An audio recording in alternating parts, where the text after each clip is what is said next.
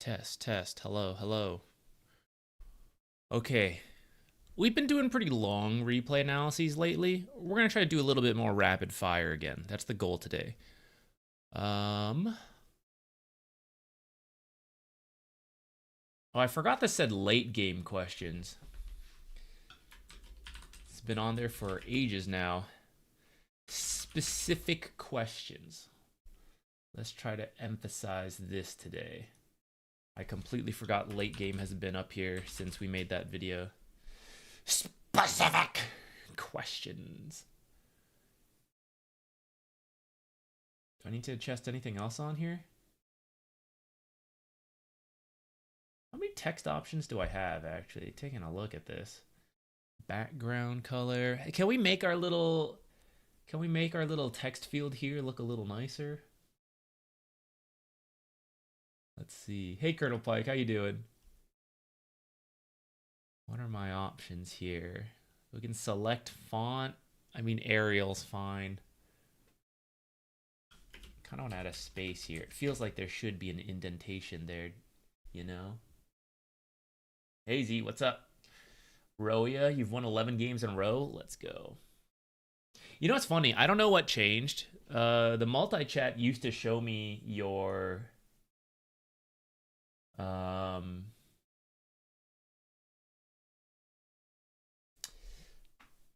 like username essentially versus the full text. Now I see more like at whatever dot whatever numbers and stuff. Maybe it was always like that. I don't know. Maybe I'm crazy. I feel like it used to be more abbreviated. I don't know what change they did. Background opacity. Ooh. I don't think we really need to change that. I'll leave it where it is. It's the full handle rather than the channel name. Gotcha. Hey, Noah. No longer a VOD viewer. Here, a live viewer. How are you? I don't have a replay pick today, guys, so we can just start off the bat with randomly. You guys can submit them. We'll just grab whichever and get going. We're trying to be more specific. I'm going to have a timer ready. We're going to do like 10 to 15 minutes, or like 10 to 20 minutes. I'm going to set the timer for 15 minutes, I think. And let's try to be faster and get through more replays today. We used to try to do this more in the past, and then lately I've been letting it be long form, full game lengths and stuff, but let's try to be a little faster. My username is ZQuixotix. You can just call me Zach. It's probably easier. Or whatever you get to is also fine with me. It's kind of funny. It's kind of funny to me, whatever it ends up being. Okay, I feel like I want to give the text transform. No, I want to give the text like a border, but I don't see an option to do that. Yeah, what if I select font? No. I can read from a file. So maybe if I created a file to make it show something, I could do that.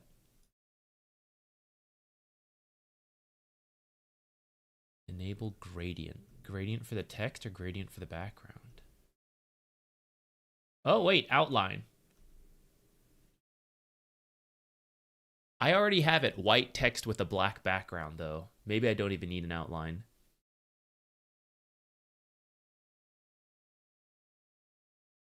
What if I give it a black? Oh, let me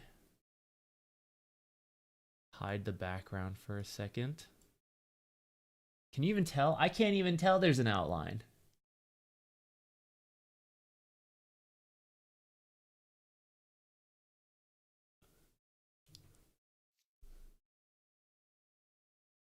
Oh, there it is.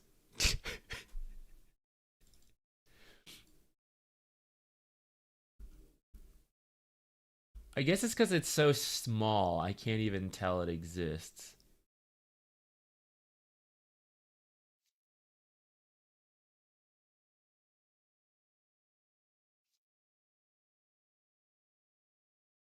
All right, well, whatever. We'll leave it there.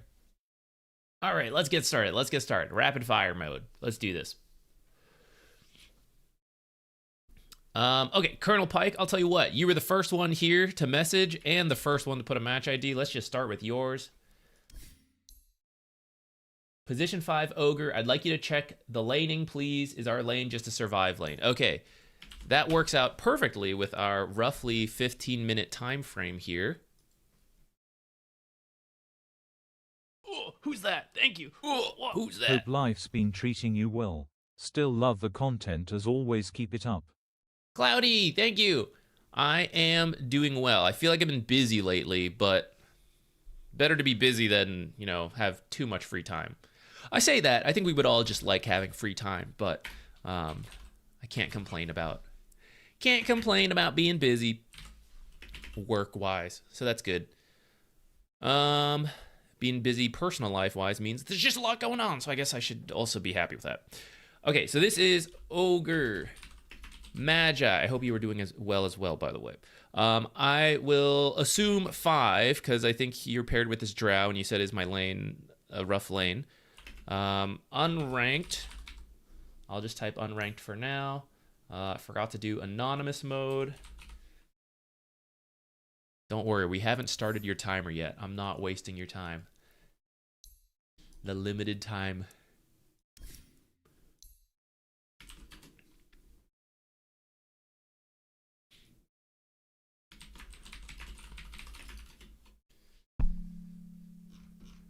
Oh, you said Crusader. Okay, Crusader.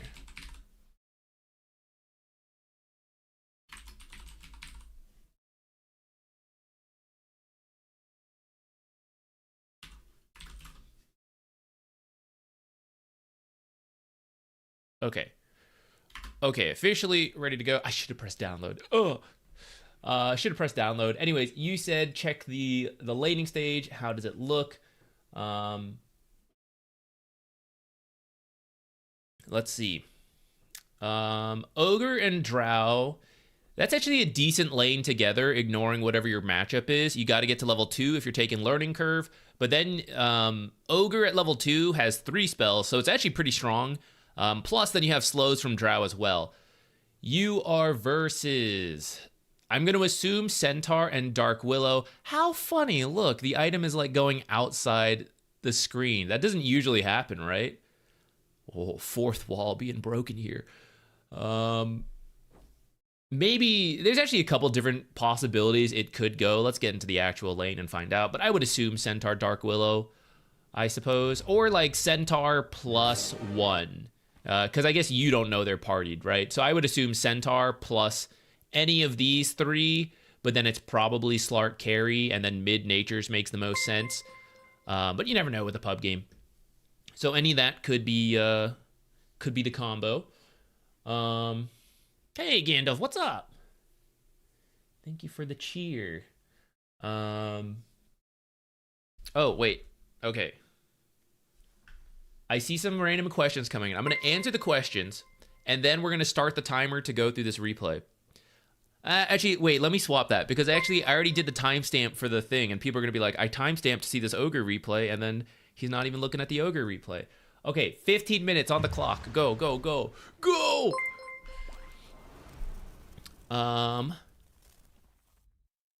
Ogre. Okay. Oh, thank you for all these cheers. Do you want a replay? Is that what all these... Let me know if that's what these are for. Well, we can do yours next. Okay, Ogre. Ogre plus Drow, focusing on the laning stage. Centaur does not have a lot of armor. You can see he started with Ring of Protection, so not a bunch. Once he gets out of this tower, he's getting some bonus armor right now, but he'll only have 2 armor. So your right clicks will be pretty strong. You need to wait for level 2. You can do like a little poking before then, but mainly hit level 2. Don't waste your time over here missing XP. You got to be in the lane, do some denies, help secure things with your... You have like good damage, you know? So if you can hit level 2 first, then you just throw everything at that power spike, and even if you don't get a kill, you get a bunch of damage in. Then you can back up to do pulls and all that stuff if you need to. So that should be the way we approach this lane to start mentally.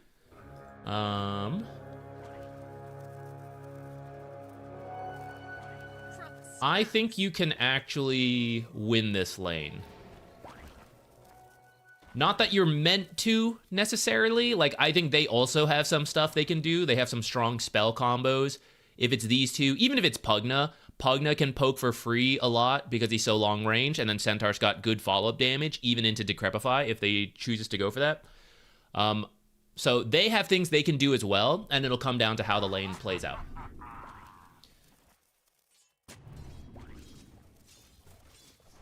Okay, so we're in the lane. She ends up opening up this camp. Real quick mini tip. So if you start with the Observer, I would recommend you try to place it at the start. It's kind of unique against Night Rain with whether he's on your team or your opponent. Because it's daytime, it's like harder to place it. I find it awkward to place up here a lot of times because like this whole area is so congested with sentries. That if I bring the Observer to this lane as the safe lane, I often put it in the lane itself. But it usually means you're late for the runes. Who's that? So I either do this at the start or I let the other lane take it. Because you can do stuff like here, also in the lane, back here. It's easier to like use the Observer down here or like back here as the position 4, see some courier snipes.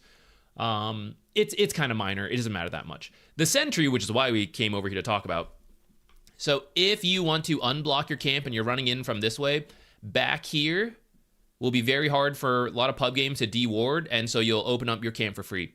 If you want to block this camp and you're trying to do it in a way like, I'm walking to lane, they haven't seen me, I don't want them to know I blocked this camp, I would recommend back here, especially on this further left side, because you can see when you place it here, you could be hoping, it goes both ways. So if you were hoping to catch one of their observers or one of their sentries blocking this camp already, then this is fine. Though with that said, you should put it in the top right corner all the way. You probably need to check this little back spot here, and then you have to look around. The downside is it's 26 seconds, and she may not have blocked this camp yet. She may be doing it in a moment, which means if she then uses any of these spots, she's going to get yours first. So if you think she's already been up here and blocked this camp, then this is fine. If you're trying to place this while being sneaky, I would put it somewhere back here, especially in the back left, where it doesn't interact with any of the spots she might use. The other option is to walk into the lane with the sentry, and at the very last second, drop it into the camp. At like 59 seconds, you drop it. That way, even if they see it, they can't kill it in time, and you'll block the first spawn, which is the most important. You may also end up being free and just body blocking it and then just save the sentry, find out yours is blocked, and then you have the sentry to unblock it. These are all your options. I don't mind whichever one you take, but I'm going to put a little bit more info out there on like putting it back here. Okay. Into the lane we go. You're going to notice it's going to be hard to trade with Dark Willow because she's ranged, so I think staying in the lane and like bopping the Centaur is probably a little bit easier for you. You do end up body blocking, and then you're coming over here to check this camp. But can you pull yet? No. So I actually don't really care right now, especially Ogre or any hero who really cares about hitting level 2, which a lot of powerful supports do. For example, Jakiro wants that level 2 power spike. If you're going to pull, it's going to be at 117. So from here, after this body block, you can come straight back to the lane, play for a few seconds, and then if you think you need to pull, you walk over, see it's blocked, and then you unblock it. We can't unblock it because you don't even have the sentry. So essentially we're like, we're condensing the amount of trips because you're going to come here, come back to lane, get a sentry, come back here, come back. Or you're going to come here, okay, the camp is open. I don't need to pull yet. Come back to lane, okay, come back here, pull, right? It's just a lot of extra back and forth. So off of this, I would play the lane and then walk over once. It is tempting to take a quick look, and especially if you need to buy a sentry because you're already here, you're like halfway. So in that case, I kind of don't mind. But you don't need to walk as far as you did. You only need to like stick your head about here and then like straight back to the lane. Okay, so here is the first mistake. Because we are so far out of the lane, Drow actually positions too far, so you can share this advice with your friend. She's moving up. Circle tech. This is the circle, but she doesn't know where Dark Willow is. So Dark Willow could be getting real close, and then Bramble Maze will be enough time for Centaur to close the gap to then do stuff. So this is the wrong side to stand on. She needs to stand on this side. And then as she further tries to chase in, right, he's already running forward and she is still attacking. She's not running back. And that's why he's really close. Like, by the time Dark Willow starts, they're not using Bramble Maze to close the distance. He's already closed the distance. So Drow let him get way too close. If you're in the lane, you can help prevent this because, like, he'll be getting close to you rather than the Drow. And he'll be less likely to do this. So it's kind of like combo mistake, you not in the lane and then Drow moving up too far without you. And that's what leads to this first blood. Which I mentioned, you could win this lane. They could also win the lane. And it really comes down to how it starts. So with them getting the first blood, they now have the advantage, right? It's going to be harder to punish them now. They have level 2 first. This guy probably just bought a bracer or something. I don't know exactly what he's got. We are splitting our abilities. You do not have that much mana. You've got limited options. So try to focus the same one. You guys aren't about to kill 2 different heroes. You have to try to kill 1 hero at a time or get them low. So don't split your focus like this. Focus one guy. So for example, okay, you hit level 2.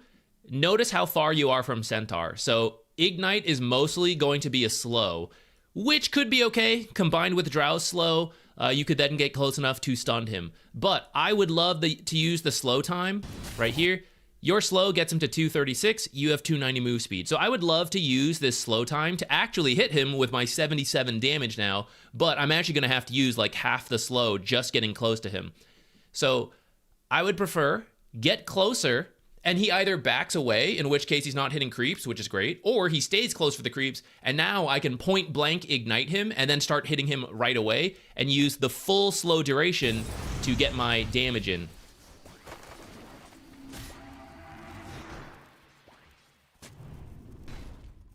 We unblock this now. I would probably put this, if you're gonna, this checks the whole camp. I can't see it here. This checks the whole camp, but so does up here, and this one is harder for Dark Willow to get. Like, if you think of where she stands and you put it here, she can stand here and kill this one. Up here, she has to, like, come all the way up to here to take a look, and that's much more dangerous for her.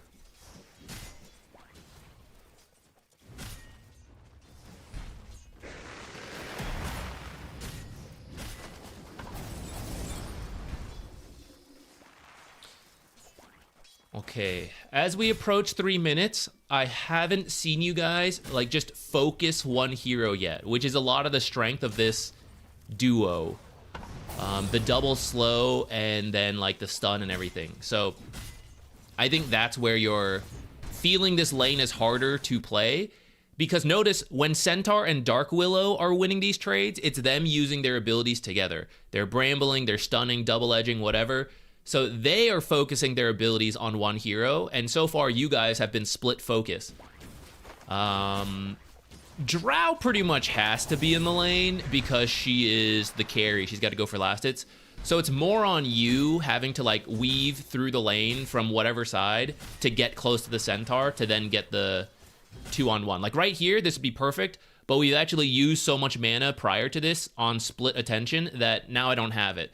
I would actually probably still use the magic stick because you're in a pretty good spot here to ignite him and then fight. But then this is the downside of losing that fight earlier. He's already got his bracer. He's actually making his way to the Ring of Health. So his early weakness, that like low armor, he still kind of has a lot of health, but it's getting harder to punish. He's about to have a lot of health, a lot of regen, and now your ignite is not going to be as threatening. But you do see, like, once Drow starts hitting, like, it hits hard. He gets low. So you can just imagine if we go back in time to level 2, stick in the lane a little bit more, focus the Centaur with the Ignite and stuns, and you can honestly just ignore Dark Willow. Like, she'll hit you, but you also have good armor and decent regen. So as she pokes you for free, like, let's just do some quick math. Dark Willow hits for 61. Well, we should go back. We should go back to, like, level 1.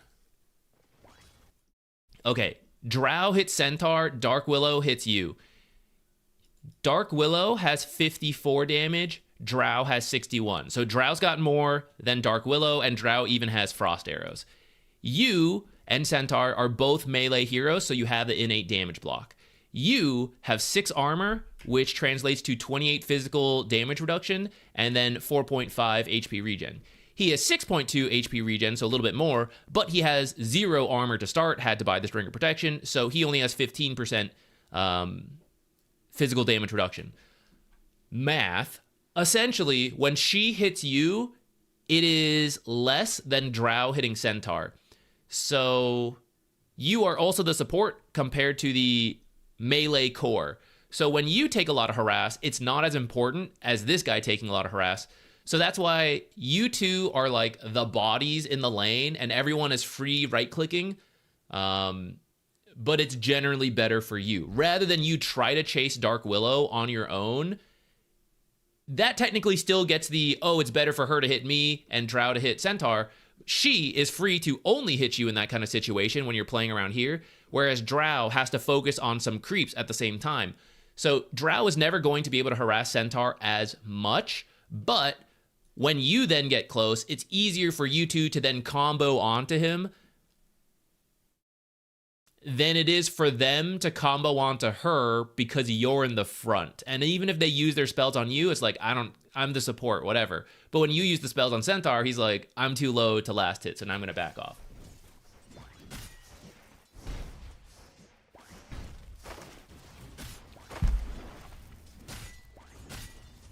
And that kind of will determine the lane as we roam down to the last 2 minutes here. Oh, let me speed forward again. So like by 3 minutes, Centaur is now starting to pull ahead. And once he gets this Ring of Health, which we saw him pick up, now it's getting to be annoying. Let's wait for the Ring of Health to arrive. Here it is. So now this guy, now this guy is sitting at 12.5 HP regen, and Ignite does 30, right? With magic resistance. So your Ignite is now doing like 5 DPS compared to the amount of regen he has, which is totally different from when he didn't even have the bracer and didn't have this Ring of Health. So that's why like that first few minutes is really important, especially for someone like Ogre Magi trying to hit that level 3 power spike with Learning Curve, Jakiro hitting it, trying to think of like other supports where it matters. Who else has like some good combos? Silencer has like a solid combo. Pugna being able to like use the Nether Ward to prevent you guys from using spells is pretty good. Some heroes don't care as much. Like Disruptor level 2 is like, I got Glimpse maybe, you know. Marcy level 2 matters. Tusk level 2 matters. Venno likes to get level 2 quickly. Those kind of supports. Some heroes can play on level 1 for a long time and the level 2 just isn't that impressive. But some care a lot.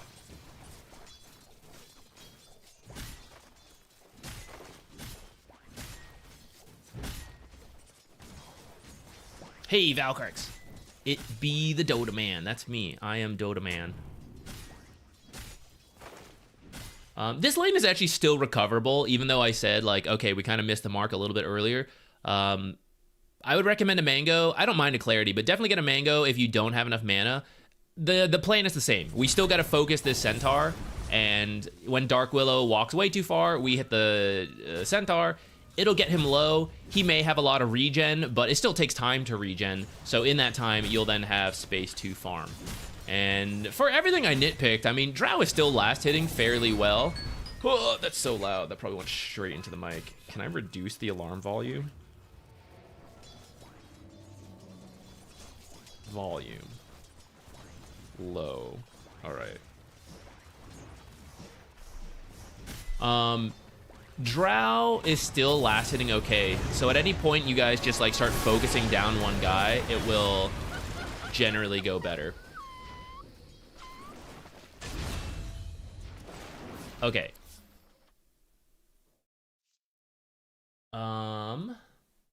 First. Gandalf. Watching on mobile at the moment. We'll move to PC and log a game for feedback. Okay. Let me know if you want to do that now. If not, I will just keep note that you're going to come by at some point with a replay.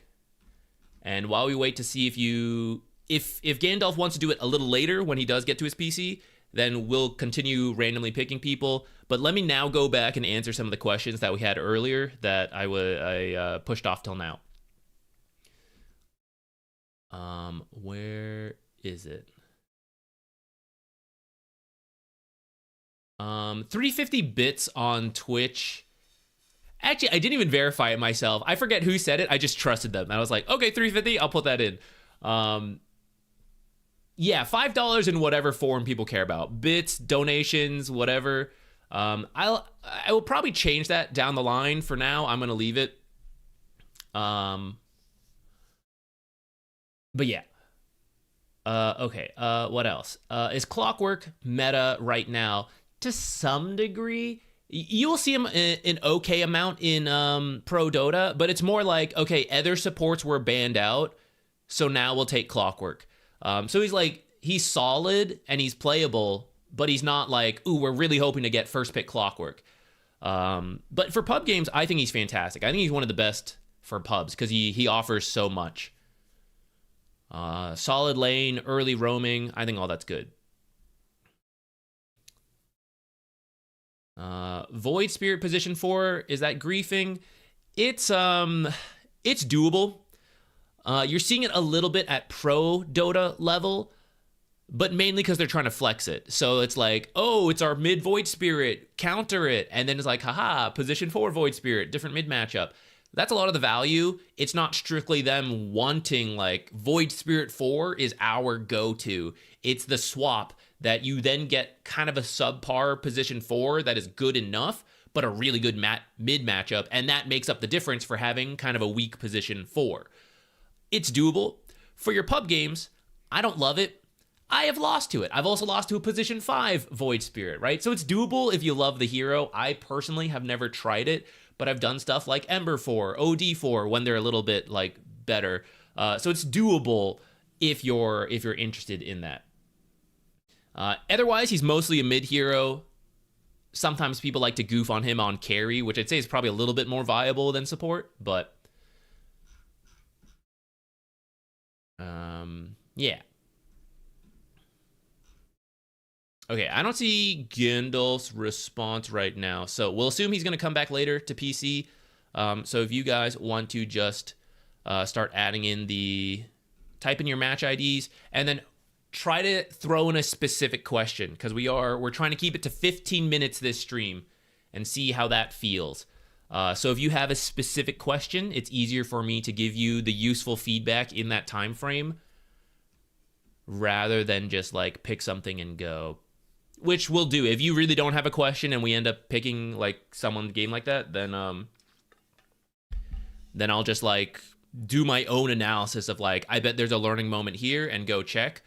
But otherwise I'll probably prioritize people who have specific questions, just full disclosure. So if you want to like come up with something, then there you go.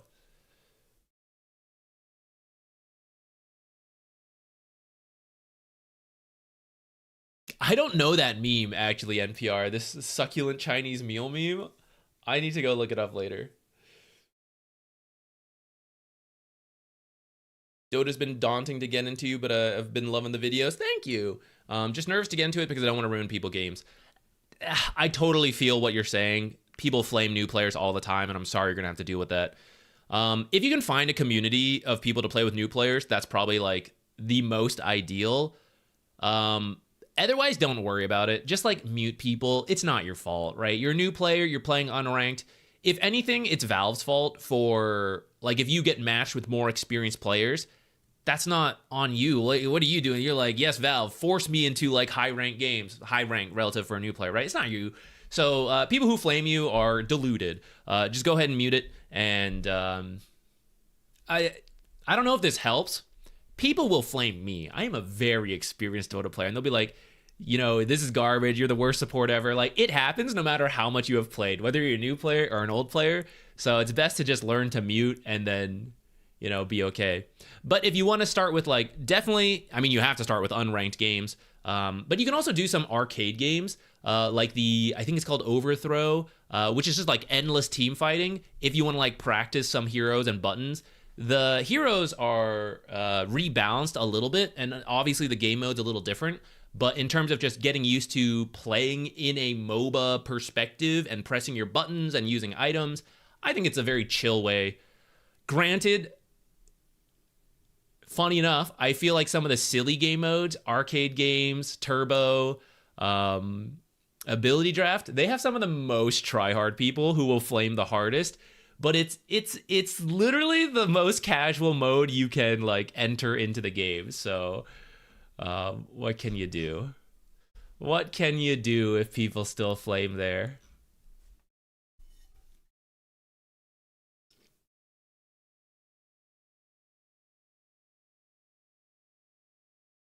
Oh, who's that? Thank you. What? Zuki _ Big Daddy Zuki gifted Big a tier 1 Daddy. sub to Firefly. Thank you so much.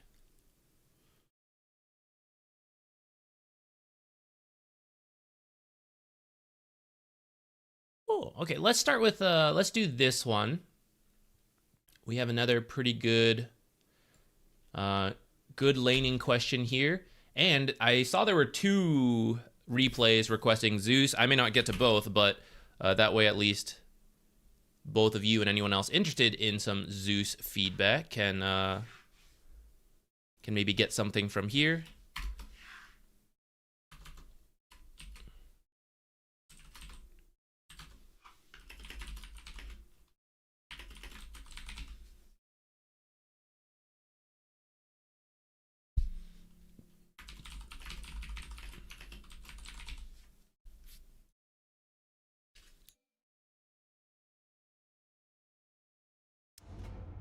Okay, I'm gonna start my timer. Your particular question was, we won the game, and overall you felt you did okay, but you feel like you lost control of the lane. What better actions could I have taken, like positioning near enemy small camp or harassing the PL more? These are great questions. The other Zeus question was Zeus Divine, but also tips for the laning stage, and it's not like the tips would be different, so hopefully it'll still be helpful for both of you. Starting items look okay to me. We are against what? PL, and then maybe Silencer or Omni Knight, and we are laning with, is this Earthshaker?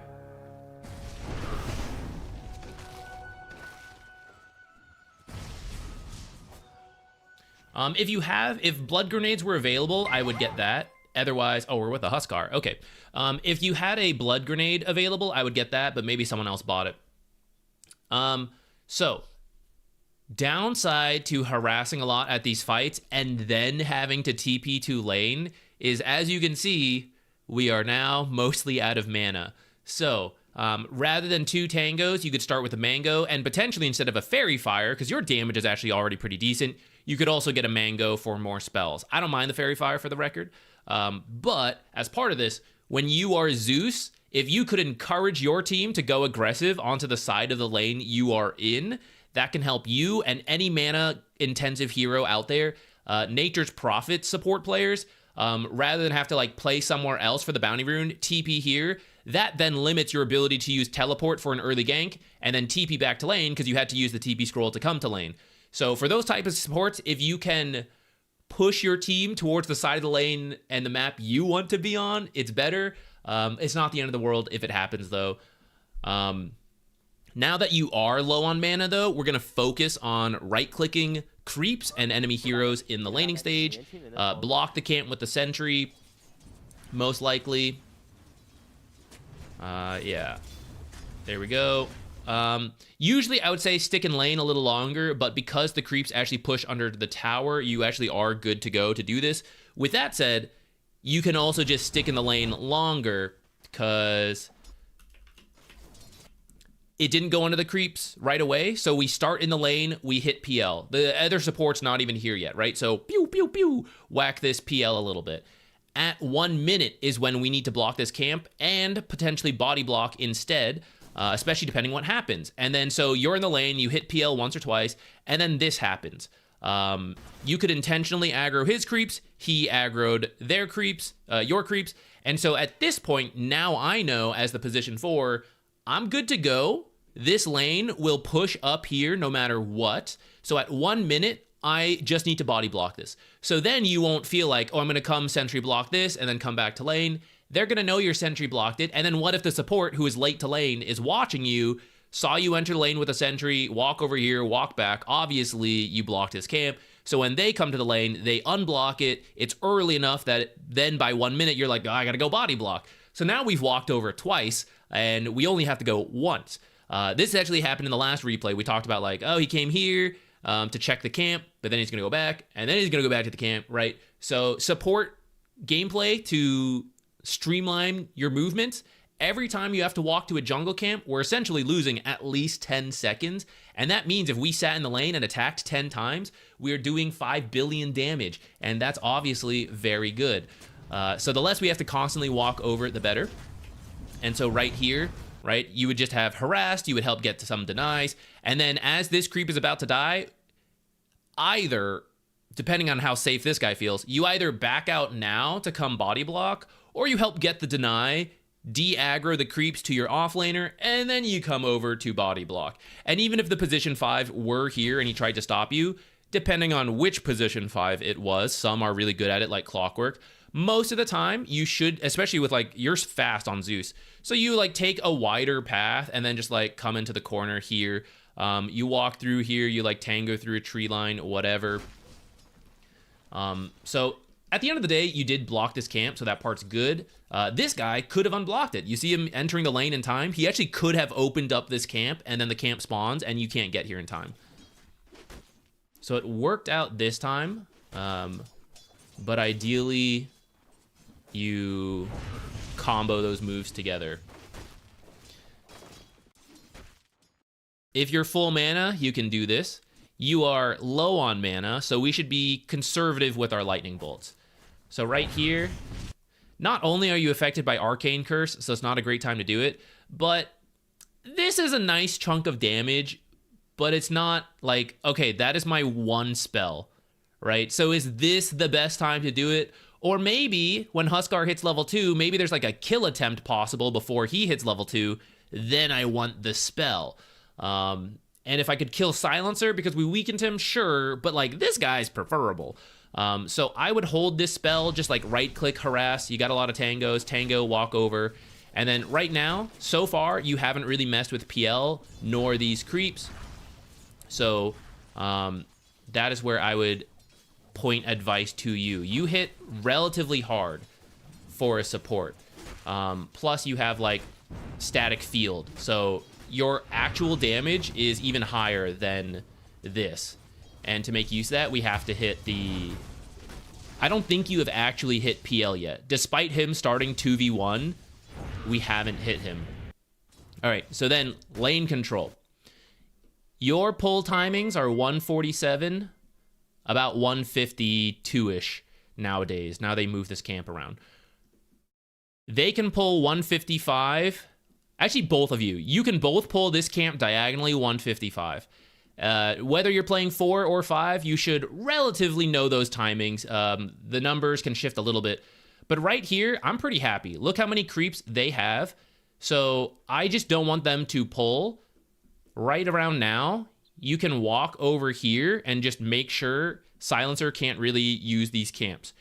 If you don't want to fight, because like, oh, if we fight and this support and the carry can come over and kill me and I don't want that to happen, stand over here, hit this camp, and just drag it to the left. And then even if they could kill you, the camp is not there to pull, so they can't do much. And he's already missed the small pull timing at this point.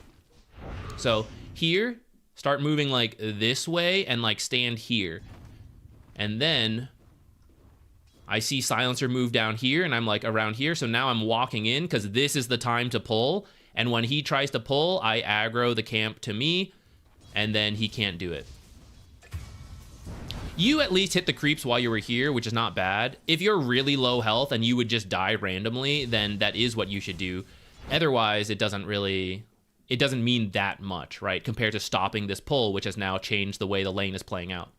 You use the jump to get closer to the lane here. It's not really necessary. Just walk over. You need this to get away. Now that, like, oh, what if they're focusing me? I need the jump to get away, or for the powerful slow to work with Huskar to get kills. You shouldn't really use it just to walk towards a camp a little bit faster. Okay, Huskar at least gets the last hits. Up to this point, it is double range versus melee, and you still haven't really hit the PL. So we keep spending a lot of time on this side, but all you have to do is like stand on the right side away from Silencer, and then you can hit the Phantom Lancer.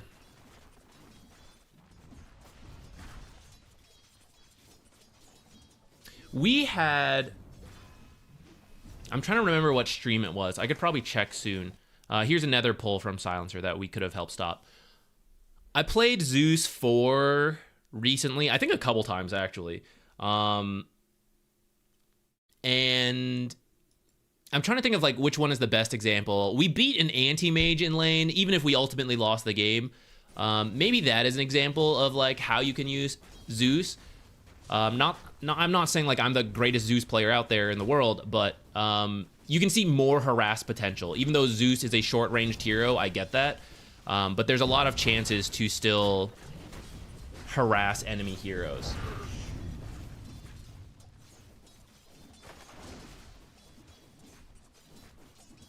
The risk is perhaps worth it to maintain lane control. Yeah, so like if you think about it, especially because your Huskar, like your matchup's really good. Huskar versus PL, it could be going better, but we see like he's got 6 denies, right? So if you imagine it's just a one-on-one up here, Huskar will win, right? In fact, even if it's a one-on-one lane in general, Huskar's probably going to win, but if it's a 2-on-2, that's also okay, which is why you don't have to dedicate yourself to like just stopping Silencer, especially because Silencer is probably one of the few heroes who does kind of beat you because you can't use your spell spamming against a Silencer as much.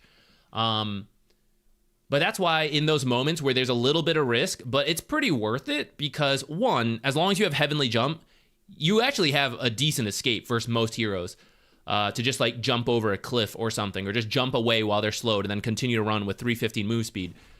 But then in that time, Huskar will just balance the lane here because he has so much attack speed with Berserker's Blood.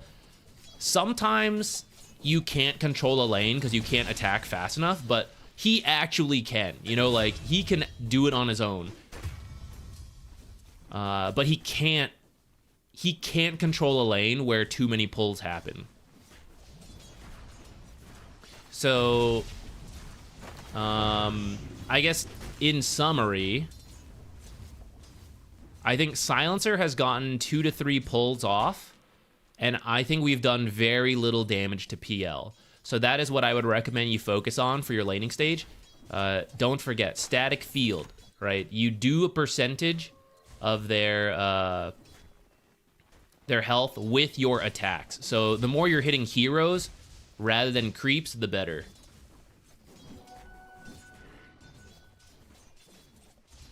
So right now, let's get you to do this, right? Even now you can do it. So one PL is walking up, let's go get him.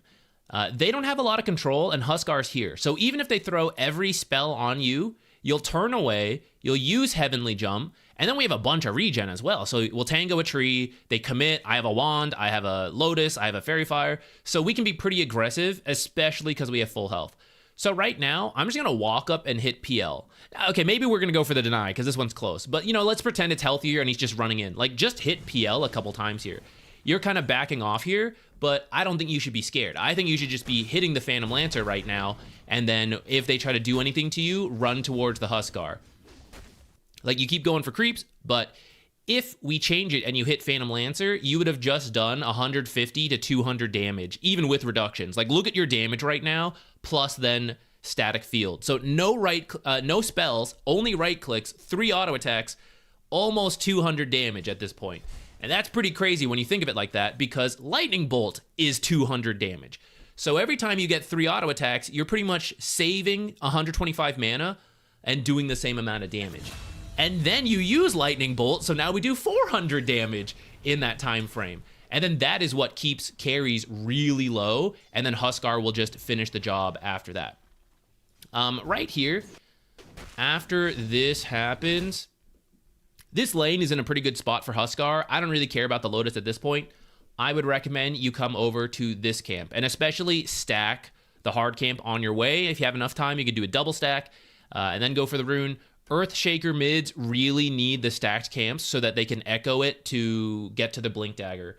Especially in a tough matchup like SF, which he's actually doing okay as he's getting dove, I say. But you do want stacks for him. And in the end, like, instead of going for the rune and stacking, we kind of hang around, get the Lotus. But you notice we didn't really do that much. We didn't fight heroes. It's not like we secured, like, a whole bunch of gold in a stacked camp. We really mostly just got the Lotus. I think 6 minutes in, this is the most I've seen you, like, mess with the PL.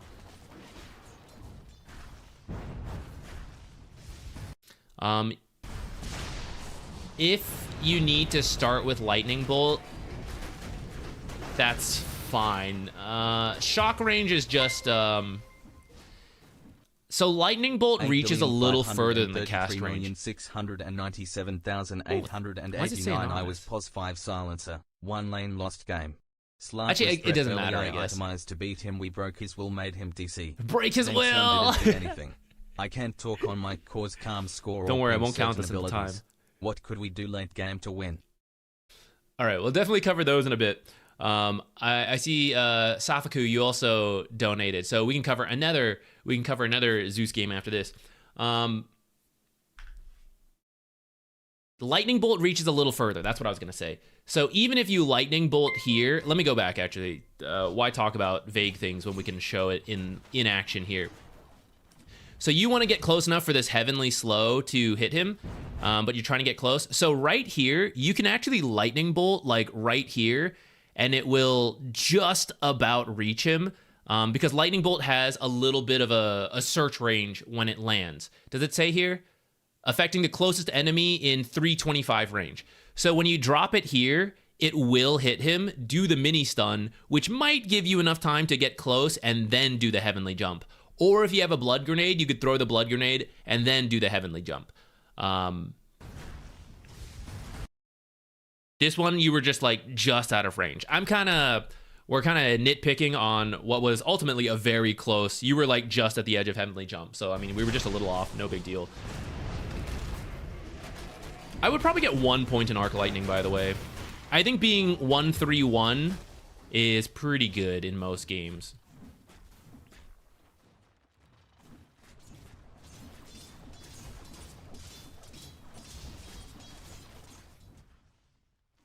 Conceptually, you guys shouldn't really be killing your, on paper, we're supposed to be winning the lane and then taking this tower with that catapult.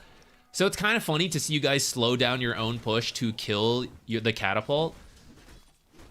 That's like, oh, we're still trying to maintain equilibrium here, but we're 7 minutes in. This guy should be getting, like...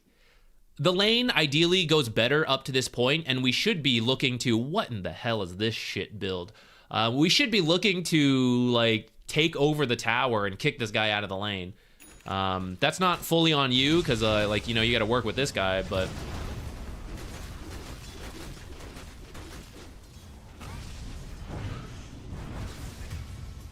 Nice. These moments are where Arc Lightning helps a lot, by the way. More than... Like, if you look at the way this scales, 50 more damage, or sorry, 25 more damage up to 50... A little bit more leap distance and shock range, so that's kind of nice. But the slow doesn't change at all. Neither does the duration. The cooldown gets a little less, but at 22 seconds, like 26 to 22, you're still only going to use it once in a single fight. But in the 26 seconds, how many Arc Lightnings could I spam out, right? Like, so many. Obviously, we're going to run out of mana. But Zeus, when you commit for the kill, especially when you spent the time to get the Lotuses... Right, you should have enough time to throw in like 3 Arc Lightnings, which is going to be essentially 300 damage plus the innate, which is going to be a lot more value than like a little bit more Heavenly Jump value. And it will be more mana intensive, but that's your thing. We like blow the mana to get a kill. We chill, we clarity up, we arcane boots, backpack tricks, go home, whatever, come out. Boom, kill the guy again, you know? Because it's like, it's so much upfront damage. 2 lightning bolts, 3 arc lightnings is already like 1,000 damage almost. We're at the edge of 1,000 damage, plus auto attacks, plus the hero next to me. And that's what you kind of want to kick the heroes out of lane. Someone like PL has less than 1,000 health. So you throw every ability at him and he's like, I'm done, I'm out.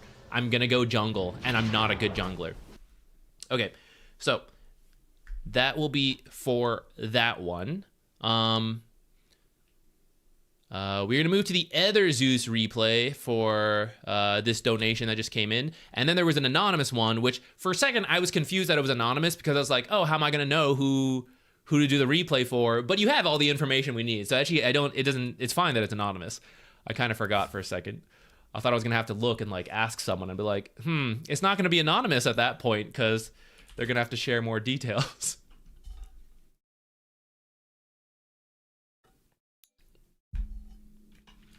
Okay, second Zeus game.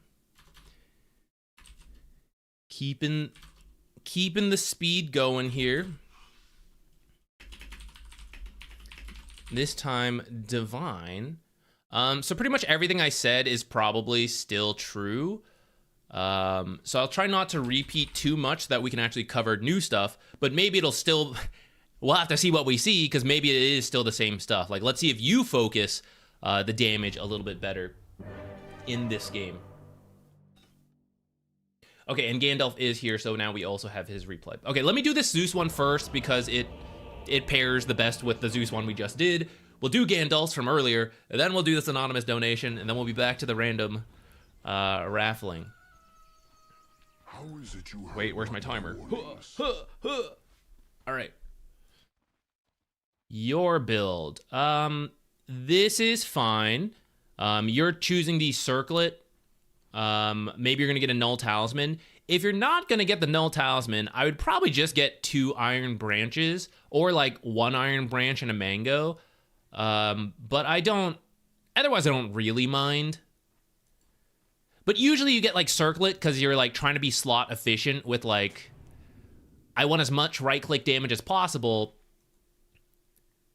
When you get the magic stick, now we're kind of like, we've got open slots. But maybe some of it is like, oh, I have to hold this Quelling Blade versus Nature's. That's actually not a bad idea, though you do have Heavenly Jump, so you can actually push it off longer. In the end, this is like, fine, I'm just kind of nitpicking. So let's go through. Oh. Yeah, if the rest of the team was a little... Another Huskar, what are the odds? If the rest of the team was a little bit closer there, that would have been a kill. Unfortunately, we are revealing our high ground ward, and we lost our blood grenades. But Axe will start off still low health and have used tangos, so it's not the end of the world. If you have this many heroes there, I would stick... So let's choose... This is pretty greedy, because like we had like 8 heroes here. Getting first blood is way better than getting... I mean, I would probably trade 4 bounty runes for a first blood, but even if we get 1 bounty rune and first blood, I would prefer that to being the team that has 3 bounties, but then got killed. So that's with like just first blood. If this actually ended up in like a big 4-on-4 fight, that could determine the entire game, because we have some very polarizing heroes here with like Huskar, Ursa, like really powerful laners who, if they get a good start or get multiple kills, that could just be it. You know, the lane snowballs and the game ends. So I would just hang around with your team and you'll still get like 2 bounty runes, and that's fine. I think it's kind of greedy to come up here, get this bounty rune, get this bounty rune, and then your team like dies, you know? Or maybe we die. Ah, so close. Well, at least Queen of Pain gets it. But now this will be first blood for the Witch Doctor. At least it's 1 for 1, but it is a slight advantage to them, and I think you have to deal with it because this is your lane, isn't it? Yeah. Okay. Same deal. I can't believe we're seeing another... Are you the same person? Is this multiple... What are the odds of this? We have the same Huskar Zeus off lane, another melee carry, and this time a different ranged support. So it's very similar. We want to spend more time focusing the Ursa, even though this is a good one-on-one matchup. So if we do have to spend time blocking camps and doing all that stuff, sure. But otherwise, I would love to tip this into a kill, using more burst damage and slow to finish the job for Huskar. Because most of the time, people, you're Divine, right? They're not going to let themselves be killed 100-0 by Burning Spear. They'll get low, but they won't, like, die to it, you know? And that's where we can finish that. Rather than just win the lane one-on-one, you can like actually get kills in the 2-on-2. With respect to Maledict and the casks, of course. So I guess I don't mind this too much, as long as you're within range of XP. Because we want our level 2. This is dangerous because Ursa is back here. Yeah, be careful about this. Good tango movement. I am very scared, though, because I never saw Ursa that whole time.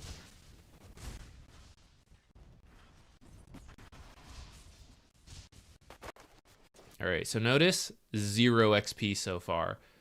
That's kind of what I'm worried about.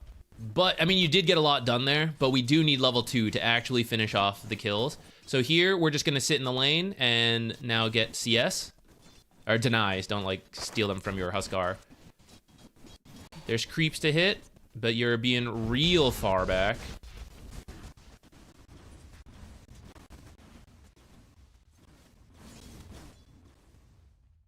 Because you're not level 2, I think it's really dangerous to stop this. Even though I would like us to stop it, because I know, you know, we're kind of in a good spot, but I think you might die here. Like, there's a good chance of dying.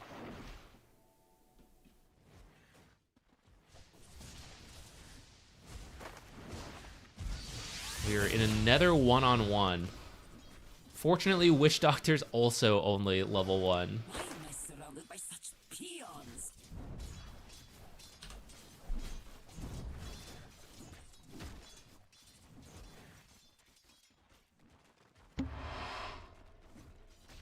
Okay, a little backpack organizing. Can't believe you made it in at the last second. You should throw out the lightning bolt there. Nature's was... You could kind of see Nature's coming. You might as well just chuck the damage out.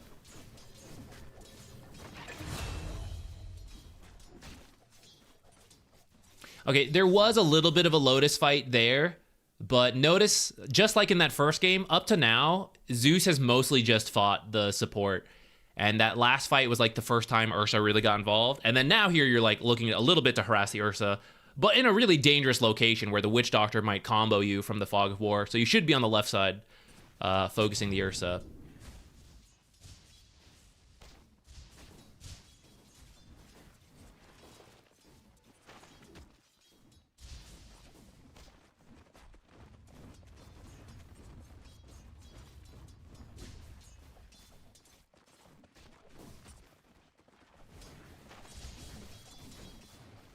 I actually don't think you even needed to do this pull, and you can kind of see when we have this many creeps.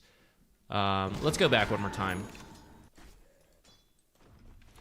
So, because it's under the tower, this lane is pushing. So you don't need to do a pull. And actually, this pull will probably backfire, because you already got equilibrium from this. So this pull is not about equilibrium. This pull is about denying the enemy gold and XP. Except... when we now tank a giant creep wave, it's harder to fight. If Huskar connected this creep wave, or you did, into this, it could kind of work, but also notice when this range creep dies, you two are going to be tanking 7 creeps until you can then get close enough to de-aggro to this, which means we have to walk really close up to Ursa and Witch Doctor, and we might be, you know, casked at that point. So... what happens more often is that, okay, 7 creeps, I have to bring this under tower or I'm gonna die, which means we didn't deny any creeps in the lane to the Ursa, and in fact, we gave him 100 gold because you can't contest this hard camp anymore. So this is a pull that is actually negative to you and is helping the enemy. It is actually restoring equilibrium. The wave is gonna meet back here, and he has 100 gold more than he's supposed to. Okay, not quite up here, but it is, like, further back, somewhat fixed.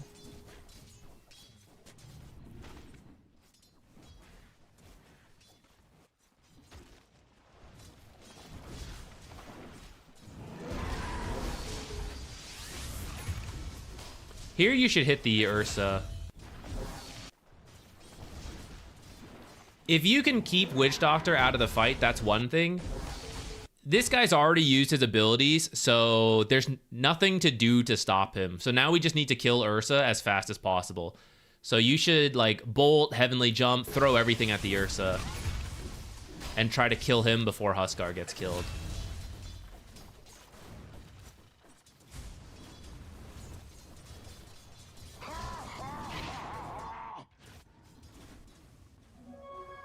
Possibly we could have like gone for the rune, but you can see in this situation it would have been hard just to like, because a fight broke out and then this is a lot of XP to lose. If we go for the rune, it's fine if you don't. Like there, yeah.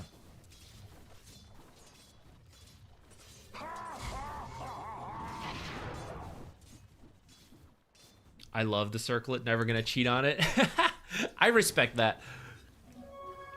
There's some items we just like, and Dota is a game, so have some fun with it.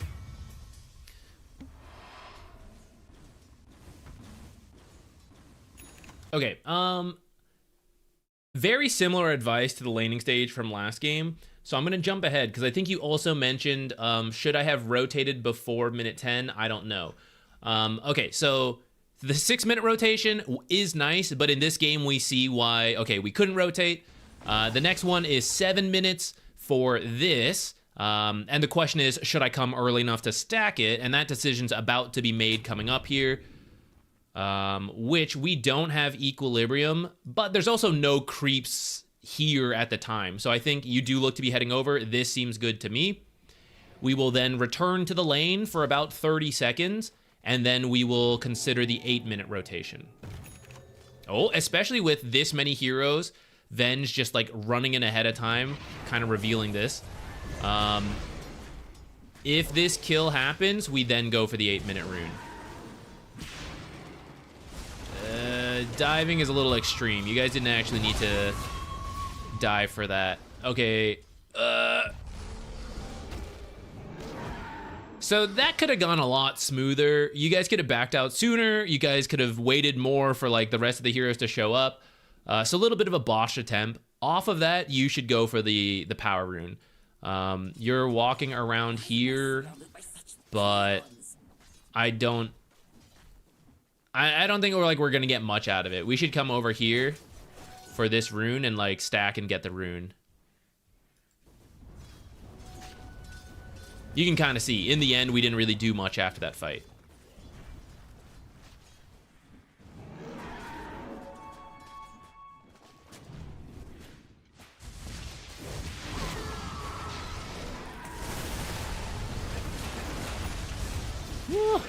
Thankfully that worked. The money tree! Guys, this is why this facet sucks, in my opinion. It's such a meme. Like, you don't even get the gold half the time. I don't know. It's so weird. It's so weird. Yeah, swap this in. Pop this clarity. Here, we can probably make our way to the 10-minute rune. You maybe should have TP'd here, but I guess it looked like it's fine. If you guys aren't pushing this tower, you should be stacking. You guys like, hold on, this is funny. So, if you bring this many heroes to a lane, you should do something about the tower, especially as you see like other stuff going on like this. So at that point, you now choose. We're either taking this tower or we are backing off to do other stuff. But it's 9:18, so it's not like we have to go do this right now. A full health creep wave will do 300 damage on its own. This is 3 creeps. You have some of the best wave clear in the early game, so then you guys cut this next creep wave, which I'll feel safe doing because an observer was committed behind the tower to do this, and then you'll have a full health creep wave after. So creep damage is probably going to do about 500 of this tower, and then if 3 of you actually auto-attack it, or even you just leave the Queen of Pain to auto-attack it, you're going to get at least half this tower in the next, like, 45 seconds.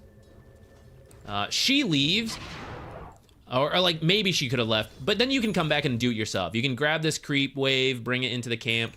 Instead, you and, like, Venge are kind of going up here on your own, placing a deep ward, which is going to be really useful when this tower is dead, but this tower is actually still full health.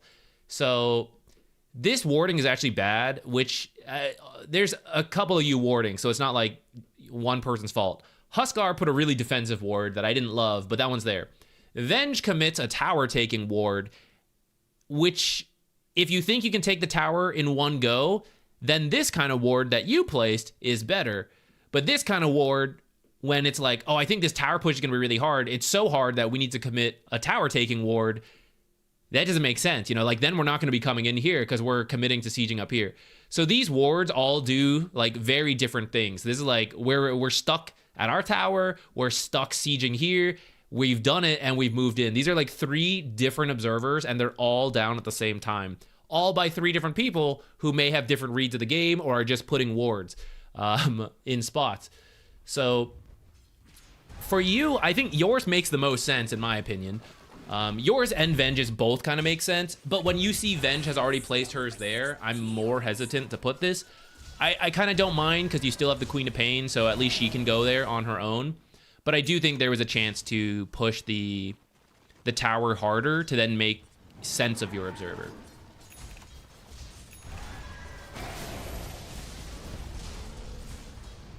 Peace of mind. Yeah, I can. I'll try to look at that YouTube comment later and answer whatever you put there.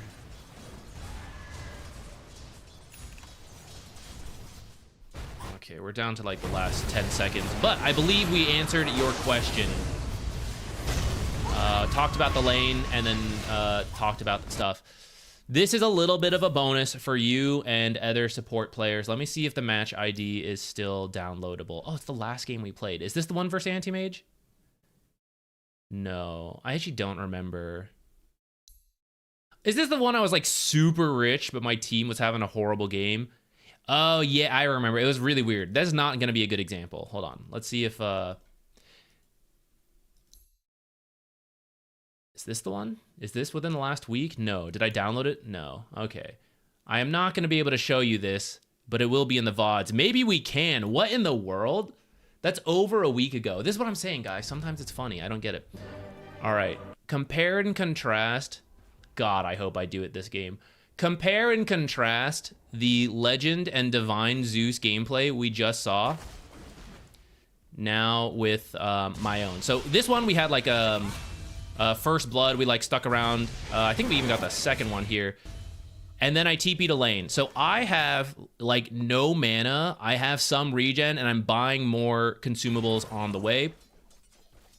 It's 50 seconds. So I am going to... I should have thought about blocking this. I think I did, but I was worried because I'm low health. I might die to the gyrocopter. And in fact, here he is kicking my ass. So that's why I was kind of scared to do that. And I didn't have a chance to do it earlier. I knew I was picking up regen, so salve, and then I'm back in the lane with no mana, except like 1 mango. Blocked the camp now because it was like pushed up. I actually didn't love that I did this, but I was scared of gyro, so I was doing it now. Let's get back to this. Okay, so mine is not great because I also did not start hitting this anti-mage to like 145, but I suppose we can say there were some extenuating circumstances from coming late to lane and all that. Also not great on my part. But I hit anti-mage and then I hit creeps. Anti-mage walks up, I see a pull happening, so I'm kind of like fighting the gyrocopter a little bit because I know we can because this creep wave is pushing in, so I know Spirit Breaker will be able to help me out. We deal with the pull, and then I hit the gyrocopter. I think I've already hit the carry like 3 times the amount in the last 2 replays. Gyrocopter's over here. I don't want to deal with him, so I stand on the left side and I look to try to hit anti-mage. 2, 3. Hit the gyrocopter. 4, 5. All this is me right-clicking the anti-mage, which means we can actually now kill her with the persona in a case like this, right, where I now use the spells. Most of my harass is just the right clicks, and then when I go for the kill, then I burst the entire health pool, mana pool.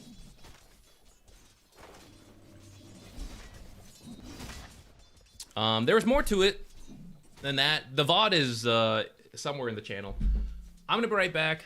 We have donated replays to go through. We actually have a lot now, so we will keep moving through these, but I'm gonna be right back before we do. I'll leave it going so you guys can just see that if you missed the game.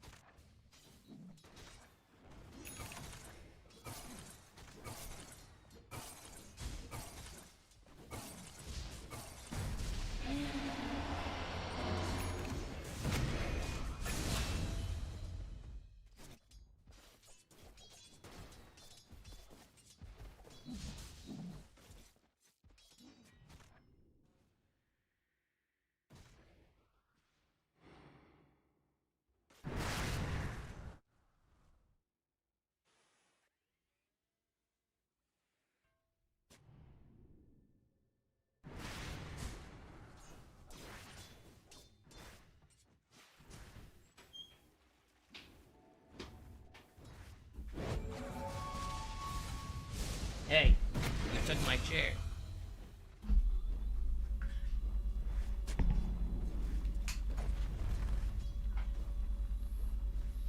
Okay.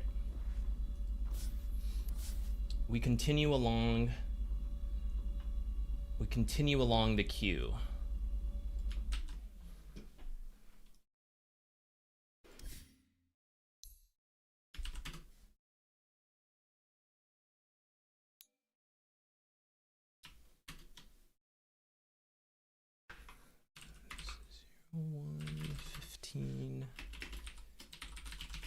So this is Nature's Prophet offlane. Herald, okay. Then offlane Herald. Lank, by the way, I see the super chat donation. Thank you. We will get to yours. We have to get through everyone else's first, but I want to at least acknowledge that. Where's my timer? All right, so let's see. What'd you say about this one?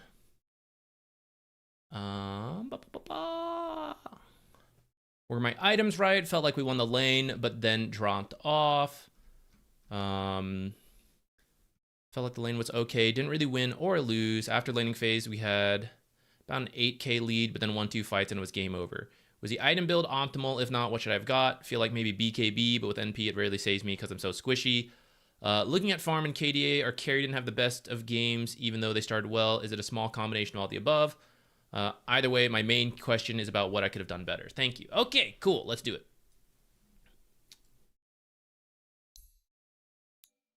Let's see. Okay, lane is decent. Could have more farm, but I recognize this is Herald, so I kind of expect there to be like some missed last hits, things like that. So that'll just be a natural work in the in progress that over time you'll be able to bump this up. I am glad to see you kind of like at the top though for your game. So that is good.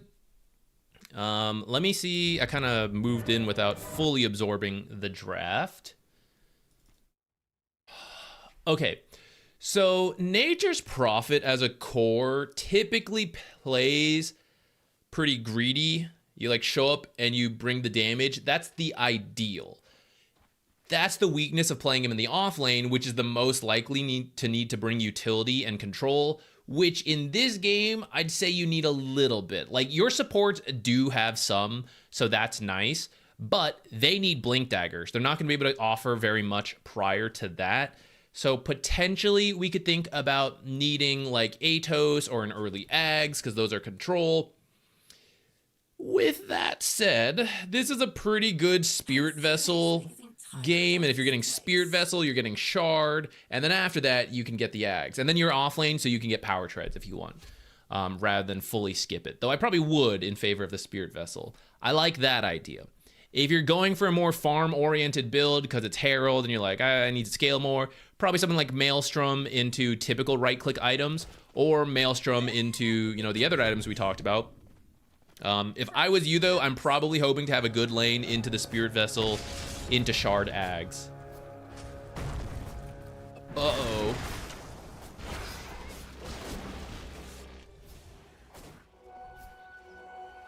I can't believe neither of them just died. Aw, they did get the line. Too bad.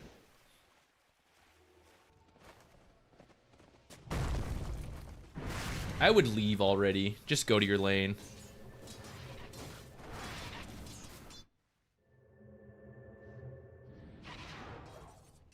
So, because we're so late to lane, the creeps have already met. And PA was also a little bit late to lane, but now she is here, so she'll start controlling this.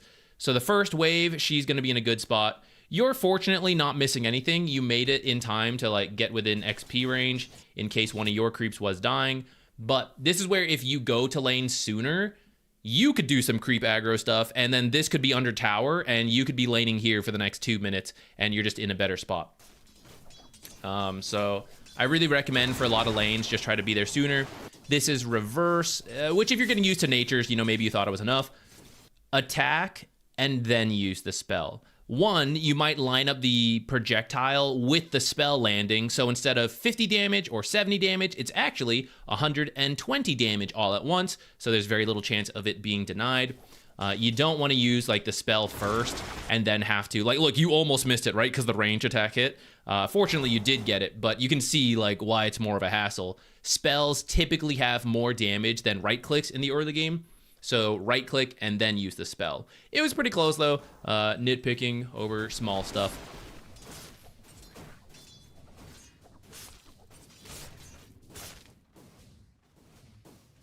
This is where you can save your spell, by the way. The first one, only that creep was within last hit range, and you use your spell. Then you ran into a situation where 2 different creeps were getting low, and you couldn't get both. That's kind of like the better case for using the spell.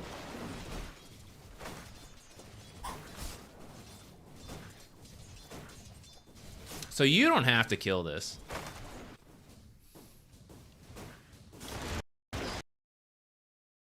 This creep's at 135 health. So actually, PA should start denying this and then force you to go for it. She didn't, which means it will very quickly gain enough health to be over the deny threshold. And then 2 range creeps. Range creeps are what determine how quickly the other creeps die, because range creeps have piercing damage. So can we show this in like slow motion? They don't have damage numbers. Essentially, if you look at the health bar, look at this melee creep about to hit him. The health bar barely moves. Look at the range creeps hitting it. It drops, right? So range creeps are what dictate how quickly a lane will move. When the enemy has 2 range creeps, or they have more range creeps than you do, the lane will push in your favor, and it's very hard for them to control it because the range creeps do so much relative to the early game. They do a very similar amount to your hero damage to creeps. If you just want to think of it that way. That's not like fully true, but like close enough. So if you actually just leave this creep alive, it will push. Now, because you're killing this creep, the lane's actually going to stay here with the way things played out. So now we're going to continue laning here, rather than you could have freely had it come up to here, and then PA would have a lot worse time. So try to leave. There's a couple things that signify a lane is going to push. When the creeps go under tower, when there's more enemy range creeps than our own, that is typically good for us. So like right here, this lane is pushing. I can tell because these creeps are under the tower. There's nothing PA can do to fix this. Unless you attack the creeps a whole bunch right now to kill them off at the same speed the tower is doing, then we will continue to lane here. And the reason this is so good for PA is because this has been a 2v1 lane this whole time. I don't know where the other support is. I guess they're jungling. PA should be having a hard time. But she has the safety of the tower. You guys are afraid to chase too hard because of the tower, which is fair. And she is getting a bonus 3 armor and 1 HP regen, which doesn't sound like a lot, but it does help over the course of the lane. And she has been getting to sit here this whole time. So you really want to get the lane out, and then she'll be scared to walk up as the hero on their own. See, like, again, we're in a situation where the lane is good, but we keep, like, we're clearing up the creeps. We're like, don't worry, PA. It's not fair to lane 1v2. You're being griefed. Let me help you out. Like, let's stay here. So this is a lot harder for you than it needs to be. I don't want to spend forever in the lane, since I know you had other questions about how the game went. So I am now going to jump ahead. Let's take a look at the player items so we can judge the skill build. Kaganita, thank you for the Prime sub. I hope I didn't butcher that. What did you get? You got the Null Talisman, Power Treads, Maelstrom. If you're going for a right-click build, this is essentially the way to go. You can probably even skip the Null Talisman and just go straight Power Treads if you are comfortable doing some amount of tread swapping.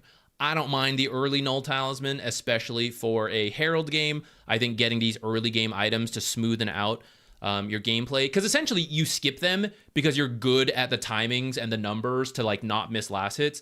But For Herald, oftentimes there's a lot of mistakes. So buff up your damage a little bit with these early items, I think will help. And as you get better, you can then start cutting them out. Your build, for the most part, is a correct right-click damage build, which, as we look at your teammates, this guy also has a right-click damage build, and Enchantress has a right-click damage build. So we have 3 cores all doing the same thing, and that's where your build is flawed. So you want to adapt, go for more of the spell damage, the Spirit Vessel, Shard, Ags that I mentioned. Potentially you could do more of a control build, which is like the Ags first, but nowadays I'd say Spirit Vessel, Shard is fine to go for, and then do the Ags. Could be an Atos early. It's a Scythe a little sooner than necessary. Than if you did this right-click build, I mean, because we are identifying that these guys only do right-click damage. So when they just build a bunch of armor, like all of us suffer. We all have the exact same weakness between the cores. So when you get some Spirit Vessel, 1, it's really good this game, but 2, now they have to think about magic resistance and dispels and not just armor and evasion.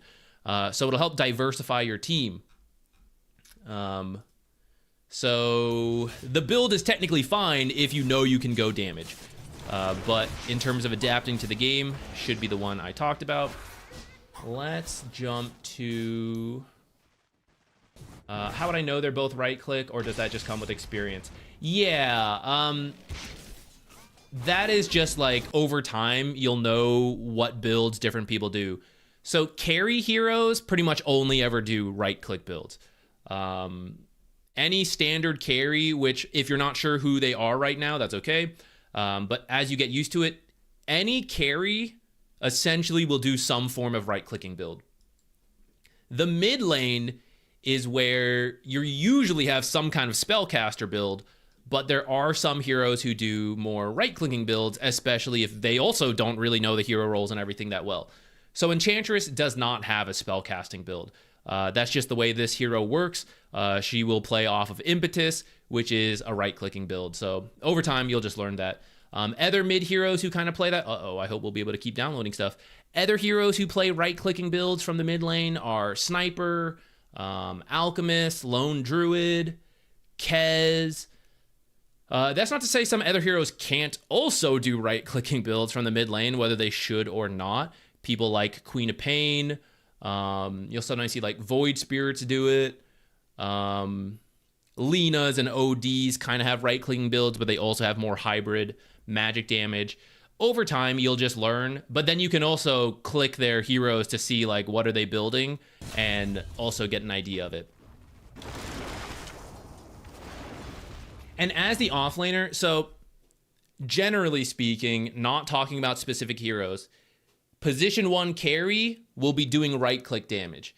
Between the mid lane and the off lane, there should be some amount of initiation, utility, some scaling damage, whether it's right-click or magic. It's like a combo mix between those other 2 core roles. Like we said, some mids and some off lanes do build for right-click damage, but understanding that trope when you pick Nature's off lane, kind of realize I'm picking a carry who typically does want to go right-click, but I do have this one like Spirit Vessel Shard build that is a bit more magic damage focused. So you kind of have 2 options and base it off of like what your other heroes do, and then you can pick between those builds. I want to look for when you said like there were a couple fights. Let's try. I want to look at least one before we run out of time. Yeah, so it looks like you guys were building a lead and then something happened here and it was a disaster. So let's take a look at, what is that, 37 minutes? Ah, perfect. So let's go back just a little bit to lead up to this. So you are very rich. You're making use of your build, doing some split pushing, so that's good. So here's where you just need to practice map awareness, watch on your team what is happening. In terms of your actual build, by the way, you need 2 things. 1, to adapt your build, MKB sooner than Daedalus. Because Daedalus is like, oh, awesome, I'm going to do some big crits if I hit, right? And we have Evasion Hero number 1, Evasion Hero number 2. So MKB versus these two is very good. Oh, Orchid is another item that natures can build to provide some control if you need to do that. You need an MKB sooner versus these two heroes. And the reason I mention Orchid is because potentially you could do a Bloodthorn instead if you had an earlier Orchid. And then to hit this guy, we need to deal with Ghost Shroud. This is dispellable, and the option for that is going to be the Nullifier. Potentially, instead of Nullifier, you could go for Scythe to control people so that they can't use their abilities. You could maybe do that, but I would say Nullifier is safer because you do have stuns from the supports at this point. So for you, your build is like a standard right-clicking build. To adapt to this game, I would probably go like Treads, Mjolnir, Hurricane Pike, and then MKB or BKB. Either one of those next, and then the other would be fine to me. Full Greed would be MKB Nullifier. If they've been prioritizing you well, you probably need to get the BKB a little sooner. BKB, MKB, Nullifier, Satanic, Scythe, Daedalus at that point. Any combination of that would be okay. You could probably also skip Hurricane Pike to go for those other stuff because we know we want so many different things we just talked about. You could probably go like Mjolnir MKB, which would be pretty greedy. So then we need to do BKB next and then Nullifier. I think some option there could work. And maybe if we watch the flow of the game, we'd have a better idea of which one we want to do. But I'm not going to worry about it right now. Okay, we lost Enchantress. We have some lanes pushing in. So you can go push other lanes. You're kind of like going with PL to farm the same stuff. You have the mobility though, so you really should go top and let PL farm mid. You want to work on getting to your 25. Okay, they get Roche, which I'll mention we should think about Roche ourselves, but I realize for pub games it's very hit or miss when that stuff happens, and hit or miss how long it lasts. Although it's good, recap that it is 5 versus 4 even as you teleport in. So really you should just be happy you got the Aegis and everyone should leave. You'll hit your 25 and start split pushing, buy enough time for Enchantress to come back up, and then you can look for a proper fight. Instead she respawns, almost kills the support in one go. It looks like they get a really big echo here, and then they wrap things up. So here the thing is that we just didn't have all of our heroes. I guess you do get the PA before you go, but I mean, what are you gonna do versus 4 heroes like this? BKB would help in that situation, but still taking the fight 4v5 is going to be what costs you. And you can see that was no, I guess we can't see it, but it was a huge gold swing because we lost that many heroes. At this point, you're still okay. It's harder, but with your 25, you should just try to split push a lot and find a favorable fight. Because you force a hero to rotate, you then show up and take the numbers advantage. In Herald, it's going to be really tough to coordinate that. What will go to your way is that hopefully they also don't pay attention as you rat, and you'll probably just be able to take some buildings on your own without anything actually happening. That's part of playing in Herald.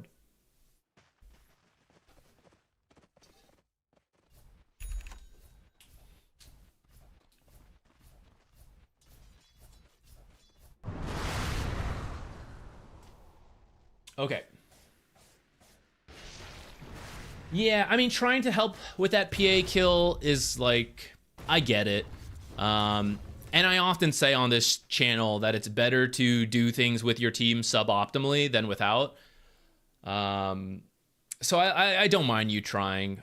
If you didn't go, you would just push another lane, and while they kill your team, you like try to rat. What's the order? And I think we're now doing the anonymous donation.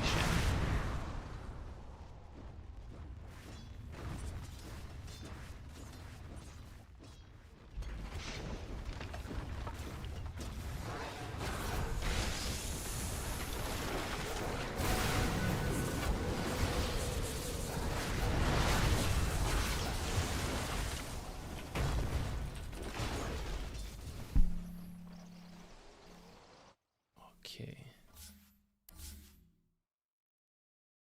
Makes sense. Thank you. Thank you for the I think you're the first person to use bits to actually redeem a replay. So thank you. We are going to Silencer. Herald, that felt really insincere as I was typing and other stuff. Genuinely thank you to everyone supporting the stream. And even if you're just like watching, that's also always helpful. So thank you. Truly, sincerely. Let me type this in. Hard support, yard support, hard support, and Herald. Okay. Start this one. Get my timestamp right. Okay, you said you were position 5 Silencer. You won the lane, lost the game. Slark was a threat early. Felt like you itemized to deal with him. Broke his will, made him DC. But then the team didn't really do anything. Can't talk on mic because of some comm scores. What could we do to win late game? All right, let's take a look. Hopefully you are on the reformed path to get the behavior communication score up. I don't know how it got there. PMA channel redemption arc. Okay, so it sounds like the question is not really about the lane specifically. So let's actually just take a quick look. And in fact, yes, we can see that you were pretty rich. Both lanes, both side lanes, relatively rich for the supports. Looks like Axe struggled a bit, which is maybe why Slark had a good start, but then you guys recovered and dealt with it. Where did he DC? It looks like here. So we grew a pretty good gold lead, 10k around 30 minutes. So maybe we just jump here and see why your team, like the opportunities your team could have had to capitalize on things and what we can individually do to help encourage that, as well as then how did we end up taking such a really bad fight with no enemy Slark, and then apparently repeatedly do that to snowball this all the way down.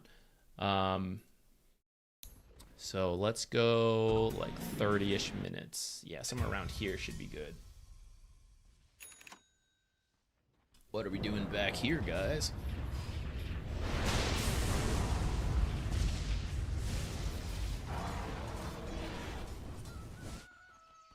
Okay.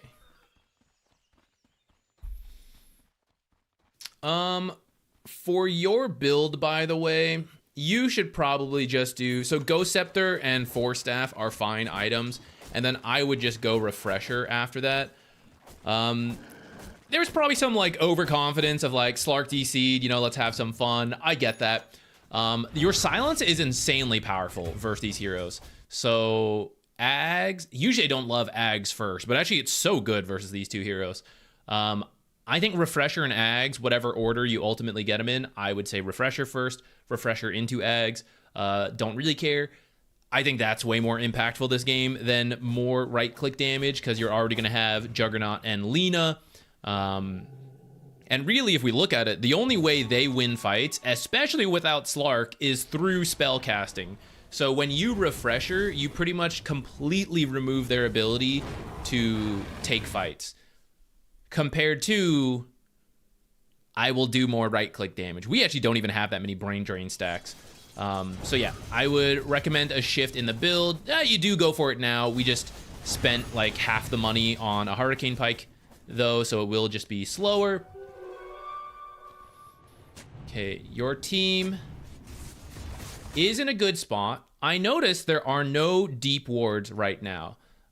So we have one on the Twin Gate, one here. Maybe we just lost some. You are playing against Zeus, so it is tricky. But we do need to get some observers down in places that are sneaky. So for example, don't place it here unless we are 5 of us taking this, and then pushing one of these 2 lanes. It's often very hard to coordinate that in pubs. So I would put it somewhere sneakier, somewhere down here. This isn't even all that sneaky. Somewhere back here, somewhere like in this lane. I need to see them split up. Okay, we do go there. I'm happy with that. Zeus may still end up getting it, but, you know, it's better than, like, on this cliff. Okay. I see Sand King. I see Clockwork. Slark is DC'd. Unfortunately, we are on different parts of the map. So Leshrac comes in, pop the net worth. So Leshrac is still relatively rich, especially compared to like Pudge, right?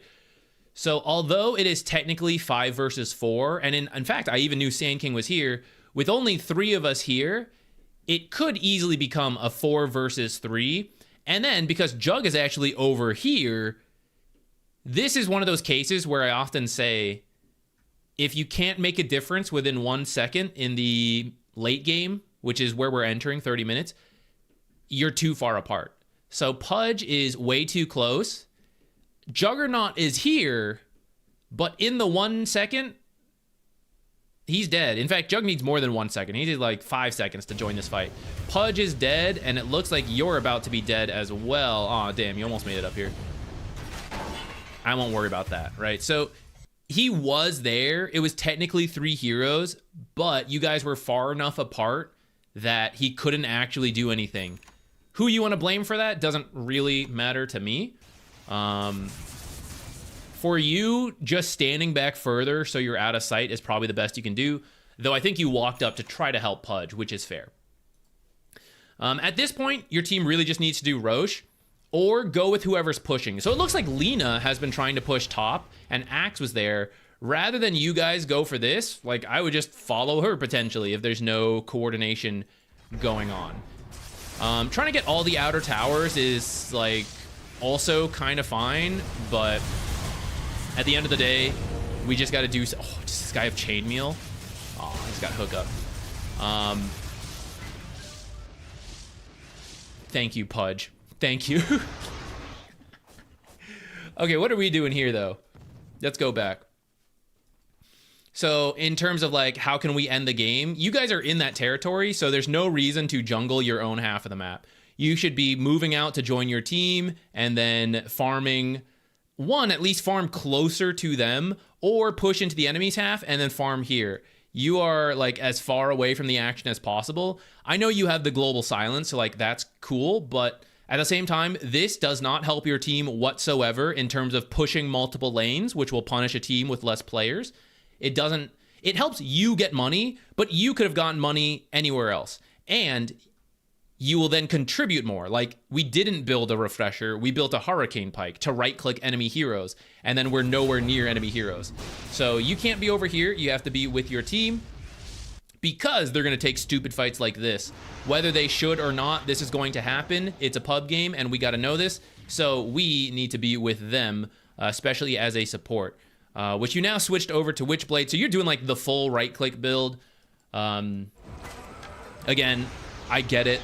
Some overconfidence with like Slark disconnecting, but we can see it is possible to lose games 4v5. We have to experience it every now and then, and I hope that'll help adapt the build going forward. So right now we have 2 heroes dead, 3 of them alive, and we are showing in 3 different lanes. Juggernaut's about to show in this bottom wave as well. So they can go anywhere and take a favorable fight. Leshrac and Sand King alone can kill you. 2 heroes can kill Lena. 2 heroes can probably kill Jug, though Jug has been a little scary thanks to this Mage Slayer and Omni Slash. I don't know if you should even have this, but he does. So probably one of you 2 are at more risk. And they know you guys are by yourself because you're all showing everywhere at once. I am happier to see you push the top lane, though, than jungle here, so that's good. But when it comes to pushing dangerous places on your own, just press Q on this wave. Like, if you press Q and walk away, this wave will push. In fact, if you don't do anything, this wave will push because it's got 2 catapults, it's got more creeps. You actually don't need to do anything up here anymore. So once you know it's pushing, you could Twin Gate and join Juggernaut. You could join Lena. Again, you can Q and then walk away. The point is, to win the game, we're going to need to do something with the team, which includes us just going to them. Even if we can't coordinate them grouping up, just follow people. And at some point, they will go in the place they need to be. Because if they try to farm defensively, you also farm near them, like we were saying. They'll run out of farm, and then they'll move towards the enemy's half of the map.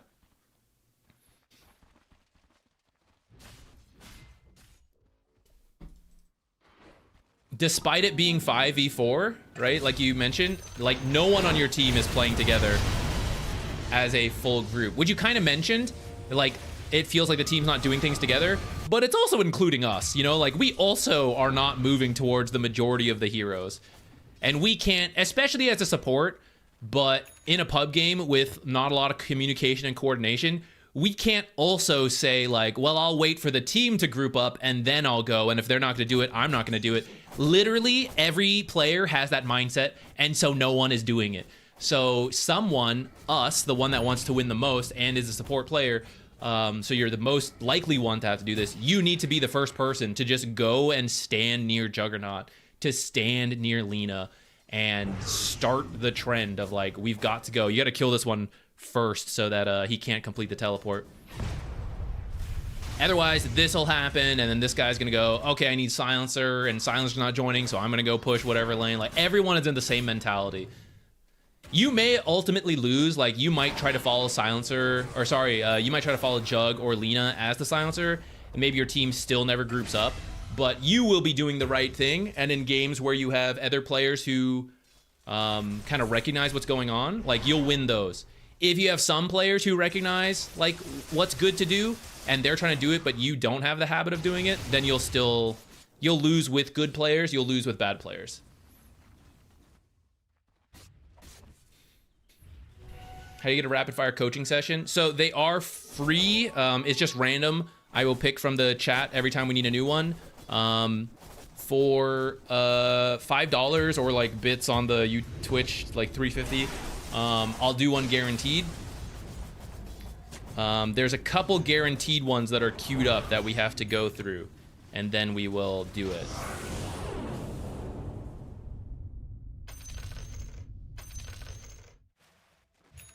I don't really care about the spell usage too much. I just want us to like...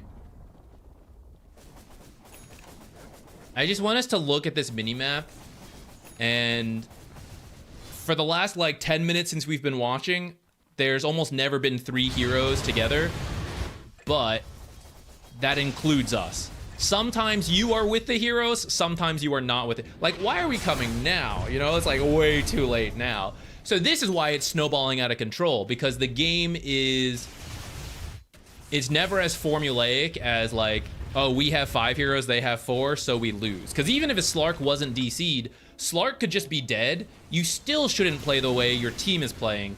All of you, like, everyone is guilty to some degree here. So, besides the build, like, continuing to just look at the minimap, as you guys are respawning, you have, let's see, you are the last one to respawn here in about 7 seconds. So all of us are in the base together. So Axe is going top, Jug's going bottom. 4 of you are top, so stick with the group top, right? Maybe I want all of us to go together, but at least 3 heroes are here, so go with them, you know? Have a smoke ready. Smoke is mind control in Dota. Smoke 4 teammates and then walk towards Juggernaut. These guys will just go with you. See how you guys are getting kills and then you guys all scatter?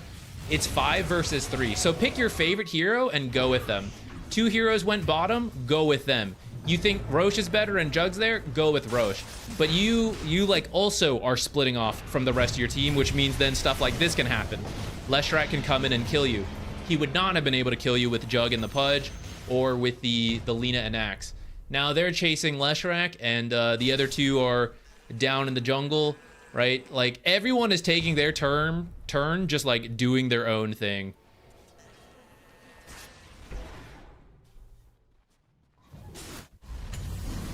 Hey Lisa, how you doing? I helped a lot with your Axe dominating. Nice. Put that video to work. Very good. You're about to respawn in 15 seconds. Let's see where you end up going. You play on ×4 speed. Another fight happening before we manage to join. That's not really... That one's not on you. That's kind of on them. So now we've lost Lina.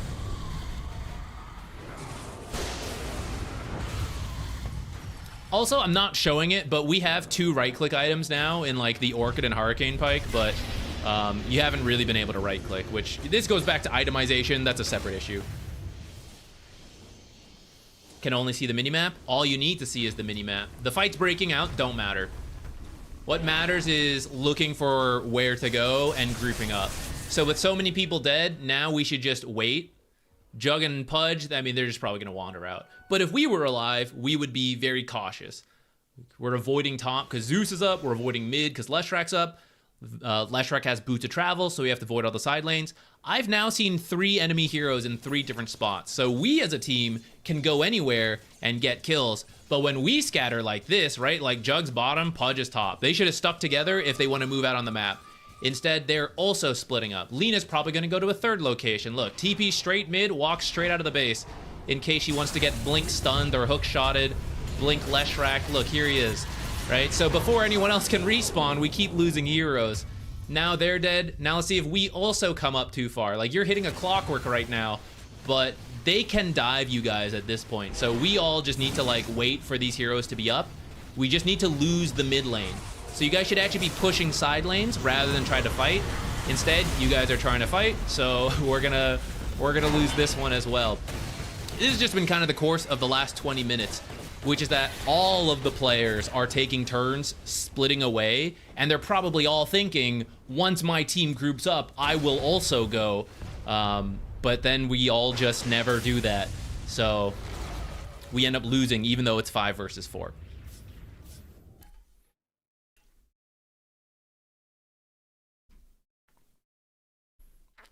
Let me go back to the full screen. Should silencer players go for Orchid? Yeah, you don't really need the Orchid. That is another thing. I would say the rare, like, not really that rare. People like to do it. Mid silencers can arguably go for it, but they probably shouldn't. There's typically better, like mid silencer should probably doing like Hurricane Pike, Witchblade, probably like a BKB. Oh, the Power Treads, probably a BKB. I don't know if I actually think Moonshard is good or if it's like Mimi, but honestly, he just needs attack speed, so maybe it's fine. In the same way like OD can kind of get away with it in pub games. It's a meme build anyways to go mid, so maybe it's fine. Support silencers who are having a good game. I've done it too, right? Don't get me wrong. There are games where we're dominating and I'm like, yeah, right click, get the brain drain, right? But it's a meme. We have to recognize the proper build is like go for the refresher, get the Ags, probably get a Scythe in the late game. And at that point, transition to right click if it's like still not done somehow. Chill Guy, thank you so much. Yes, there is one other person we have to do ahead of you. So I will get to yours next. Lank, I think you mentioned you were at work, so I don't know if you're here to answer questions, but let's start yours. You actually donated more than is necessary, so we'll go a little longer on yours. Today was supposed to be rapid fire, but I mean, you kind of like paid for 2, so we'll double it up a little. But we'll at least answer your question, and we'll see how long it takes to answer your question, and maybe we'll see at that point.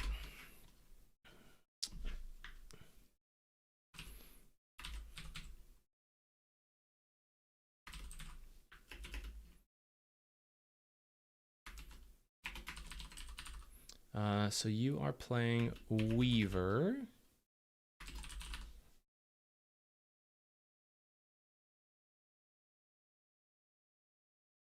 I'm enjoying returning to rapid fire replays, actually. I feel like we're already getting to a lot of games. I think it probably also makes more sense value-wise compared to like coaching and everything. It probably makes more sense doing this.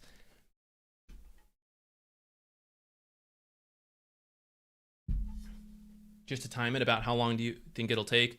If we're going, usually I've been setting a timer for 15 minutes for these rapid fire ones. Let's see how long let's see if we can answer Lank's questions pretty quickly. I just realized it's probably Land Killer more than Lank. Land Killer. Otherwise we'll take as long as we need to since he over donated. So maybe we'll do like a little longer to answer, give a more detailed answer, but probably within 15 to 30 minutes. You're on Twitch, by the way, but I do stream on YouTube as well, multi-stream, and then YouTube, the VODs are there. So if you ever miss anything, any of you guys can look at it there. YouTube, viewer can also do the rewind, actually, which is pretty nifty, if that helps out. I gotta adjust the timestamp.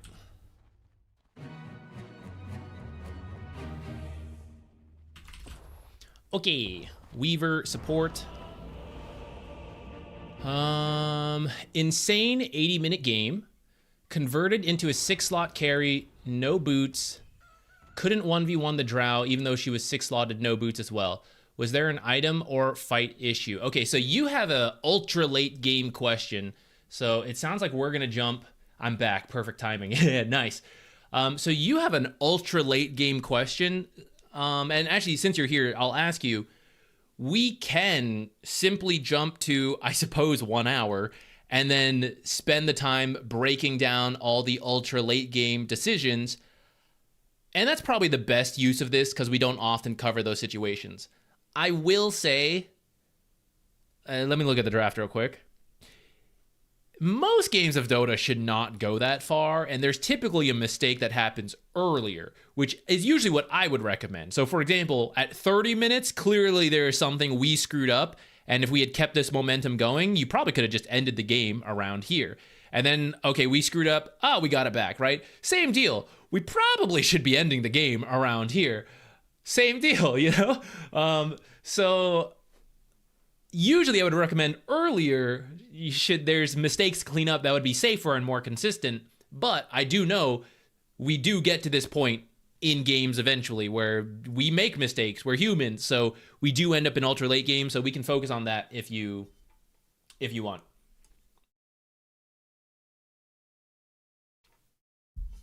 Held high ground for like 50 minutes. Okay, why don't we take a look at the late game then? Because we don't usually get this far.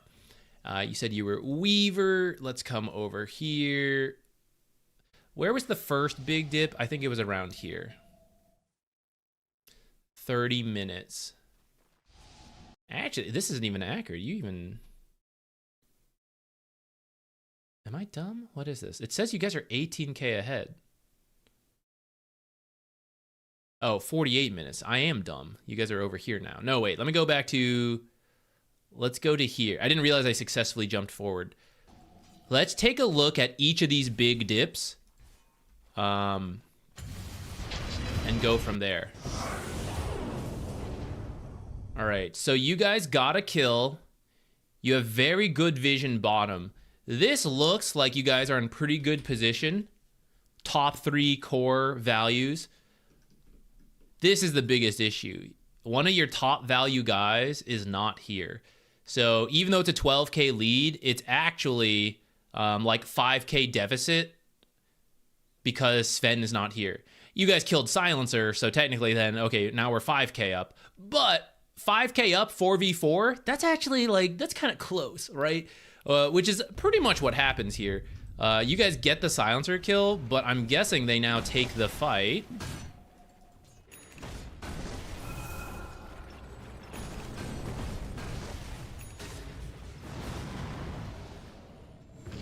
I don't know fully what happens. We're still going to look. You mentioned eventually transitioning to being a super late game core. You will kind of struggle to fight Drow. We're going to see what your build is later, but sticking to utility might have been better because you actually have 2 like straight up right click carry heroes anyway. So I don't know if you need to be a 3rd hero as opposed to like you hex her and then Sven kills her in the 2-shot in that time. We'll see as we get there. Anyways, we're kind of diving before Sven gets here. We get BKB out, so actually it's not too bad. Where did the Invoker just die? He just didn't de-aggro. He actually just died to tower. Oh, and the Slugger creeps coming through. Half of his health was to the tower, though, and didn't de-aggro. So it maybe could have gone better. With him dead and Silencer respawning, though, I would just back up here. Instead, they managed to find a good fight. And this is us just not retreating fast enough.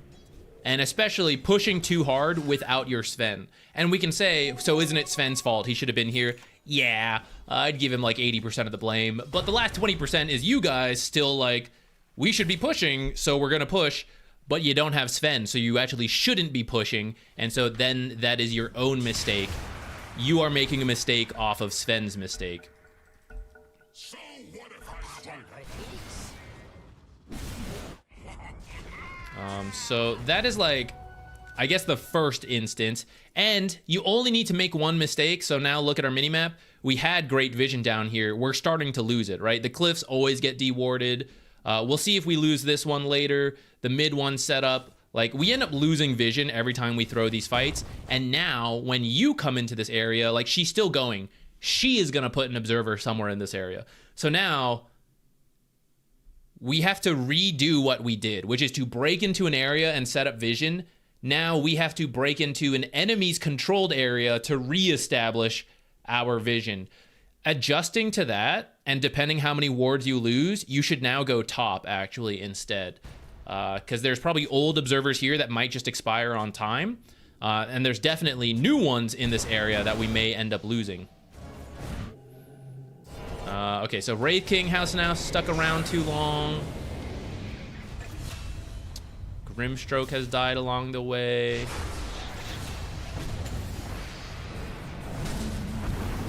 All right, we jumped here, so I don't fully know, but just looking at it, Sven is your guy. Sven's the strongest hero, so just care about what Sven is doing. So when you come in like this, where is Sven? Right? You're like, let's get Mars. All I care about is, who does he want to get? So maybe he wants to get Mars. That's kind of okay. He's still waiting at the edge, though, as we run in. And until he wants to join, like, we can't... The fight's gonna be hard. That's why this part's easy, because Sven's here. I know that was also a support, so it's okay. You're looking for more here? We are in a bad spot. It is 2v4. We should just run. We should leave.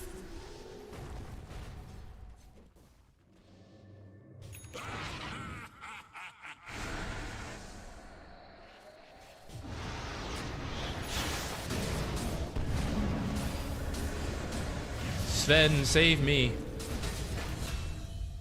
So here we're looking for stuff without Sven. So that's our first dip. We can blame Sven for not being with the team, but ultimately he is the damage. So if he doesn't come with the team, you must go to the Sven. That is still the case as we jump ahead to, let's go back a little bit before, because I think you guys were like 14k up, 18k up. So we are strong. I see your team top. You need to come here. TP here or twin gate over. Don't try to split push and down here. Are we super close to an item? Sure, you know, I'd like Scotty, but that's a lot of money to save, and we can win the game. There are game-winning moves to be made here. Forcing a buyback out of the Mars at this point is huge, and if he doesn't have buyback, then you're taking 5 versus 4. This is the game-winning play. And if we stay farming bottom, like, we're just missing that window. And in fact, we're potentially losing the window because do we trust our team to not make this push without you? Like, does this creep wave matter? Are you about to break this high ground? No. The high ground play will be with the team. So this is all a lot of risk. So Earthshaker from here can blink echo you. Back here, if you want to take that risk, like, sure, okay. But now when you farm here, this is ultra danger. You see this all the time. Carries, like our carries will come up and farm this creep wave. Even though people are currently blowing out spells and the creep wave will move up to here, this is infinitely more dangerous than this because blink can only go up to about here. As soon as you go beyond that, it is so much safer. So you are currently taking an insane amount of risk clearing in front of the tower into an Echo Slam. Would they use it just on you? I don't know, but they might. They might fissure, silence, you know, kill you with the other controls they have. Drow only needs a few auto attacks at this point. Like, she is a lot of damage. Between one fissure and one totem, right? Probably 4 Drow attacks could come out, bypass all your armor, and potentially kill you. Let's come back to itemization at the very end, because right now it doesn't matter what your items are. It's just about where you are playing. And now you're coming top, but the fight is decided. So late game fights are all within 1 second. If you can't make a difference in 1 second, even less the higher MMR you are, right? Half a second, fraction of a second, you're out of position. By the time we got to the fight, we already lost our Invoker, which is potentially our team's fault. I mean, I'm kind of curious how this fight broke out. Potentially the team's fault as well, but also our positioning mistake. So it looks like Wraith King, a little too far up. Invoker jumping really far forward. So there's no reason to do this. You guys, first of all, I see Aegis is still up, so really doing Aegis before any of this is the correct play. But then everyone should just be behind Wraith King if he's the tower hitter and let things happen. Invoker is like trying to start stuff, which is why Earthshaker now gets like a big echo and kills a huge chunk of your team. Drow is like one of the best high ground heroes, not because she has great wave clear, but because her damage is insane, especially high ground to low ground.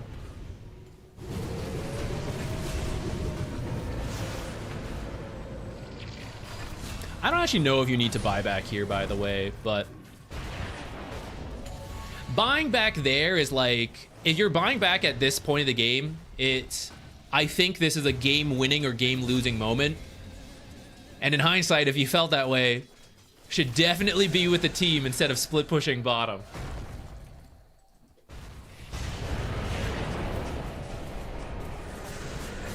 I also think, so getting into the itemization, so you have the Lotus. This is a team item, right? This is to help your Sven, help your Wraith King. You bought a Gleipnir. I actually don't think you need this Gleipnir, but it is also control. So you don't have a damage build right now. You're trying to pivot to it with the Scotty and with this stuff. But I would say this game, you should probably just go like Ag Scythe. Spirit Vessel, Lotus, like that's good. And then from there, Aghanims or the Scythe is good to me. Wind Waker is good. You just need to save your teammates and help provide control and utility. You don't need to do more right-click damage. We've already seen your Sven like delete people.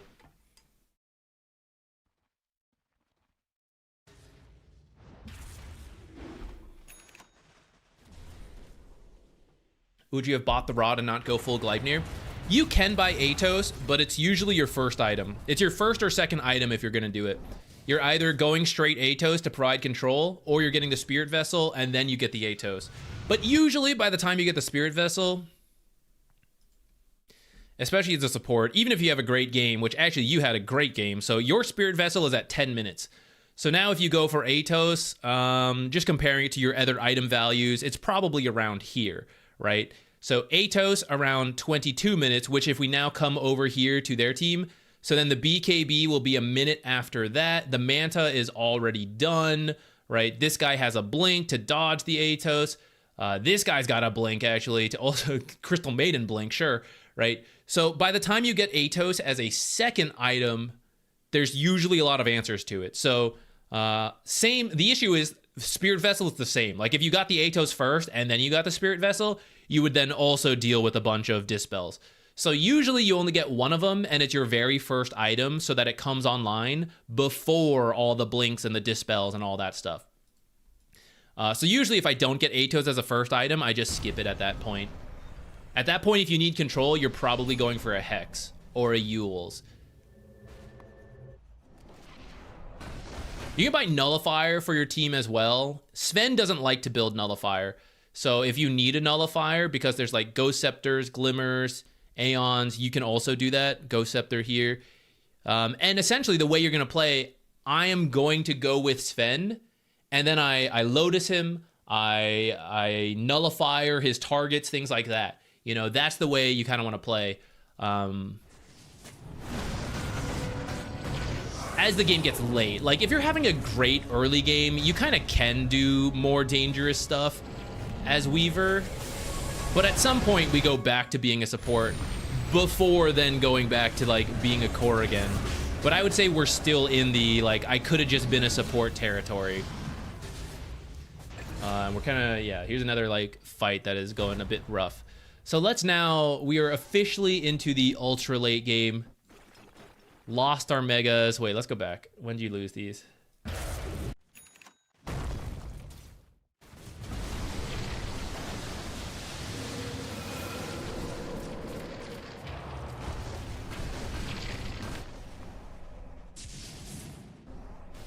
Okay, so right here, your team's throwing. You guys just need to wait for Weaver, to be back up. We have 2 barracks. They have all of theirs, but we've also opened some up. This one's really low. This is open. 1 barracks at 56 minutes doesn't matter. From now on, and essentially once you get to the late game, and this is kind of covered in this is somewhat covered in the late game flowchart video. We are at the stage of the game where 1 fight will end it. So our entire mentality must be around that. Is like, is this worth losing the game for? Like risking the loss of the game. 1 more camp or lose the game, right? That's how you have to weigh every decision we make. So right now, I see a couple heroes leaving. But even before seeing the other heroes retreat, Wraith King is showing to push a bottom lane and Sven is pushing out. Let me ask you, where are the enemy wards? We don't know because they're not our wards. I don't know where they are, but I do know they just recently pushed to our half of the map. So they could have placed their wards on their way in or on their way out, and we are now moving down multiple lanes. So now, is a Mud Golem camp worth losing the game? Is a creep wave worth losing the game? Maybe not. You know, let's think about that one a little bit. So this is like super risky coin flip. It turns out they all retreated, or at least Drow is back as well. So now we have that information. Now we could start moving out the map, but your team is already out and about before you had that information. So that's where it's a coin flip. Were they here waiting for us and we now lose? Or did we get lucky and they went back? Completely blind decision. You're dead, not your fault, but you can call it out for your team. Like, everyone stay in base until we see something, stuff like that. And then don't place super common observers like this Grimstroke. Again, we're at the point where any particular pickoff could end the game. So it's really important to see where enemy heroes are. You need this if a team fight breaks out here. Otherwise, this is like the first place being checked to look for vision, and you're not going to be able to find pickoffs off of this. You need to put like strange observers from now on.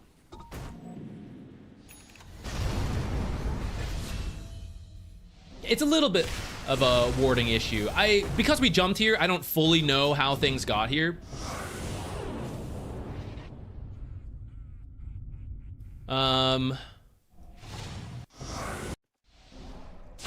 I don't fully know the way we got here. I'm glad you have a gem now, because I think that's really good.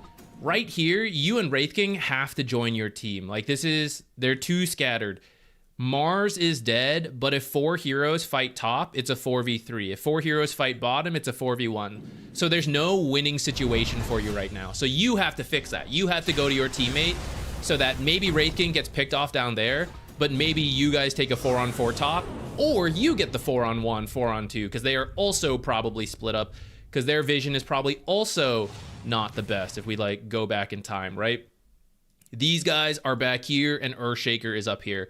So it's this coin flip game of, I don't know who is playing more coordinated, but if I kind of give my team the best odds and we have 4 heroes top, then we have the best chance of running into like the 4v1, the 4v3, and not them. And turns out, yes, there is an observer here. They've known Wraith King is alone this entire time.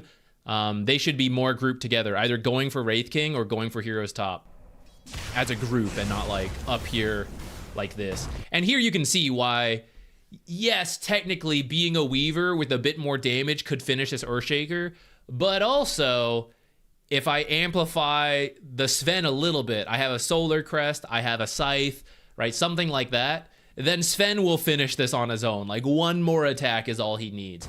And we don't really need to be building up like a bunch of items to match that damage.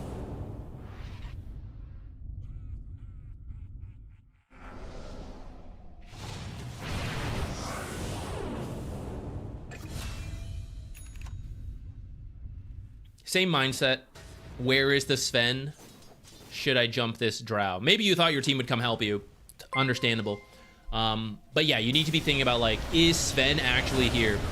And then now that you guys are dead, you guys can't defend top barracks. So you guys should have just backed out here, given up the top racks, push out other lanes, instead by losing Invoker, now you should lose the game. They should leave this and go straight high ground, in my opinion. They actually should win the game here. Instead, it looks like they go for high ground, or like the Megas, which is safer. But, as we see, it's not actually the end of the game, which is why the game then goes even longer. Because they waited to then do this, now you guys are actually pretty close to respawning. Look at this guy. Without you guys, he killed the Drow. Should he have been able to? Maybe not. You know, like maybe these guys should have helped out. I've been talking about, can you help within a second? Earthshaker is over here. If he was closer, he could have fissured the Sven away from the Drow, potentially, saving her life. These guys maybe could have reacted sooner with various support items they had. But that's why I've been saying, like, Sven is my guy. Whoever your guy is, like, that's my guy, and I just need to help him more than anything in these situations. He should have waited for you guys, though, to be fair. You guys are so close to being up. He should have just waited for at least the Grimstroke.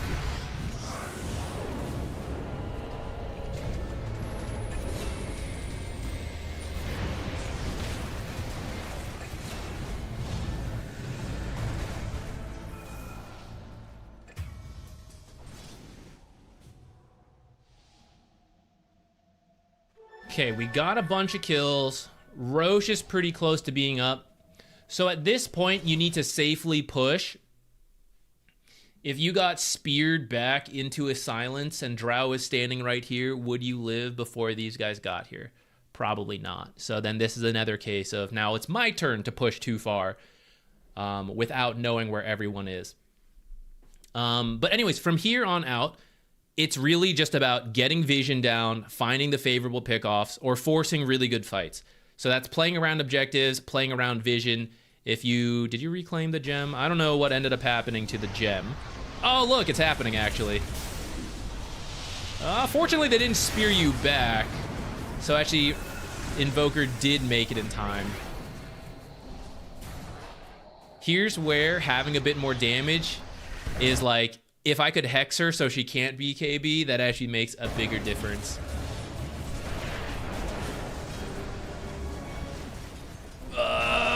Damn. Invis is invincibility! Curses. Yeah, I mean, in hindsight, carry the dust. I think you know that, though, and, like, in the late game situations, it's easy to forget, like, I lost the gem, I needed to buy new ones. I don't blame you. I have done the same. So, another situation, right? You're still in this mindset of, like, I'm gonna go find people for my team, which is true. That could be your job, but the team's got to be nearby. My guy is over here. So, I am finding people, but I will not be able to capitalize on it without my guy.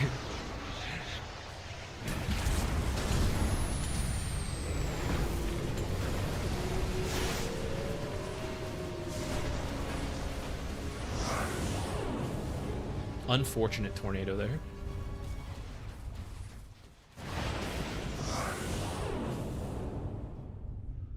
Where's my guy?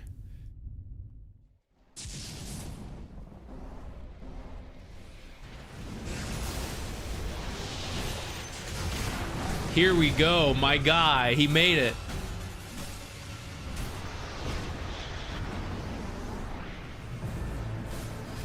No Drow. Okay. I feel you should be able to win here. Okay, one guy defends. Probably this Grimstroke. Wraith King runs down. Maybe not win. It's a little hard because they still have Echo. We should be able to take at least a barracks. Bring bottom lane in. Your other option is to get Roshan here, which you're down 15k. If this is the third Roche, I mean, you'll recover pretty much 15,000 gold off of doing Roche.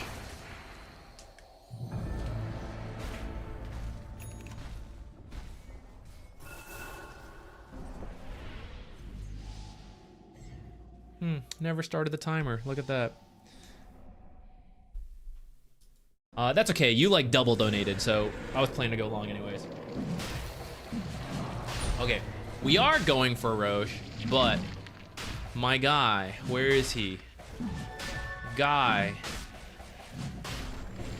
Fella. Here he is. But I can't help but notice you are blind. So, an observer sentry should be up here. We should just be up here, just standing, looking for this. So if I was you, I'd probably be standing like right here, looking down, getting ready to like Shikuchi away. You never had a 4-staff, otherwise you could like stand here, 4-staff yourself down. But essentially you're just like checking this area since we don't have any observers. Looks like Cataclysm. Oh no, that's just the, I thought that was a Cataclysm. That was Tornado, or Meatballs dropping.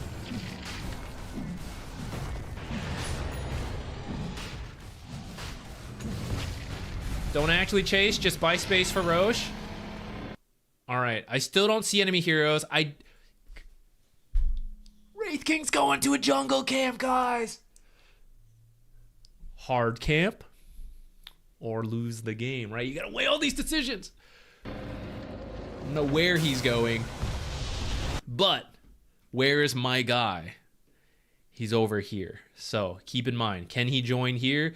He kind of is getting to that point now, but you guys started chasing while he's still finishing Roche. I know it's getting repetitive, but I really am trying to hit it home because it's very important to the late game mindset. Actually, just like playing support mindset of, you know, what am I trying to accomplish? And am I supporting my guy, you know? How's it going up here, Wraith King? What you up to, buddy? He's got bots too. Oh no, this is Sven's items. Okay, I was about to lose my mind, guys, that this guy had bots too and wasn't showing up. All right, Sven is actually the one with bots too. So who should now be defending? It should be the Sven, and Wraith King should actually push up, and then Sven will TP in. All right, so in this situation, 3v3 sounds good, but now 2 are showing in base. So as the Weaver, we must now be extremely careful. We probably just have to run back and jungle a little bit. Gotta get our neutral items, de-ward anything you can find. But it's now very scary to be up here. Even if you find observers with your gem, that means they see you and they can come get you, especially because I know Sven and Wraith King are down here. So now your team is about, if you show in this bottom lane, your team is now showing in 3 different lanes. All right, you delayed a little bit, so that's good. But they ultimately are jumping the Wraith King right now. Looks like it's fine. It didn't do anything. Lol. I would sell, if you put this in your backpack and stick the gem in here. BKB is not bad to have, but you need detection. Your team cannot... You can't lose sight of Drow, right? If she gets away, it's done. This guy's got a bunch. So, like, this guy can put some defensive vision, but a lot of it should also be deep. You guys got to go together and get some wards down so you can see the enemy team and then catch them. Because right now, I don't really know where they are. Looks like they're all bottom. She got spooked.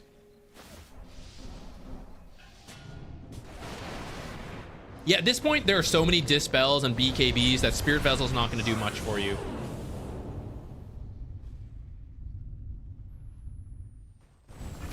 Amazing!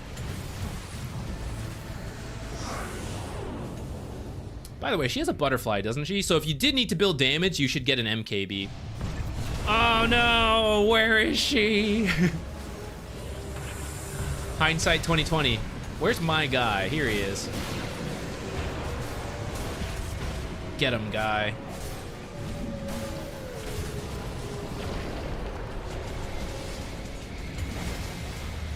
Ghost Scepter could also be an interesting item to protect people temporarily from the Drow.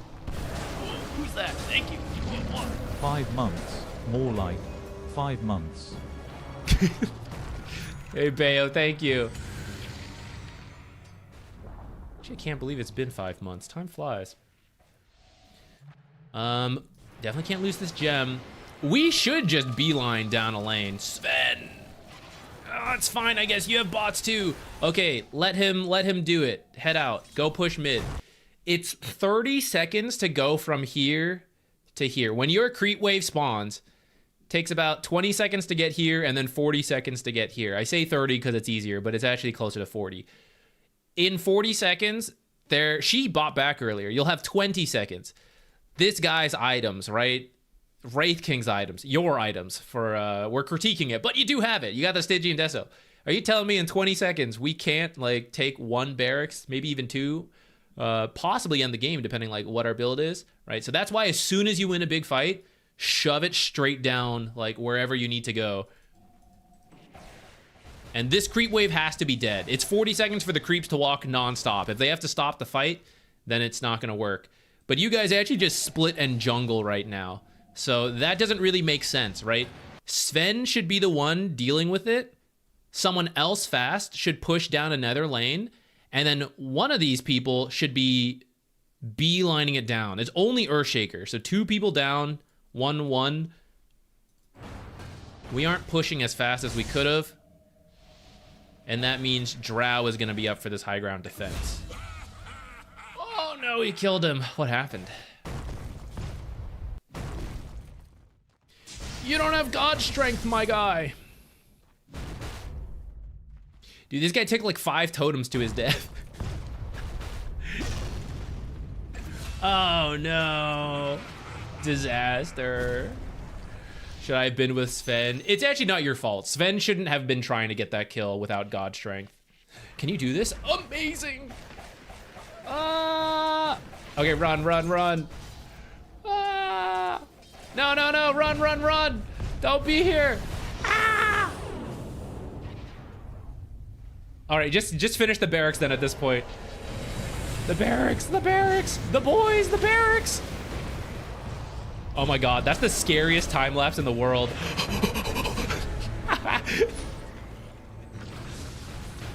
It's not your fault. Sven actually is supposed to split push, but look how long it took Earthshaker to kill Sven, right? So at any point in that 10-second death, Sven should have just stunned and walked away, and then it would have been fine. He kept trying to chase without God strength, and that's what got him killed. You, against Megas, you do need to push out the lanes and give yourself enough time to... Okay. 20 seconds? 20 seconds for the creep wave to get here. At this point in the game, it's like 10 seconds to finish a full set. Fortify possibly included, depending on the draft. So the lanes need to push out so that the creeps aren't killing your base like right away, right? This is already about like a 5-second walk. So then up to here is about a 25-second walk. So as long as you push the creep wave out to about here, you then have time to come here, do stuff, and make it back. Typically before a side lane makes it back here, because the creep will spawn, and even though they're going to die to megas, they'll waste some time before the megas push back in. So when you guys had won that giant fight, Sven pushes one lane, the fastest hero or whoever else has Boots of Travels pushes another lane, and then everyone else runs down the mid lane or to like the nearest objective, like Roche if it's up. So you were doing the right thing. You went to the wrong lane first, but you were doing the right thing conceptually. Sven just needs to back off, and then you guys go mid together, and you kill that mid barracks on your own. So imagine having God strength there for 15 seconds, right? We can threaten the end of the game. We can open it up for the next fight they lose.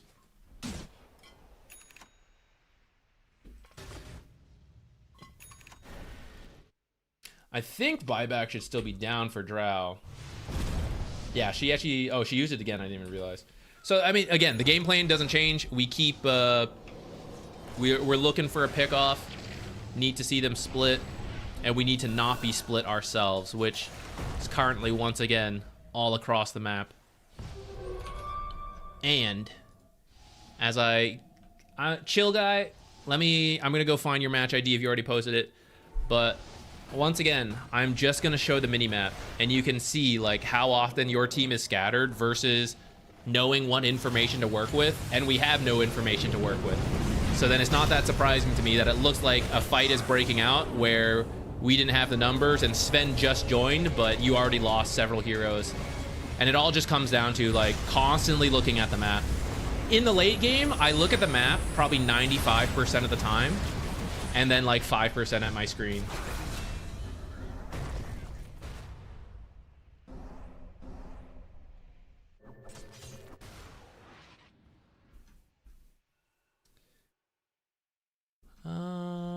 Okay, Chill Guy did ask about how much time it would take, so maybe he's not here quite yet.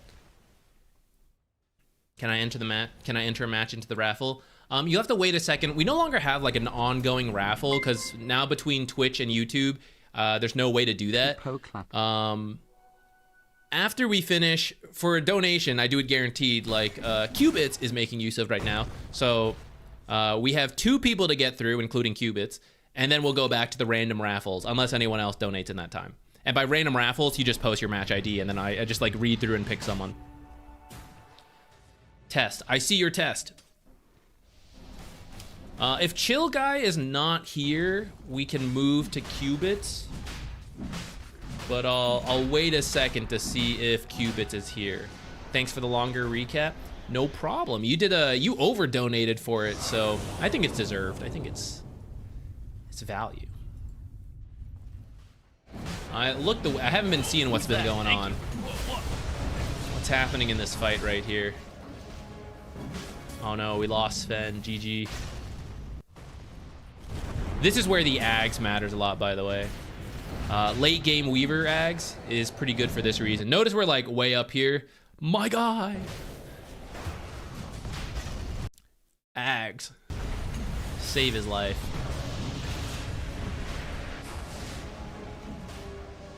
Because of Arena, you may actually need a blink in the late game as well, so you can blink Ags. Or you can save bugs to like throw in there, but that's a little iffier. Wind Waker also works, right? Like blink Wind Waker.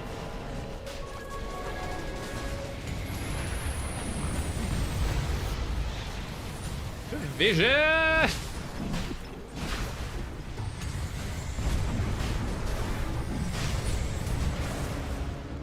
Okay, Chill Guy is here. Let me get that match ID.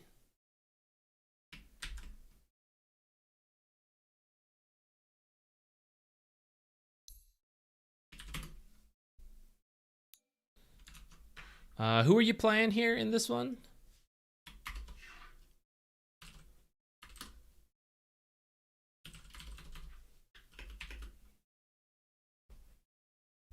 Excuse me, Half.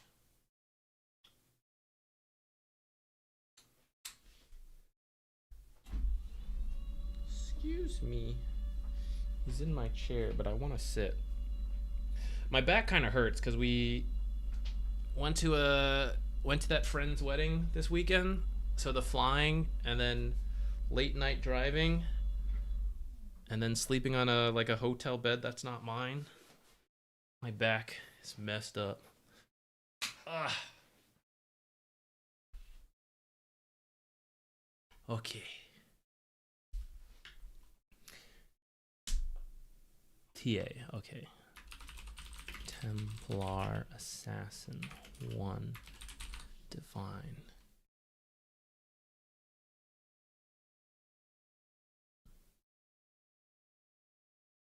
And then here.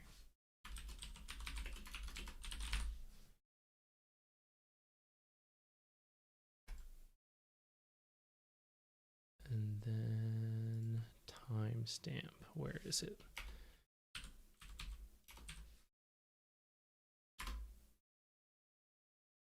Okay. Let's get into this one. Can this one also be a little bit more in depth for $5 in a sub? I am going to allow that for now.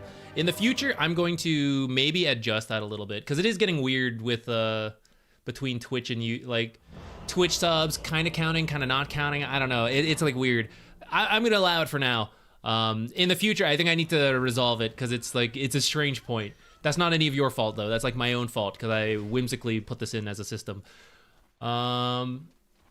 Okay, TA. And your question was, basically we ended up winning, but generally my TA games end at like 30-ish minutes, but this one went to like 70. So I just wanted to see what you think went wrong or anything I could have done differently. Okay.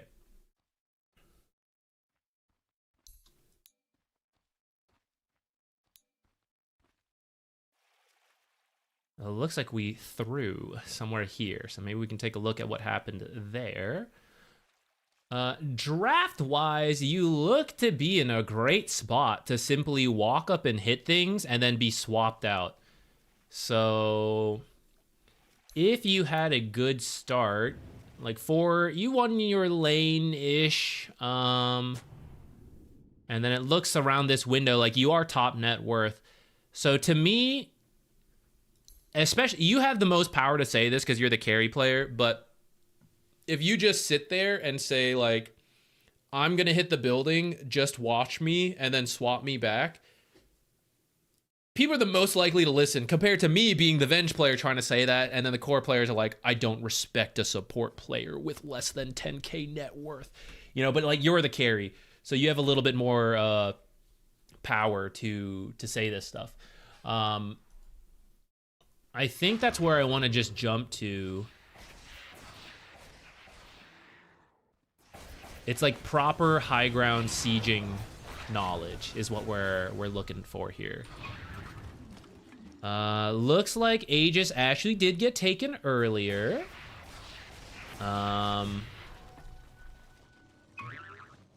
Tormentor, did you do it? Oh, you did. Well, someone did. I'm gonna assume it's you. I'm gonna assume it's you. This is a little scary, by the way, this tier 2 push. Because, like, Nightstalker's back here, it's daytime, and, like, there's a couple heroes missing, but I'm nervous about this. Okay. Coming up here, I hope you guys aren't actually pushing high ground, because you should definitely back right now. The rest of your team is not here. Specifically, this guy is not here. I know Spiritbreaker can charge, though, again, going back to the idea of these late game situations where fights will be decided within a second, you are entering that frame, especially because I know we're relatively early for this to be consideration, but TA is in the game on one team, and then on the other team, it's like Ursa and OD. Like, these are really quick assassin heroes. So Spiritbreaker is, like, global, but the charge here will take a few seconds. So I'd rather have him be a lot closer right now to end the game, because you guys are at the point where you can end the game. What I'm looking for is good vision that allows us to find a pickoff. This is pretty good. This one, we have to camp to protect it. It's okay. I don't love it, but it's okay. You guys have a ward here. This is a little bit more defensive, maybe placed when Roche was happening earlier. And there's like one defensive ward from earlier, though it looks like kind of recent. I'd say this is for the state the game seems to be in, I probably wouldn't even use this. I would probably put it like somewhere here, somewhere in the lane, but whatever. You guys have a pretty good spread of vision, plus Templar assassin traps. You don't have to wait for Roche, but you could. So here I would just wait for the team to either be grouped up and pushing, or to look for a pickoff is your safer bet. And you are at 2,400, so as part of waiting to pick off, you keep farming. You could probably get a BKB to end this game. BKB, Aegis, like, power push to end it. Venge, this is like nuts from Venge. Okay, hold on. Support players. It is the daytime. Damn it, he put an observer so we actually see this. It's really risky to just, like, walk up here and do this stuff. This is like enemy vision. You can kind of, it's easier to see on the mini-map. Not that it isn't possible, but it's really risky to walk up to ward in this area, because you can kind of see the enemies tend to, like, look through. And when there's nothing going on, there are people sitting in the base, often giving other angles through here.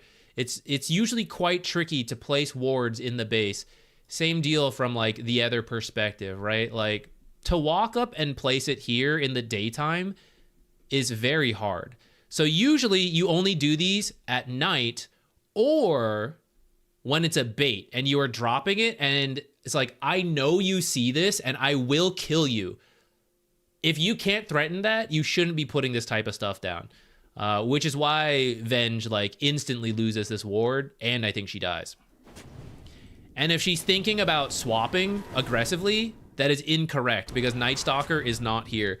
So right now, when you place this, the idea behind this Observer Ward is that you instantly swap this Ursa, because she sees him, swaps him out. Line is not close, TA is not close, Spirit Breaker is going to have to charge forever over, and then Nightstalker is not even here. If you're actually pushing, Ven should be behind this tree right now, only swapping TA. And as TA moves up to like here, Ven's range is like just enough from this tree line to swap her out. You can also be like a little further back, but then you're like in the open, so it's like a little scary. Dead within 2 seconds, and there was one Earth Spike response. TA like couldn't get here in time, right? She's kind of like jumping in the back, so I mean you're kind of in the fight. Here's the charge, here's this guy running in, right? So that's our 1 second time frame, and we lost. This is really dangerous to go for the support in the front, in the base, by the way. It looks like you might actually make it out. Pretty dicey. So despite being 10k up, we just took a 2-for-2 fight, which technically the heroes you lost were maybe not as valuable as the ones you got, but you shouldn't really be in that kind of situation where we lose these fights. Not fully on you, right? Kind of your Venge is the one that started that, so a bit risky on her part, more her than you. I would say instead of jumping this Shadow Shaman, you probably should do something a little more defensive, because if they focused you, I think you could have died there. But anyways, it's not really on you, so I won't worry too much. I think farming this creep wave is super dangerous. Nightstalker is showing in the bottom lane. This is a 3-on-2. We mentioned this in the last replay, right? The world of difference from farming this creep wave. You're within Blink Shackle range. You're within the range of certain abilities can actually reach you from here. This creep wave will be worth the same amount of money here. It'll also be worth the same amount of money over here when you just let it push up, because you're being careful, and you can just jungle in the meantime. So this is really, really dangerous. You will get away with it every now and then, but at some point it's more risk than it's worth, and it eventually backfires.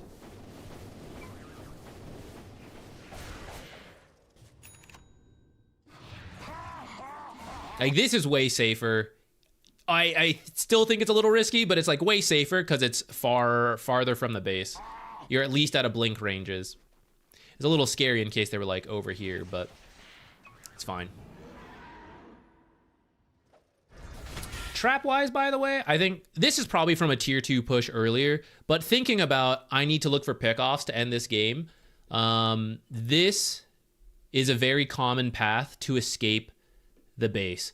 So checking this camp with a trap or just checking this general pathway is going to be a lot more useful to you than this one at this point. That was probably from a tier 2 and it was really good at that point, but now we've moved on. Same with this trap. Also useful for the tier 2 push, but we are changing where we're at in the game. I'm looking for these guys to be scattered and I need a kill and then I will end the game. Separate mistake from the supports. See, look, I flamed the TA for doing it. Now the support with no wave clear is going to do it, right? This is super dangerous, and that's why this kind of stuff happens. Solid. We need to go join the team, though, because the last, like, few minutes is giving me the impression that my team is not playing with me, so you have to go to them.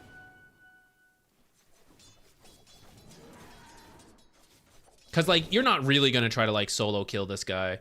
But you could just jump with them on this kind of stuff. It'd be safer.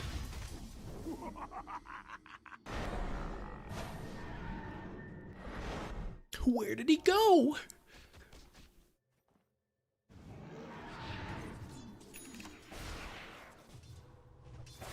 Ooh, the aggressive blink on your own is pretty dangerous.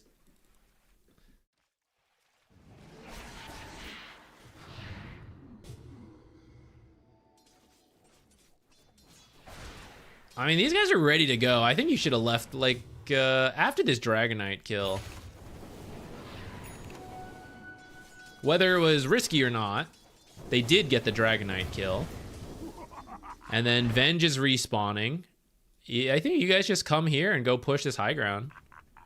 You have 44 seconds. We're doing the split pushing to get an opportunity. You are currently in the opportunity window, but you're still split pushing. So now the opportunity window is gone. With this creep wave, it's done. Even though he's dead a little longer, by the time we get here, like, he's gonna be up. So there, you should go to the team, because they were already bottom. You could maybe make a case of, like, I want to wait for Roche, and I am kind of up for that. But I'd probably still be with the team. Because, like, if you get picked off, then you're also going to lose Roche. Because they know, like, 4 heroes are bottom. And now we're pushing anyways, but, like, this guy's dead. Like, he's back. So now this is really risky. Which, this to me is like, I wasn't waiting for Roche.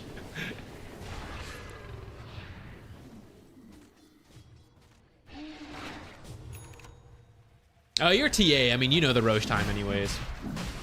I would still just wait for it. If you push high ground and die, this 8k will be lost instantly. Like, even though you had amplified damage, if you do lose this fight, which is possible, you will also lose Roche knowing that it's about to be up, and then that will be an 8k gold swing.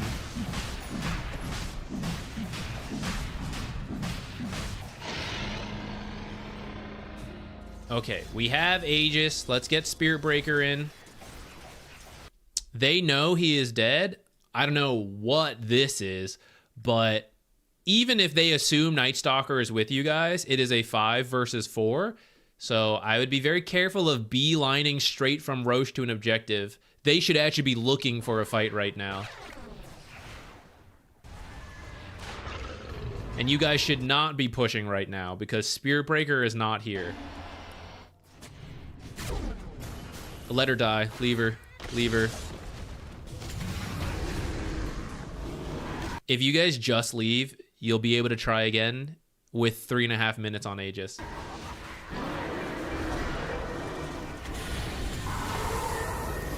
It's not your fault that Venge tried to do that, but sticking around is now, you know, your own decision.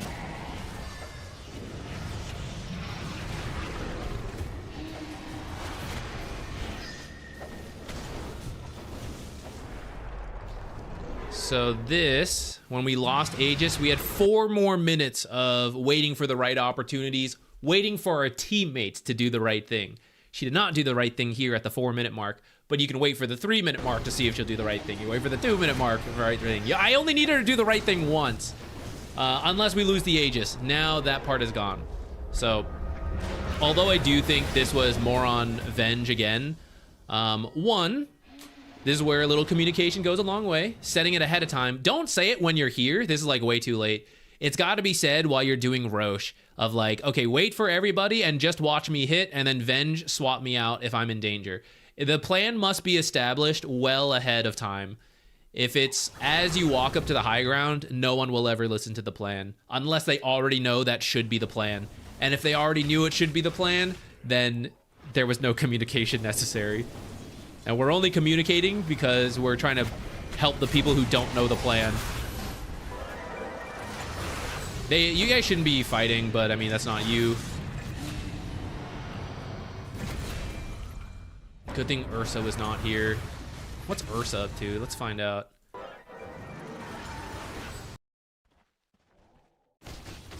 For the times we say like, Venge is losing me this game. What is Ursa up to?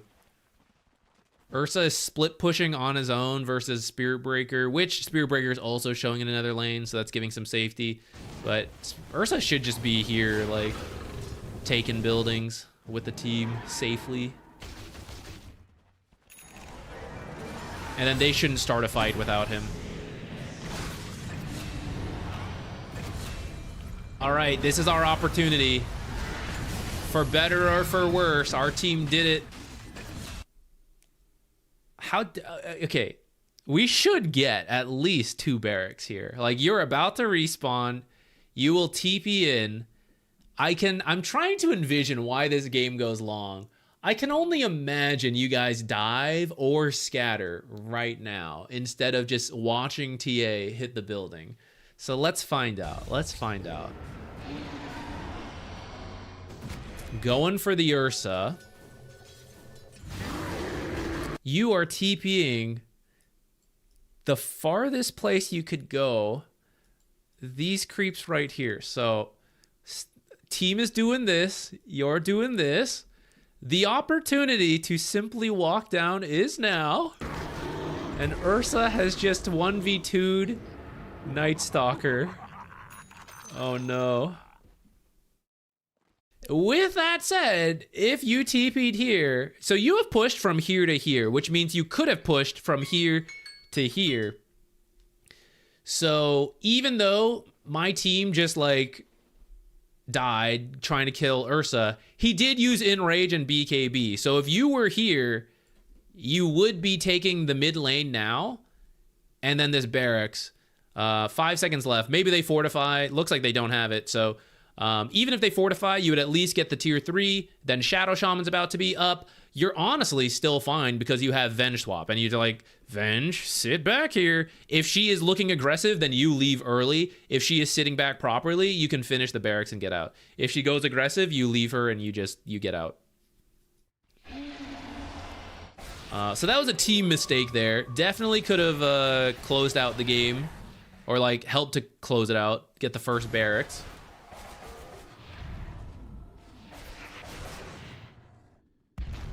You were trying to save the team. I guess I kind of get that. I think this is actually still the closer teleport, and it gives you multiple avenues, right? This, the only option is to like join this, which you still took like the long path farming along the way, as opposed to like teleporting here and sprinting here. TPing here gives you the option to join here, but then also to like push a lane. I'd say that gives you, that covers your bases more in a pub game. You should get the shard, by the way, before the swift blink. In fact, your shard should be a lot sooner. I didn't realize you didn't get it, but it's really good versus a lot of these heroes. Even if it's a mini silence, that's still plenty versus a Shadow Shaman.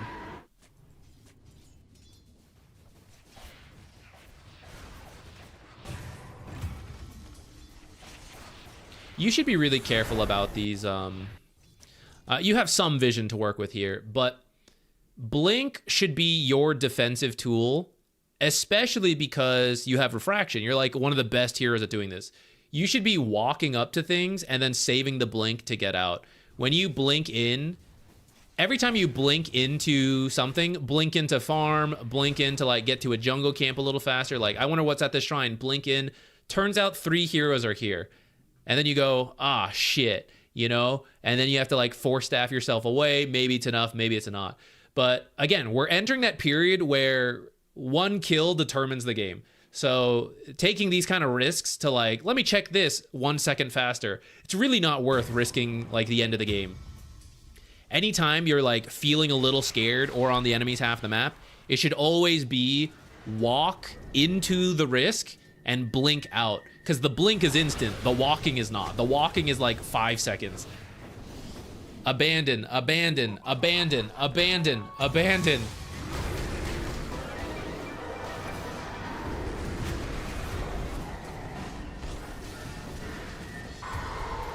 Now, you won't usually hear me say this as a support player, but you should abandon your supports more. I think this is like the 3rd or 4th case where the supports are making the mistake. I declare that as the support player. They're making the bigger mistake than you, but you're then like, I have to salvage this, but you can't. They've made their mistake. Like, you gotta abandon them in those cases.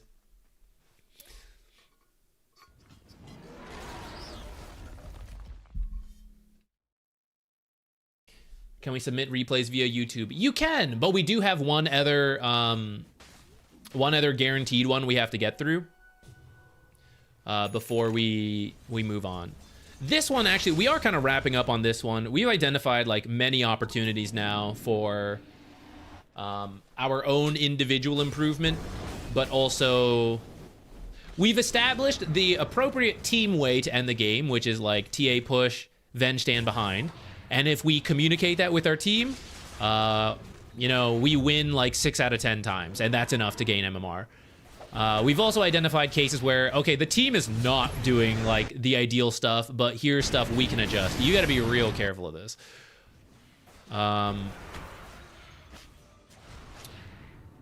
Without seeing the rest of the heroes, you come to assassinate this Ringmaster. By the way, I also think you probably need a nullifier this game. It's just side note. Shard and nullifier, I think, would be good. Ringmaster's escape act's really good. He should not be standing up here. He should be much further back. But then, like, anytime you try to kill someone, he will use escape act, and then you can't do anything about it. But this is pretty dangerous just because, like, we didn't see anyone, and then we committed. Luckily, we got a Daedalus crit, and we literally one-shot this guy. But if it wasn't a one-shot, then the OD could have been here to save. Shadow Shaman, as soon as he sees you blinking, he also could have blinked and hexed. In fact, it looks like he's in range, since we're kind of like cheating now. They're both in range, they just didn't react fast enough to you, which is fair, but also at some point, we take a risk, and then the guy with faster reactions does punish you for it. So pretty risky to jump in first here, especially because we have seen Venge does not save you. I know you might be thinking like, oh, Venge should save me, right? But like, she hasn't. She has not been playing this way to save you. So I don't know if I trust her. And fortunately, they massively overlap all their crowd control, like, right after that.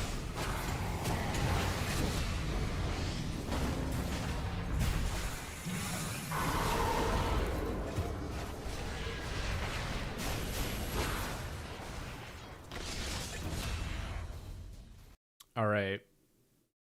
Opportunity. Let's see if you guys act on it. If you guys, ignoring the team, right? We've already identified where your team makes mistakes. Now, just for you, you've got to push. If you spend time, like, let me push this lane, let me push this lane, let me jungle along the way, this is the window, right? We are waiting for windows to do things. We got to force buybacks, and if they don't have buybacks, we take buildings. Roche is actually kind of close, so I'd kind of get like, oh, should we see if it's up? But the odds of it being an instant spawn are kind of low. So Tormentor, maybe if like there's like some good shards on the way, but otherwise we should just beeline it down. And so far you are doing that, so I am happy. Boom.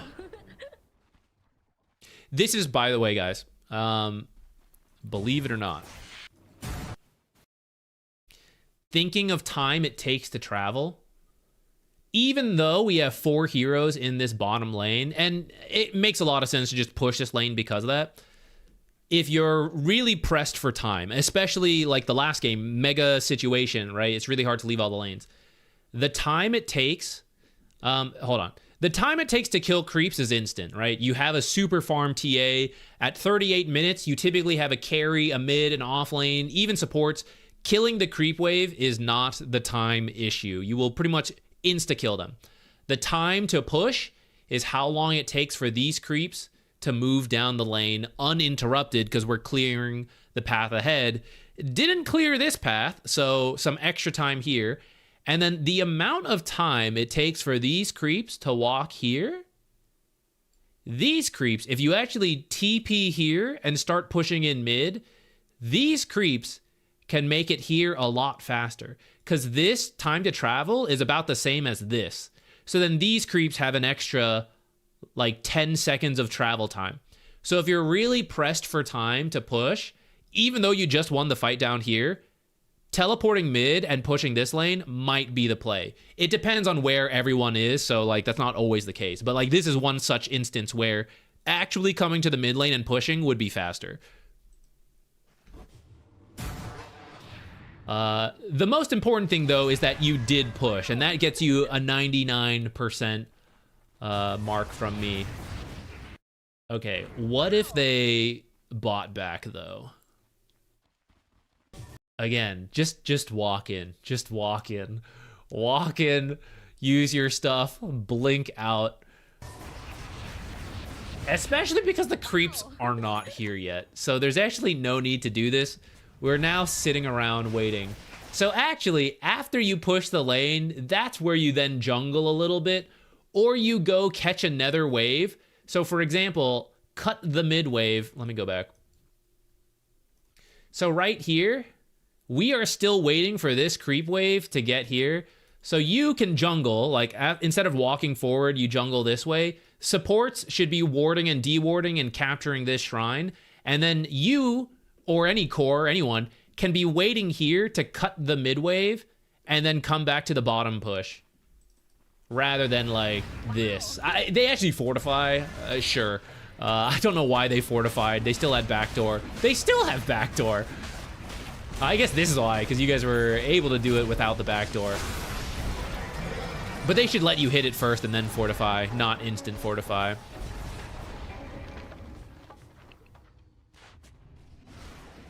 All right, we did get that, and now Roche is up. They are all up. You guys might be able to do it fast enough, but it is actually switching, which is unfortunate.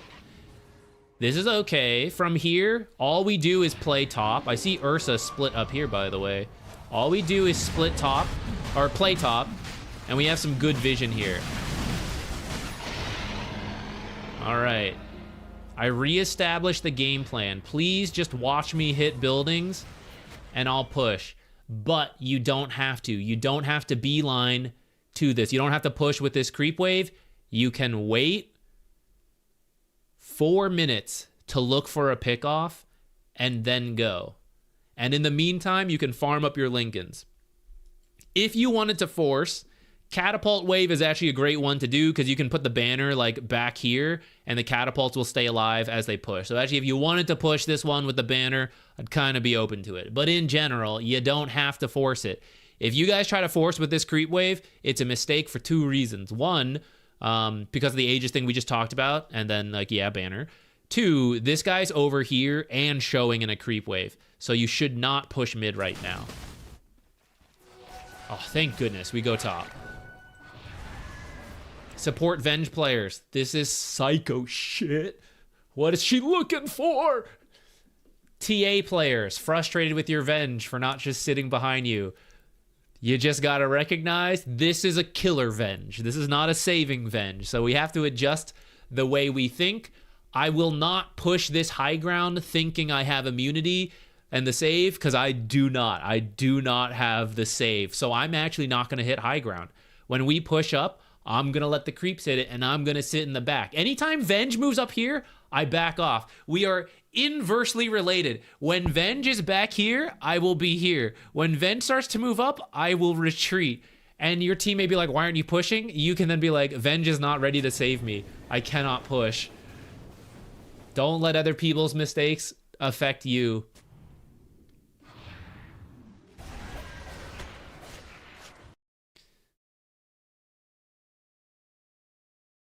So this is where we're like 5 seconds too early.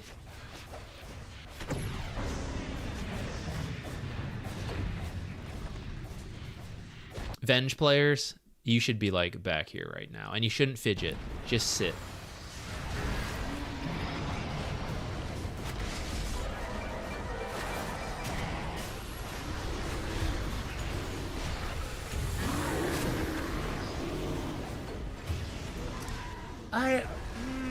I actually kind of think you could have maybe held your team there, but you're an objective gamer here.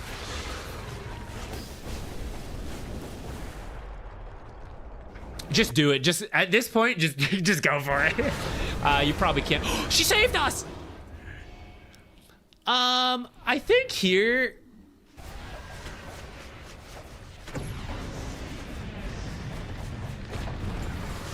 I mean, OD is the save, and he's currently taken out, and Dragon Knight's in front of you.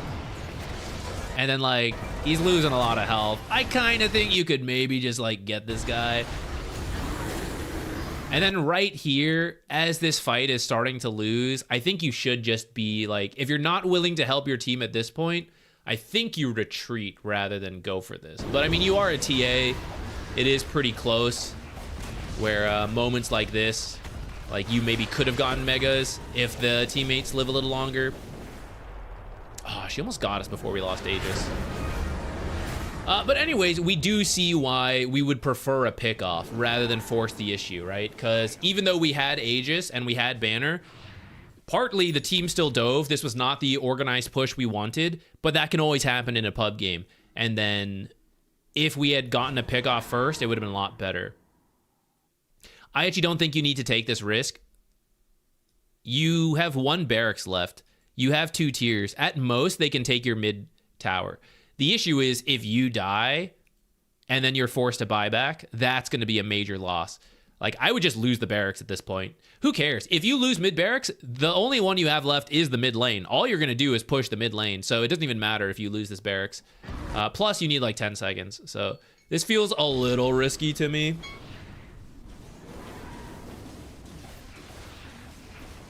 I think we're gonna Qubits. If you can resubmit your game, we will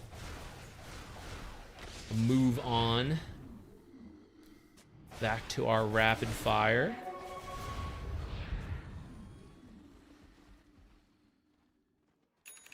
We are hoarding the money, by the way. Maybe you're undecided on the Lincolns.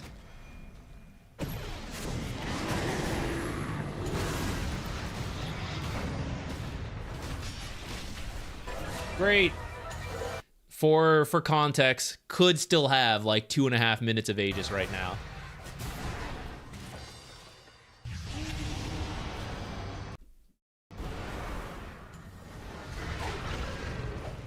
Objective Gamer, he's on the way.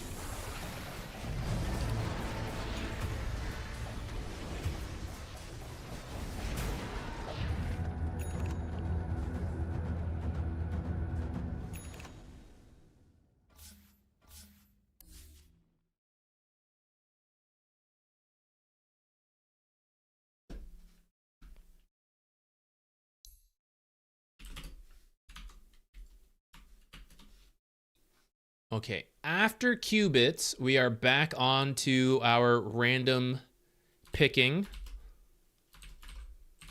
Unless someone happens to donate in that time.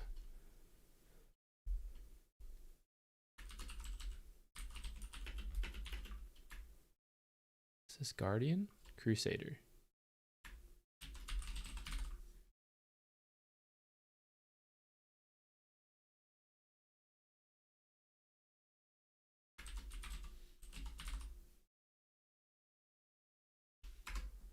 Okay. Oops, that timestamp is a little off. I write the time first, and then I fill out the rest of the info. So sometimes I just try to predict where it's going to be, but then I'm off by a little bit. It takes me longer to type. Slow typer. Got to go back to Mavis Beacon. Oh, speak of the devil. Yeah. Yoinks. Thank you so much. We will do yours after this one.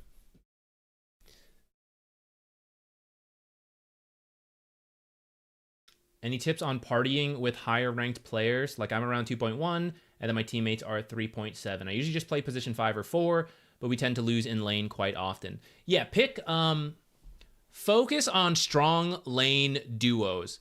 And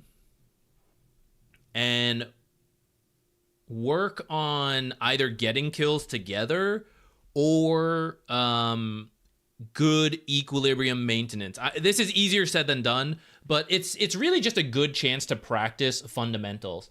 That's all you really need to do. Like, help them have a good start, which is why I would typically recommend stronger laning heroes, because you're the one, a bit behind if you're playing the lower MMR in the party queue.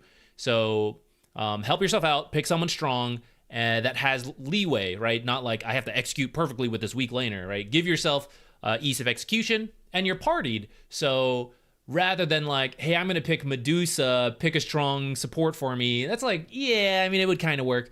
But it's a lot easier if it's like, hey, double stun kill lane, like you play Jug, Wraith King, Chaos Knight, and then, or your like the party teammate does, and then you play like any strong stunner, Ogre Magi, hit level 2, go, Jakiro, right?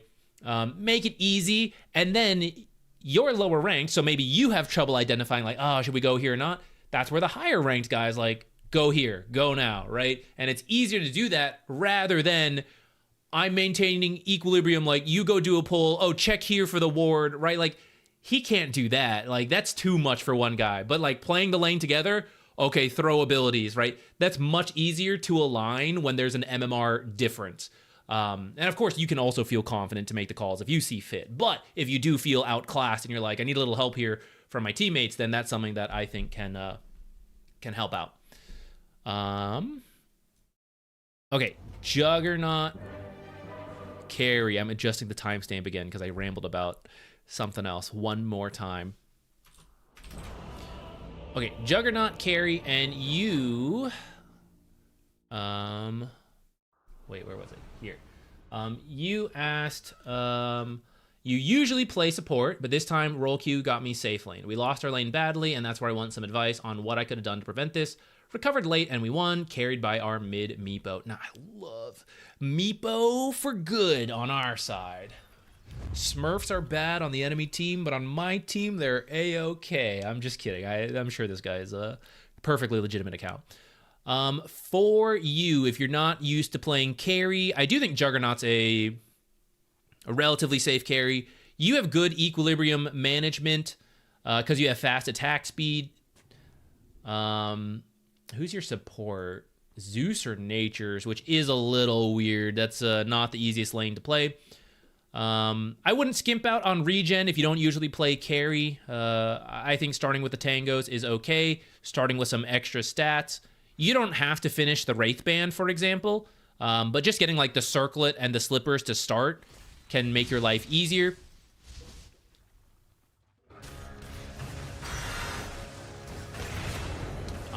You should leave. This is not worth your risk. When that many heroes show up here, just like abandon it. Just let it go. You actually did get it and you got out, but it's not typically worth that risk.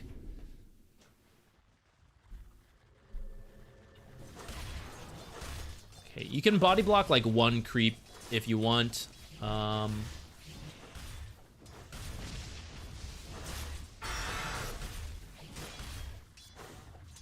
I don't want to worry too much about if you miss the timing, since I know you said you don't usually play carry and we got to practice. So if you're off a little bit on the timing, I'm not going to worry. It's more conceptually if we're doing the right stuff. I'm kind of okay with that attempt because he moved up, but...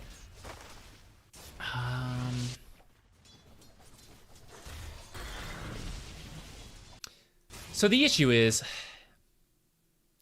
if we spin here, he has taken some damage, and you don't play Juggernaut. You don't play carry as much, so you're like, oh, I think we can do it, so you go for it. I'm okay with that. To nitpick a little bit more, though, there's a big creep wave here, 5 creeps.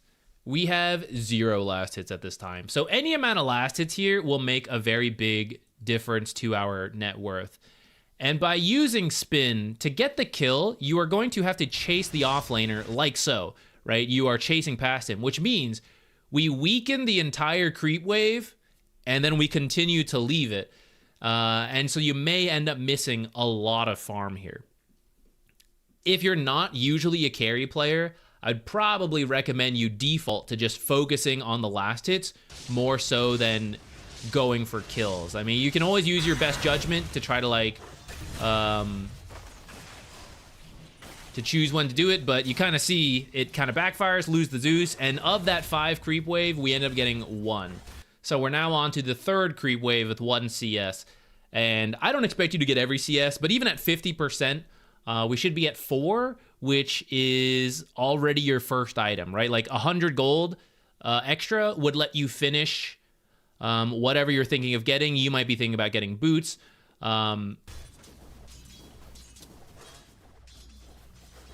But it does make a difference, right? And pushing the limits is good, but I think if you're uncomfortable with the role, just like keep it to fundamentals.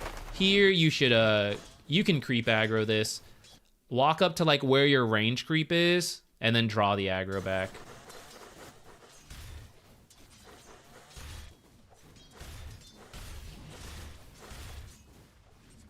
You're at least getting the XP. I think you're particularly scared, but I do think you could have creep aggroed there for 1 or 2 last hits. Same deal here. He's not back. I mean, he's now back. They were here a little bit ago. Creep aggro them this way. Pretty much, you just keep pulling them away from the off lane.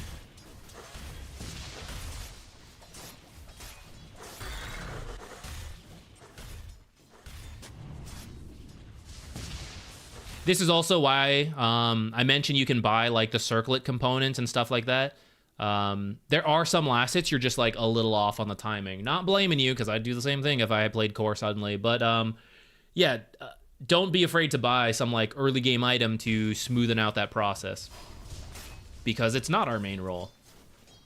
So get a little extra help.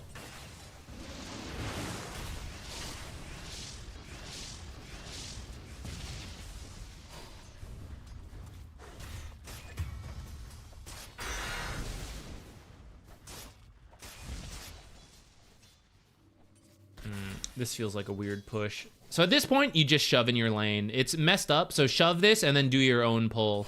I don't know what Zeus is going to do, but just like attack nonstop here.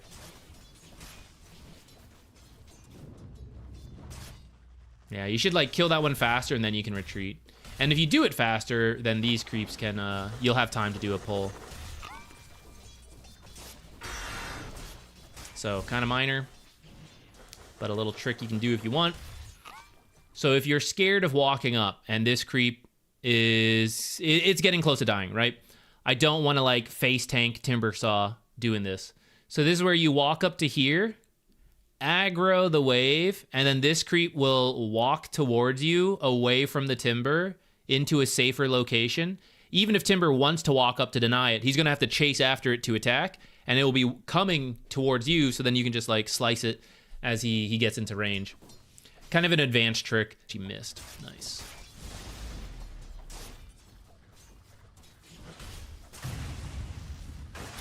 Banner creeps. All right, here. He's pretty far back. This is, again, kind of advanced for being unfamiliar with the role. They can't contest this creep right now. This is also the most valuable creep, and the wave is pushing. There's no, like, saving this lane right now. It's going to push, so we need to do our best to secure the valuable stuff. So before they can get in range, if you attack this once, you can then attack it again to get the last hit with these guys doing some damage before they get in range. But if you wait for your creeps to do it, you'll notice by the time it got into range, it's now weird where like if I do 2 attacks, they're going to deny it. So now I kind of have to wait, and now I'm having to like deal with a Timber Saw in my face and then kind of miscalculate, like, oh, I'll harass him a little bit, then I miss the creep. So for really valuable creeps, especially when the lane is pushing and they back off, just like do it. Just like kill it faster while they're gone.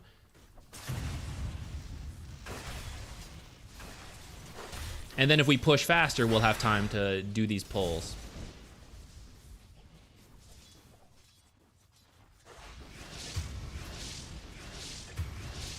We do end up getting the kill. Our CS has really suffered for it, though, and we actually ended up dying, and this is where, like, backfires. You know, like, getting the kill didn't really pay off. So a lot up to here is just practicing your last hitting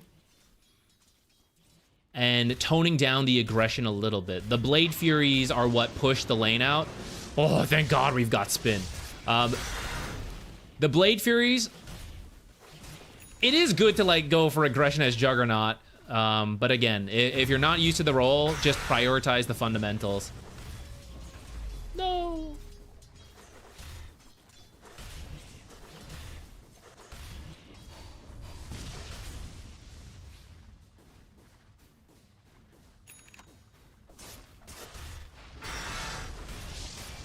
Hey, Bensu, I'm glad to hear that. I think we looked at, it was like at the end of Monday, right? Uh-oh, what happened here?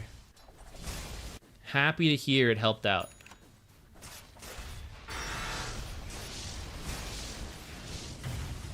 Yeah, my advice, so if you end up playing carry again more, my advice, Juggernaut is not a bad pick. Any other stable carry is fine, but really focus on just, I'm gonna maintain equilibrium here and I'm going to farm. And don't worry too much about kills. we can kind of see... Well, he just got another kill, but like, relative to your rank, actually just having 10 extra last hits already puts you in like the top net worth spot with Meepo.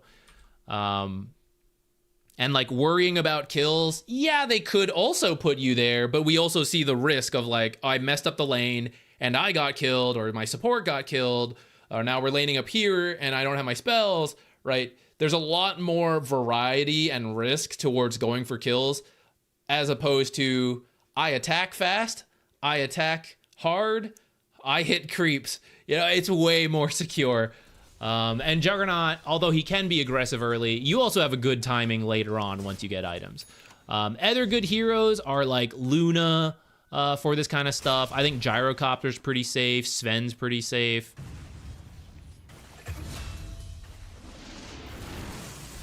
Yeah, the support mentality of like thinking about harassing, I think that makes a lot of sense.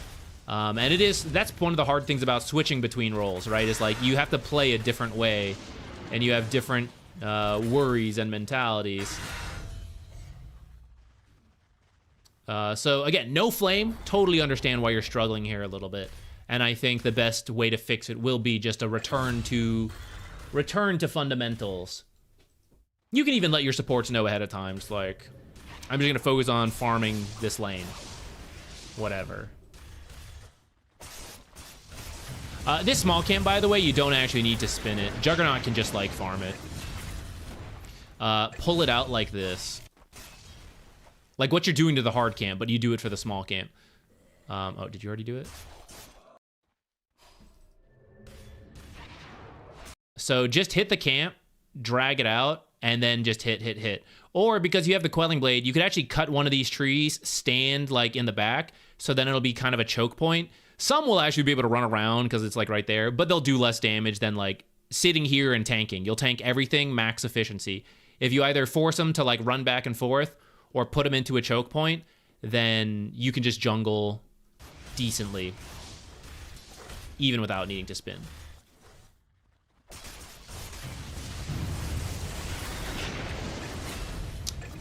Okay, I think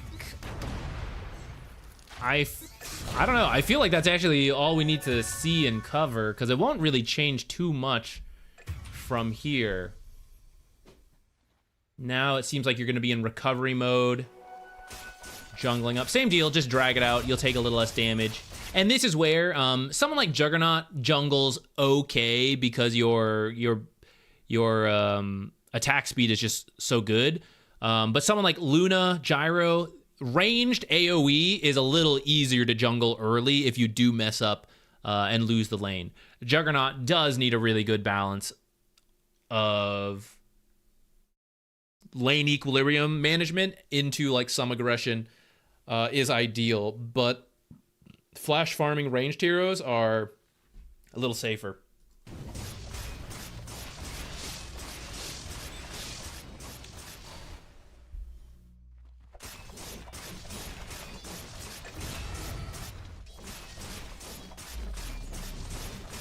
I don't know if you actually need to max the healing ward, but you can definitely get like a second point in it if you find yourself jungling early.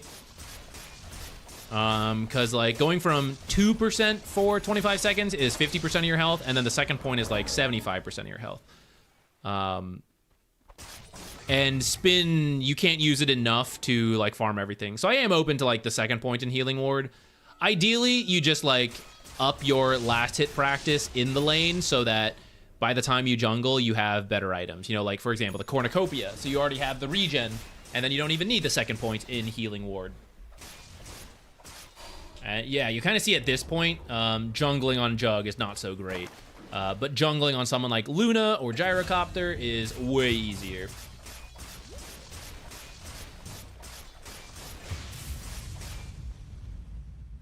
Okay.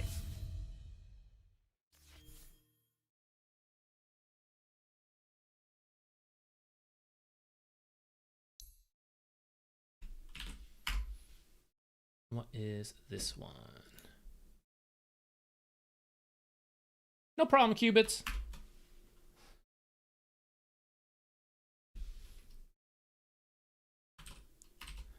I am happy to help.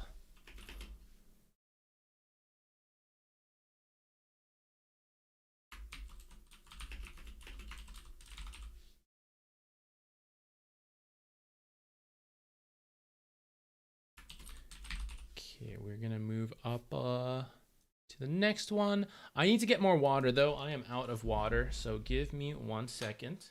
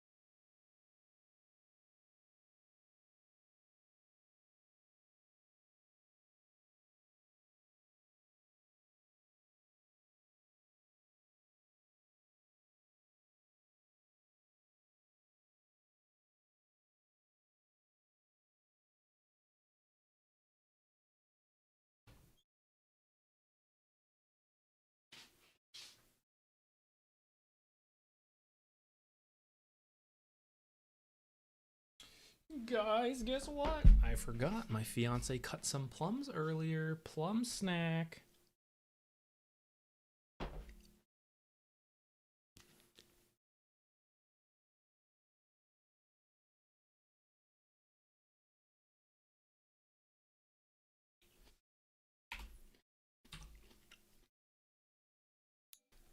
Okay, let's do this. Yeah, there's one more. Someone joined with the donation list. So we gotta get we're doing this one, and then there's then we'll back to the random system. So this is Razor Carry. We win lane super hard in this game, but I don't know why. What could the enemy have done differently, or what are the weaknesses in my laning phase? Okay. I don't mind these.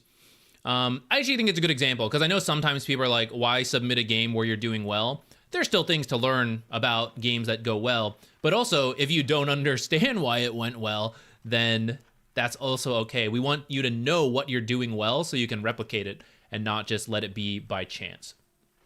So it looks like you are starting with your team. Yeah, I'd be a little careful of leading the way.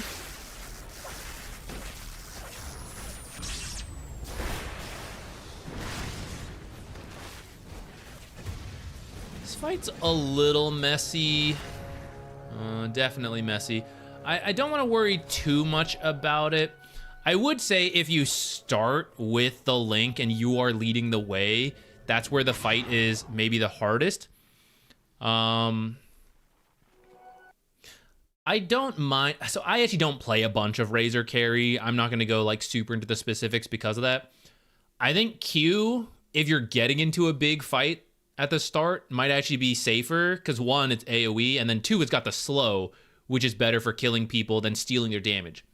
However, looking ahead, I think you're laning versus a Nightstalker, who I think stealing some of his damage will help.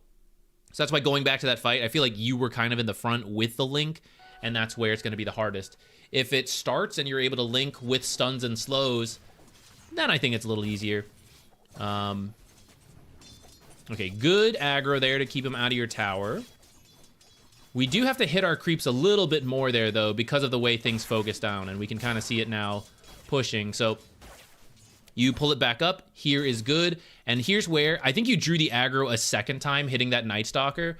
And this is what's going to backfire. Because 1, when he draws the aggro and you aggro forward, that's good to keep it out of your tower. But oftentimes your creep will focus the enemy range creep like it is doing so. And if this creep dies and yours is alive, you will ultimately push in the end. So to balance that, you need to kill the melee heroes. And you also have to not distract the creeps as much as possible, which when you aggro them a second time, now it's even more time that is passing that these creeps are not doing damage and your creeps are doing damage, which is why we still can't deny this creep. It's like just short of being in deny range until now. And so right here, you need to start hitting this creep if there is time to do so, which I would say you can probably hit it once and then hit this creep for the last hit. Unless he comes in for the range deny, and then in case we kind of have to do that. So then the next play is maybe we have to walk forward and link this guy to make him back up to secure the CS, get some denies, but ultimately push in the end.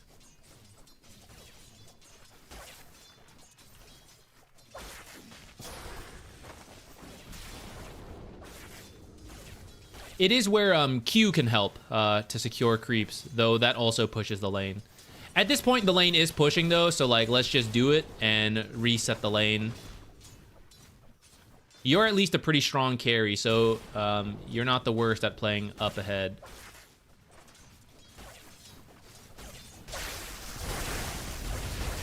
I think if you link a little sooner there, you might have a better shot at the deny.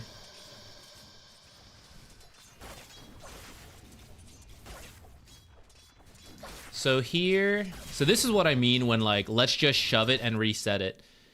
This creep wave that you're farming now is actually supposed to be fighting this creep wave.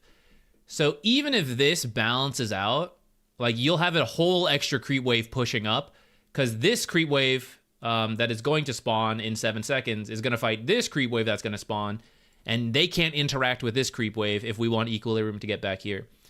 So rather than, like, worry about, like, oh, well, let me pull this lane back, let me do whatever, I would just, like, kill these creeps so that you can push. So just, like, auto-attack these melee creeps. Like, get this creep killed and then focus the next one and, like, just go creep to creep so you guys have time to pull this. So, like, Lich can be looking for the pull to kill this wave, and then they can't contest because you've pushed in a... probably not a full wave at that point, probably like 3. But you're kind of like balancing it. So if Lich did do the pull, now you're split. You're like, oh, there's creeps here, there's creeps here. They're going to have time to contest. And you pull it back a little bit, but then, oh, here's the next wave, right? So now I've got like 5 creeps versus 3 creeps. Oh, this is going to push again, right?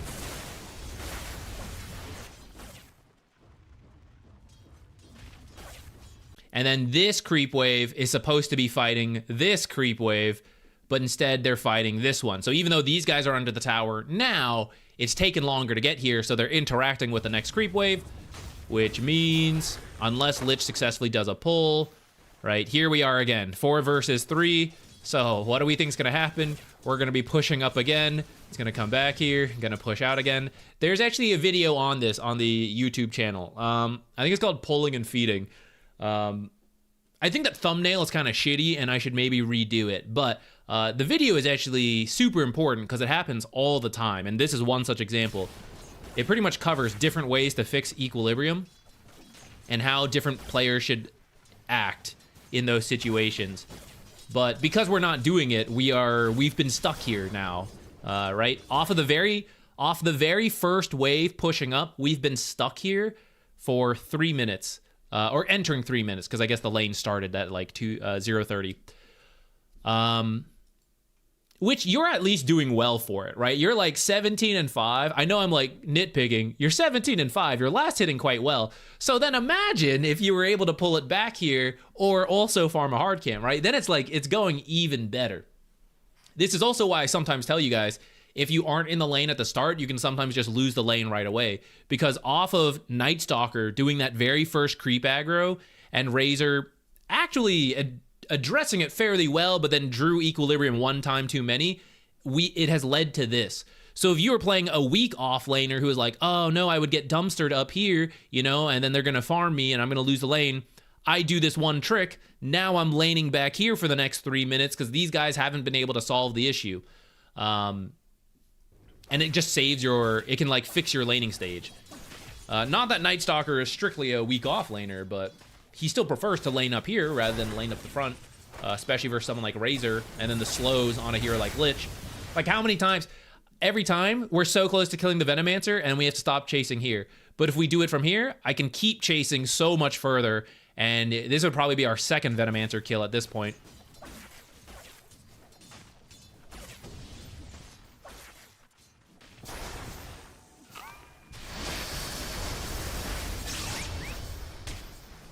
Okay, we finally got him.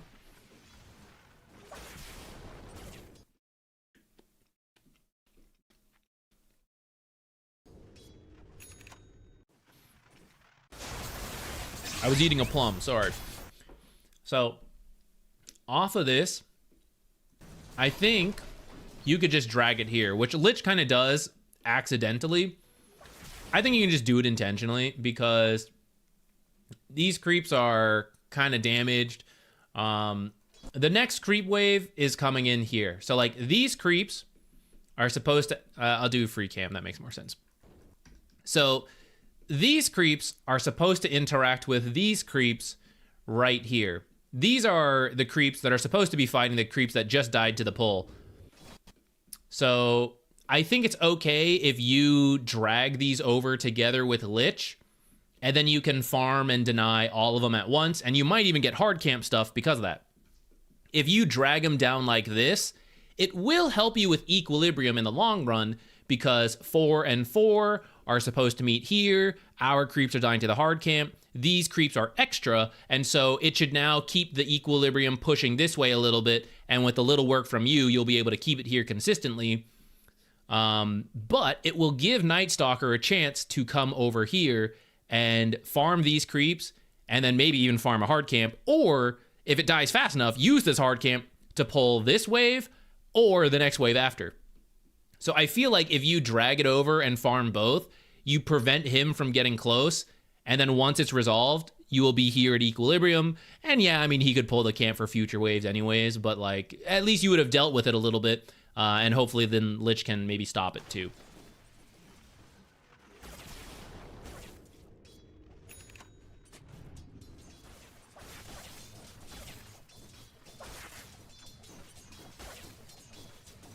Yeah, I like this posture much more.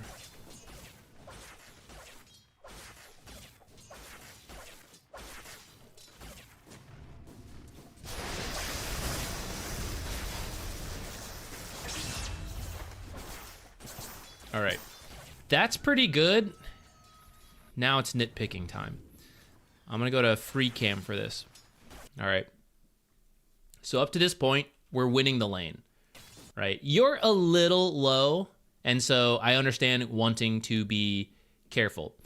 Lich is pretty healthy, has regen, should probably give you a tango. Posture-wise, so if we want Lich to stop this pull, he needs to stand here. But if he stands here, he might get his ass kicked by a Nightstalker, and then especially as a Venomancer rejoins the lane. So Lich is going to be a little scared to be here if I'm back here. You are a strong hero in general as the Razor, and especially if you were a little bit healthier, I'd feel even more comfortable doing so, but I think you still do this. If you stand up here, Nightstalker right now is like doing nothing, and he should be further up. It's because he's not sure where Lich is. But Nightstalker's correct move right now is to run through here into this tree line and then pop out, draw aggro, and then run. Run in, get a last hit, back out. Pop in, use Q, run away, right? So he picks up some CS and messes with the equilibrium a little bit in a safe manner. When he sees Lich crossing over, he then like loops back around or like does something weird. By that time, Venomancer should probably be back in the lane anyways. He can do it from this side as well, but he should actually be scared of the Lich in the same way Lich is scared of the Nightstalker. But in the one-on-one, Nightstalker's probably stronger. What he's really scared of is that he runs into Lich and you join, which is why if you posture up here, it's much harder for him to do any of this stuff. One, to do pulls, because Lich will be here and he'll feel better about you being here. You'll still be able to get all the last hits and stuff by standing here. If he tries to walk up this way, right now he's okay because you're back here, so your attack range and your like link range, your Q range, they're all here. So Nightstalker can actually get to about here, which is enough to draw the creep aggro and mess with the lane, try to get these creeps under tower, stuff like that. So it pushes back out here again. But when you stand here, and we're not hitting anyone, so the creeps don't like aggro to us, he now can't walk up to like about here, which is when I can start using abilities and link and Q. So now he has to stand even further back, well out of aggro range and last hit range. He might be able to still get XP, but that's okay. His final plan is to then like run through here like we said, which we can't fully cover from here, but once you realize he's there, it is then possible for you and Lich, like maybe you were here together, to then run over to put some extra danger on making this kind of play. And as we see him not doing it, most of your pub players won't even do this anyways. They will just try to walk straight from the front. So whenever you are feeling strong enough to do so, standing here is a good way to continue punishing a strong position, which is actually closer than I thought, because I guess was Nightstalker, he got one of the kills earlier, so that's why he's got some extra money here.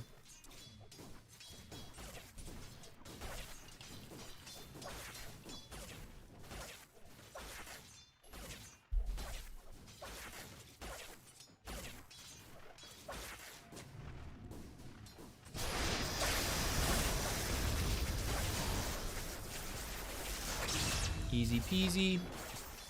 You should know when you don't see any creeps that he's done a pull and move over a little faster.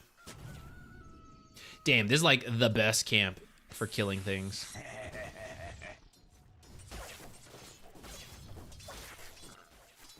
Best camp combo. Getting clapped by the boys.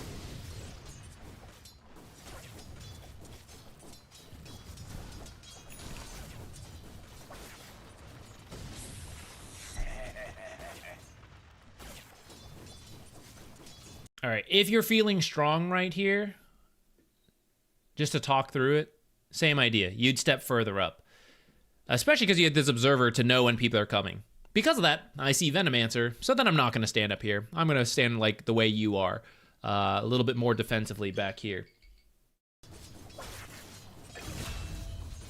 Maybe should have gotten that Lotus, though.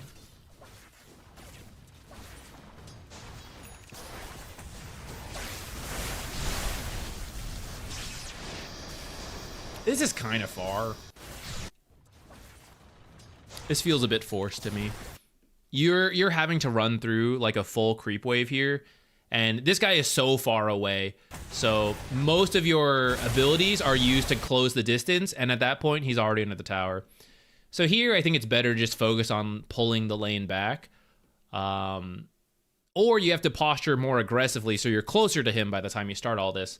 Or you have to pull the lane back so he has to walk in further, and then it is okay that you spend so much time chasing him, because then he's still here by the time you get close, as opposed to being here.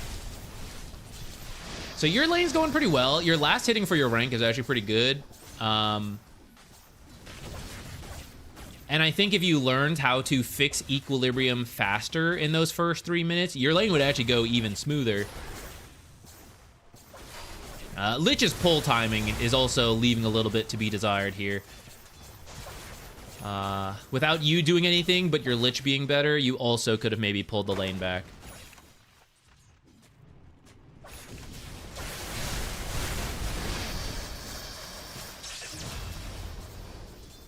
No way.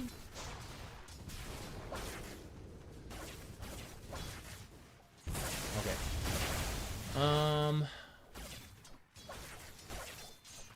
For additional context, I've never played Razor position 1 before. Oh, are you just like a mid player or like off lane? My lanes don't typically go this well. Is he just that oppressive or... Yeah, so Razor is supposed to be oppressive, especially to melee heroes who don't have some mobility. Nightstalker, with his Night Reigns, is actually probably one of the better heroes to deal with this because he's so fast and he's got extra stuff at night. But even then, as you can see, he's... like one mistake, especially depending on the support pairings, which Lich is pretty good with Razor, it is very tough. So Razor carry is definitely doable. If they have mobility spells to break the link, or they have ranged heroes, it's much harder to be this oppressive as Razor. But otherwise, I think you did a pretty solid job of your last hits. That's usually the tricky part, because Razor's damage is like after the link pulls away, and that throws a lot of people off. Isn't starting without Tango and making a wand bad? It depends on your matchup. It's actually pretty popular right now. Wand plus branches is some of the most stats you can get. And then you get Tangos, eat the branches as necessary, or just like use them for slot efficient space as you build your like one item, like Power Treads is your first item, for example. So Wand, 3 branches, you buy Tangos with your bounty gold, you bring them out. So you show up to the lanes with the most damage you can get. Or I think there's ways to technically get more, but for slot efficient wise, right, then your 6th slot, the last one remaining, gets your boots. And then you get the Band of Elven Skin, so you just swap an Iron Branch out, and then when you finish the next item, the boots consolidate back into one slot, so then you just move the Iron Branch back. And then as you move to your next item, like maybe this Yasha, or let's say this Falcon Blade, you buy a component, your Tangos are probably done at that point. And if you don't need them, then you just backpack them. And when you need them, you swap them in. If you've eaten any of your branches, you do that. But if you didn't, and they're still filling slots, and you buy your next Falcon Blade component, you just swap them out. Put them in the backpack, sell them later. Or when you then finish the Falcon Blade, and it goes back into this slot that the Tangos are. So Tangos, Wand, Power Treads, and then your 3 Iron Branches. So there's just a lot of like mobility to use them as you need them, and then move them out, and then they get back in. And then at this point, then you'd have to sell them.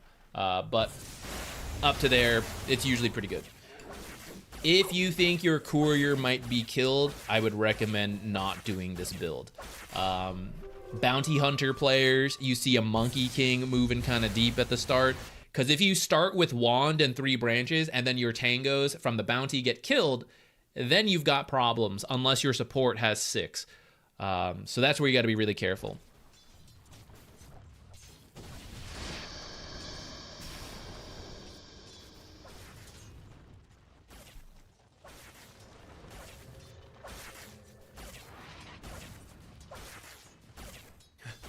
We are doing free coaching, though when people donate for the guaranteed coachings, I guess it's technically paid mini coachings. Otherwise, it is free random, which I believe we don't have anyone else in the queue. And I think we're at the end of answering this question. So for you guys, if you'd like, give me a match ID, who you're playing, and then a specific question, because we're trying to do a little bit more rapid fire. We're doing the timer. About 10 to 20 minutes is my goal. We've gone a little longer on some of them for the people who over donated. Though honestly, actually, next time I don't know if we should do that going forward, because frankly, rapid fire, the goal is like answer the question, move on. And I feel like if we answer the question within whatever time frame, maybe that's all it is. Maybe that's what it be.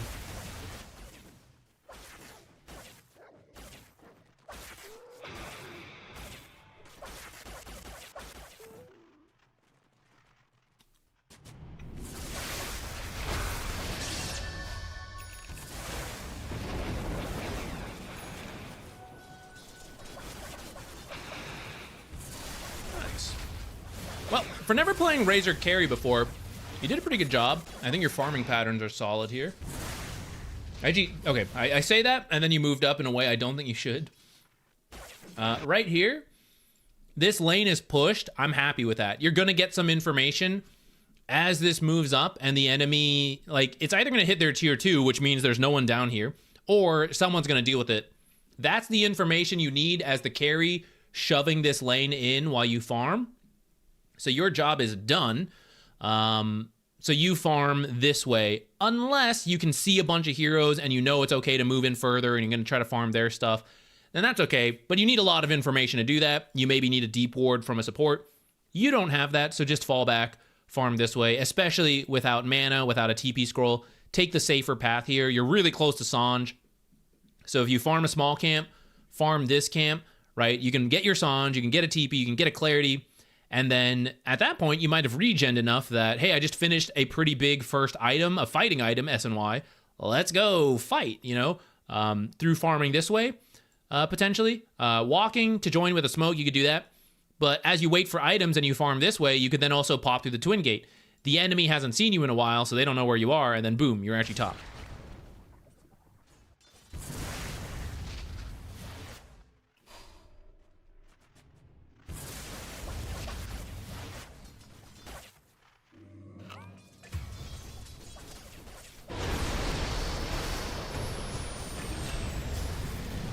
You should probably join this.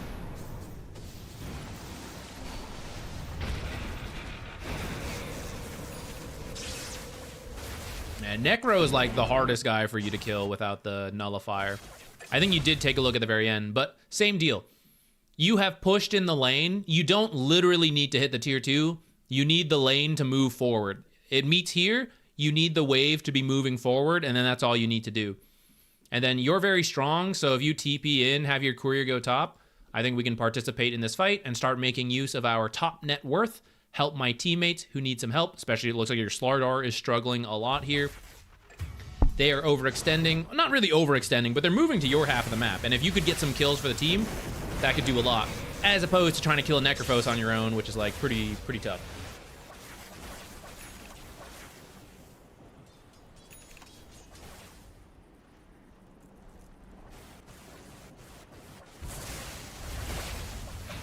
No problem. Happy to help. Thank you for donating for this.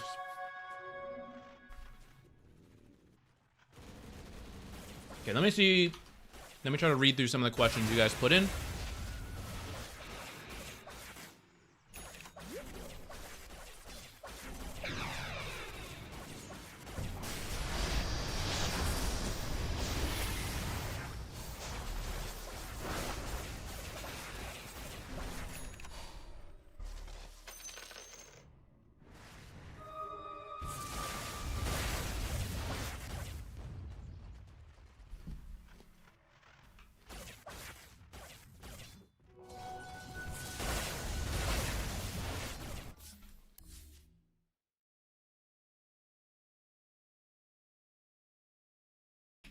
Okay, I see two of you with questions about losing lanes.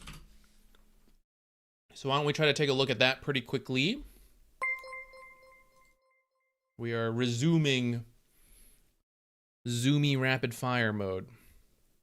Gotta go fast. So this one, oops. Oh, you said you played with a Tide, so I'll assume soft support. Soft support, Crusader. And then where's my timestamps?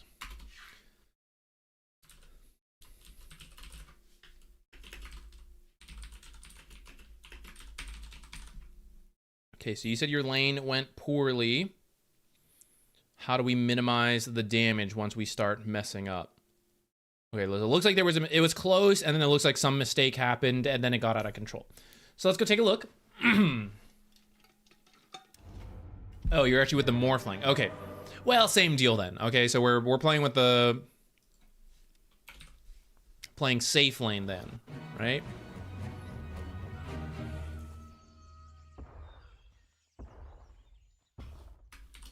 Here, change that to hard support. Okay.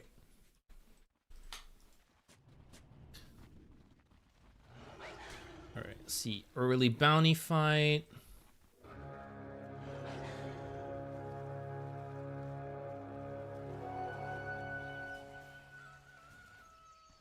No bounty fight.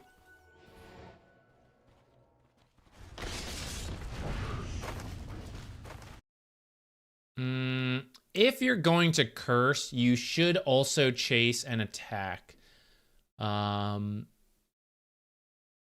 back the one spell. So like Lion, Lion is more mana free because he's probably gonna go Earth Spike, mana drain. So even if he uses a couple Earth Spikes needlessly, it's not as painful. We are gonna be more mana limited, so every time you use a spell, we got to get a lot out of it.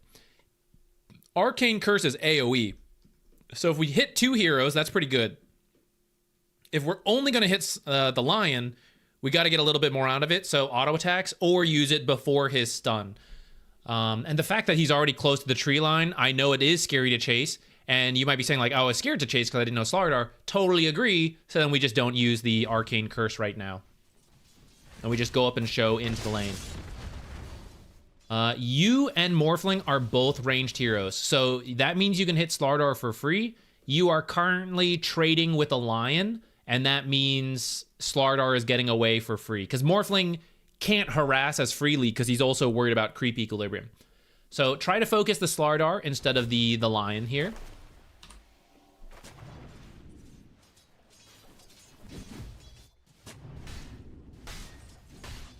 A lot of you, I'll go back one more time.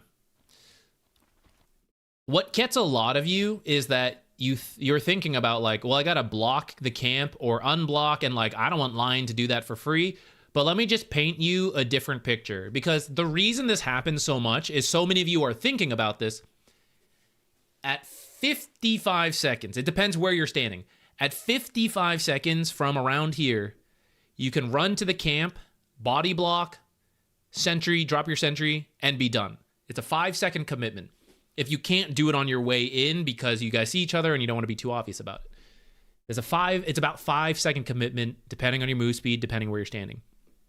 So around now, right, we end up engaging. Let's pretend we don't, so we're just in the lane right away. It's 30 seconds, right? So I'm in lane as Silencer. I didn't mess with Lion. I just ran here. I'm here. I can already start hitting Slardar. I have 25 seconds, and at that last window, I will run over and drop a sentry in this corner if I have to. That's like my most time-saving move. If I have enough freedom, I can walk all the way in for the body block, whatever. 25 seconds. What happens a lot is most of you play 25 seconds with the other support here, and you don't even engage in the lane. You don't hit the cores, right? Both of you are thinking like, I got to get to the pole camp, but Silence is in my way. And you're like, damn, I got to get to that hard camp, but Lion's in my way. So we just like whack each other for 30 seconds. Ignore him. Just come to the lane, and you can be hitting Slardar for 25 seconds. And Lion, even if he quickly realizes, if he goes, oh, this is free, I'm going to walk over, block this camp, walk back, 10 seconds out of the lane to do that. And that means Slardar has probably taken 5 attacks from Silencer. It now becomes a 2-on-2 lane because Lion is back, and Slardar is missing 250 health from the damage that Silencer has done. So it's not a true 2-on-2. You're an advantage 2-on-2, depending on the matchups. But that's why you're here. And then at around 50 seconds, 55, you start like positioning, come over here, and I feel okay about leaving Morphling alone because I've done my damage to Slardar. I walk over, I block the camp at the very last second. Or I'm winning the lane. I don't need the camps because the lane is in a good spot because I've messed with Slardar. I don't need to go pull. When he goes to go pull, I kill Slardar. Slardar is a tough hero to kill with Silencer Morphling, so maybe not the cleanest example, but you kind of get the idea. We don't need to engage in this one-on-one. You can just come over here and do this and then move over at the last second. Like, we keep peeking, like, is Lion still in the jungle? Lion's like, damn, Silencer's still in the jungle. We gotta be here. You're both here because the other one is here. As soon as you leave, he will stop being here. And whoever is in the lane first will typically have an advantage. And try to arcane, and because you're in the lane, you can then arcane curse both heroes. If you're only in the jungle, you'll only ever arcane curse the Lion, which is kind of what's happening here. So up to this point, Slardar expected, look at this guy. He's like, damn, Morphling Silencer, I'm gonna take a lot of damage. I better buy 2 sets of tangos. And we're now a minute in, he's like, man, I've got way too many tangos. I'm not taking any damage in this lane. Because we are over here messing with the Lion.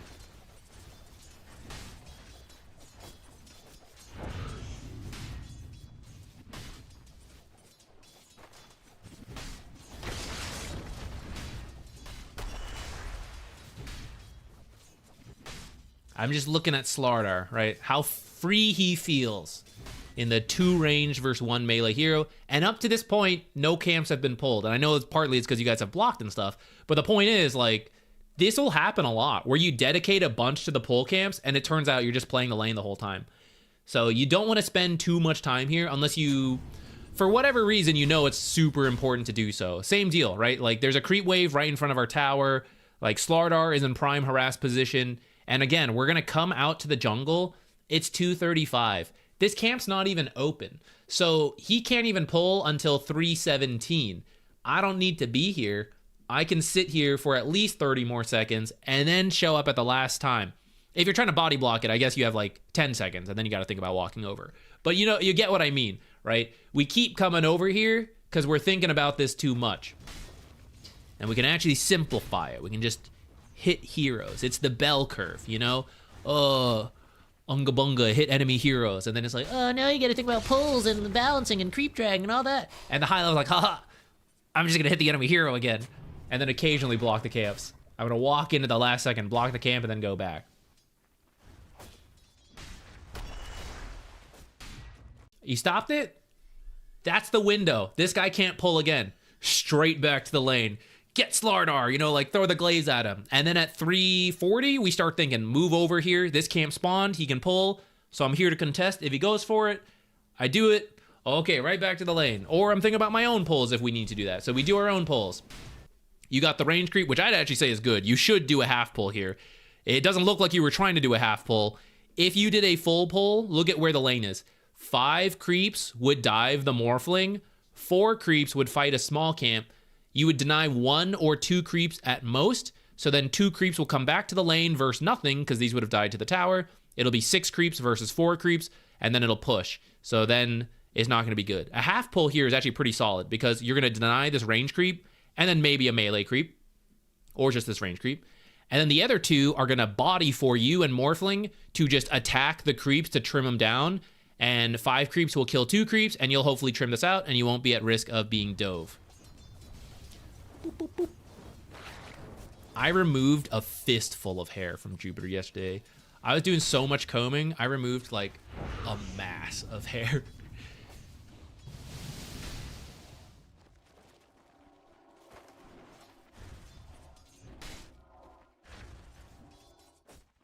Of this 4-minute laning stage, I think 70% we've been Lion and I chilling over here, me and my guy. We are happy together in the jungle.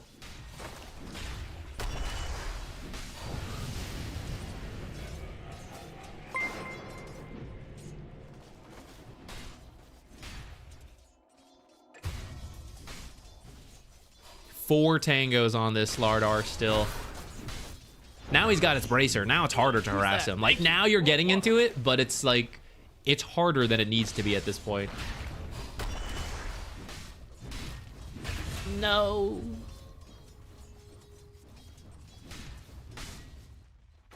Cat earned a sub. Nice! Jupiter's pulling his weight. Thank you, Jupiter. Thank you, Strobe. You should say that first. Thank you for subscribing. I appreciate it.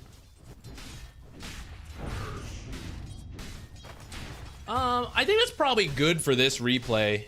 I think we've highlighted where you could harass the Slardar a lot more.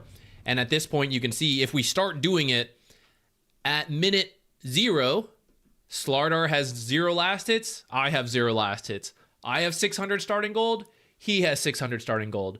If you start harassing him too late, at this point, I'm trying to harass a Slardar. I have 1,000 gold. He has 2,700 gold, right? It's a lot harder at this point. So try to focus. Anytime you're double ranged versus a melee hero, especially when it's the core, the offlaner, try to focus the offlaner with your harass more than the ranged hero over here. There are cases where you have a super good matchup and you don't have to as much, and you can kind of leave it in the one-on-one, like a Monkey King versus another melee hero. But most matchups in Dota are not so bad that, although you're supposed to win the lane one-on-one, you can't like 100-0 them non-stop, right? So even when you have a favorable matchup, it's really nice to push it a little further. Do a little bit of extra damage to make your one-on-one even better. Push the one-on-one into a two-on-one to actually seal the deal and get a kill, right? The sooner you do it, the easier it becomes to leave it on a one-on-one. And now it's not just an advantaged matchup. It's also, we got 300 gold from the last kill, plus the extra last hits, plus an extra level because you missed creeps. So now I truly can finish the one-on-one, finish the job on my own, and I don't need the support. And the sooner you help with that as the duo, the better things get.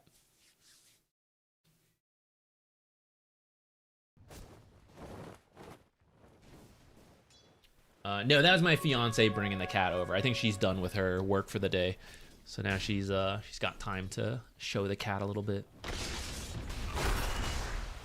Okay, there was someone else with a laning question that we were gonna do next, and I gotta scroll up to find it.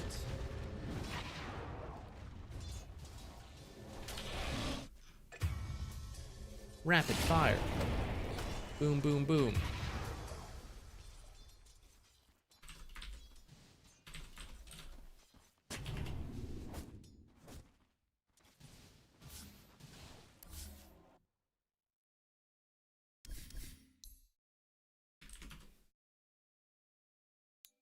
Okay, we're gonna do this one, and then I'll get replays again from you guys. This one you were saying this is a party game. About ancient rank. Okay. Lane went poorly, and you feel like it should have gone better, and you should have been able to get like 1,000 more gold. Okay.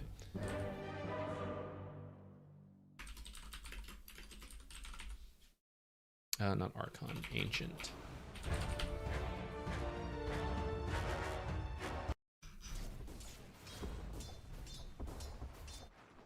Okay, let's go back a little bit. And we are partied with the person, right? Oh, looks like we got into a crazy early game fight. 2-4. Okay, so what are we at? So you end up going back to the base. You made it out on time. Looks like you didn't quite get the kills. You maybe just got some assists, but your teammates got some of that extra money. Rubik is here. Oh, you have an Earth Spirit 5. Okay, I mean, for one, I'll tell you, this is like a weird 5 to have. Earth Spirit's just not a very good... What? He's not very good right now, period. 2, he's much better as a position 4 than a position 5. So I would actually expect this to be a bit tough on you because of that, just matchup-wise. It's another Slardar, this time into a melee hero.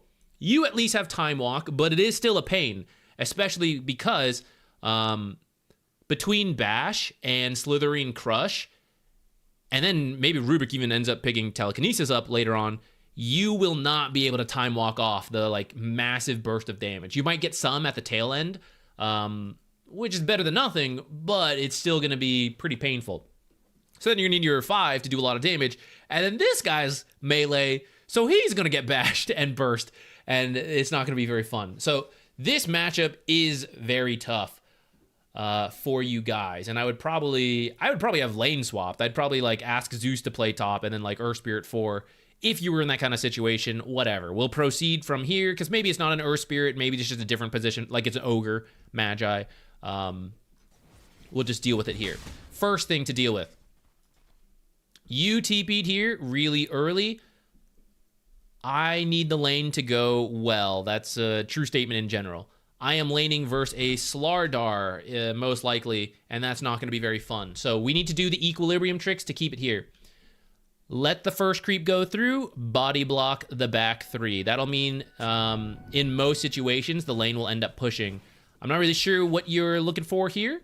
You can scout out the future creeps and where they're going, but I don't have anyone to help me act on that. And I scouted that they are blocking, and I have not been. So right after you see no creeps, you should be body blocking the whole creep wave. Or, even without scouting, you body block the back 3 creeps. This front creep is still up here. You're body blocking the 3 like back here. And this one creep starts fighting versus 4 creeps. So Equilibrium is a little further out than I would like, but one creep is dying a lot faster because my other 3 creeps are still not in the fray. My other 3 creeps are still like back here, range creep here. So this first creep dies, it very quickly becomes a 4-on-3, which will slowly push in my favor, and then the next wave will meet like back here again. So even without seeing anything, even without my position 5 being here, I've done a trick to help keep me in a safe spot. We did no trick, so the lane has met further out a little bit, and now it could be on Slardar to now further this and keep it going over here.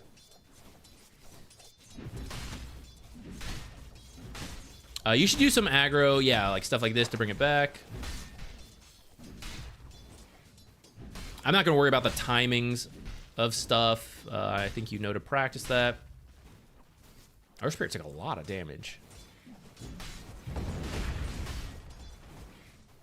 So this is why ES doesn't really work as a support.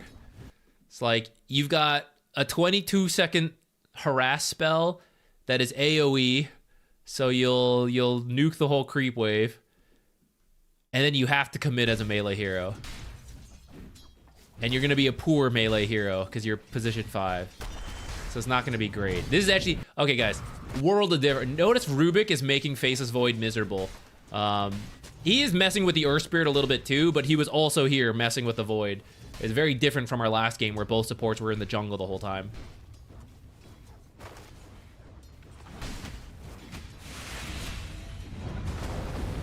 Oh, get the kickback. And then they win the 2-on-2 anyways. Because, why? Faceless Void has taken some damage earlier. And then Earth Spirit's just not a very good 5. No flame intended. That's just the realities of, like, the draft.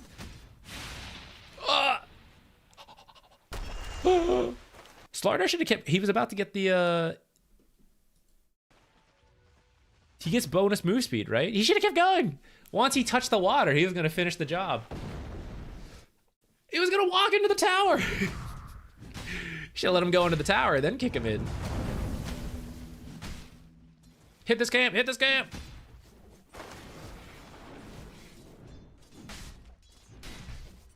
Okay, for the record, this is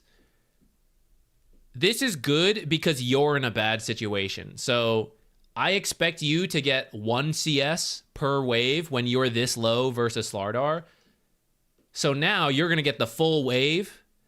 Downside, Slardar, he was mostly getting the full wave anyways, let's say 3 out of 4, so he'll probably still get that here, and now he'll get the hard camp. So this is not great. This is giving more to the enemy than they were getting before, but we are relatively getting a lot more in this particular situation. So this pull is not ideal, but it works for our situation of being a low health hero. And it's better than Slardar holding 5 creeps here and then maintaining equilibrium here permanently. Where we, again, exist at a 1 CS per creep wave and he gets the full wave.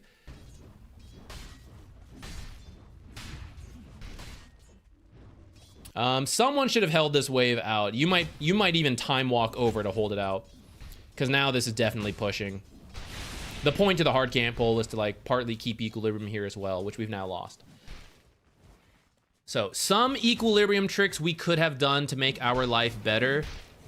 Draft-wise, though, we're also just in a bad spot. And then ranged heroes. Look, Rubik just took off a huge chunk of health.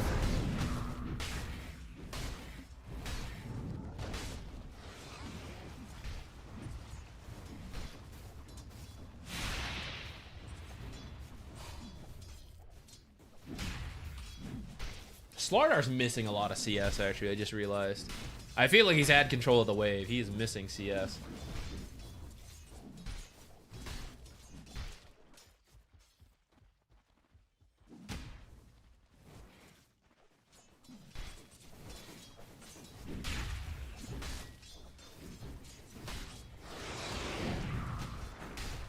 Can you explain starting with blocking? It seems like the offlane is the one that wants to block or crash the wave into the tower.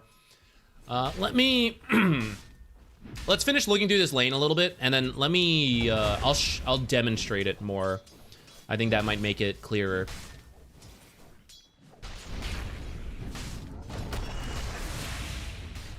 Oof.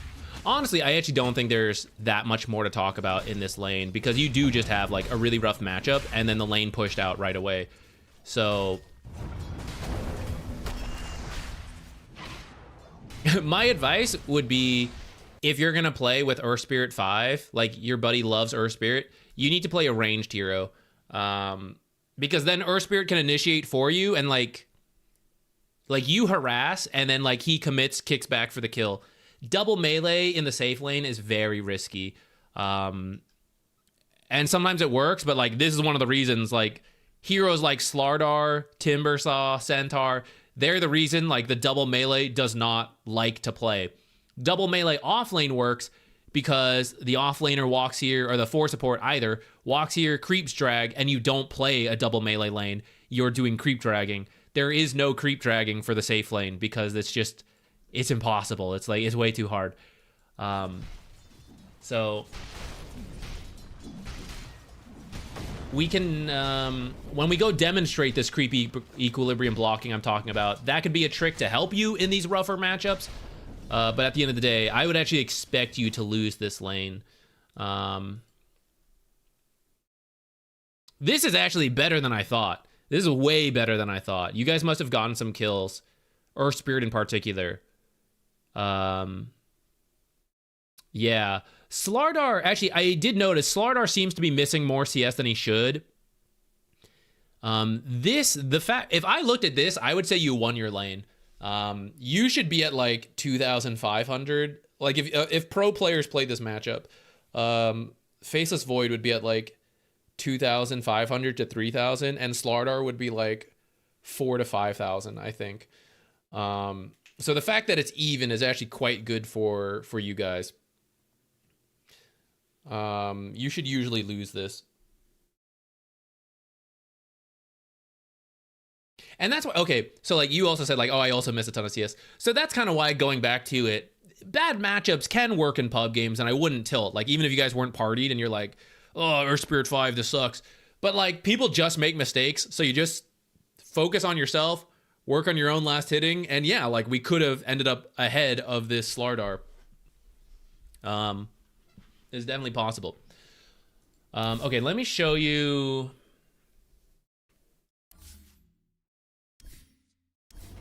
You and the people asking. It always takes me a moment to process how to get here. I'm still building this habit.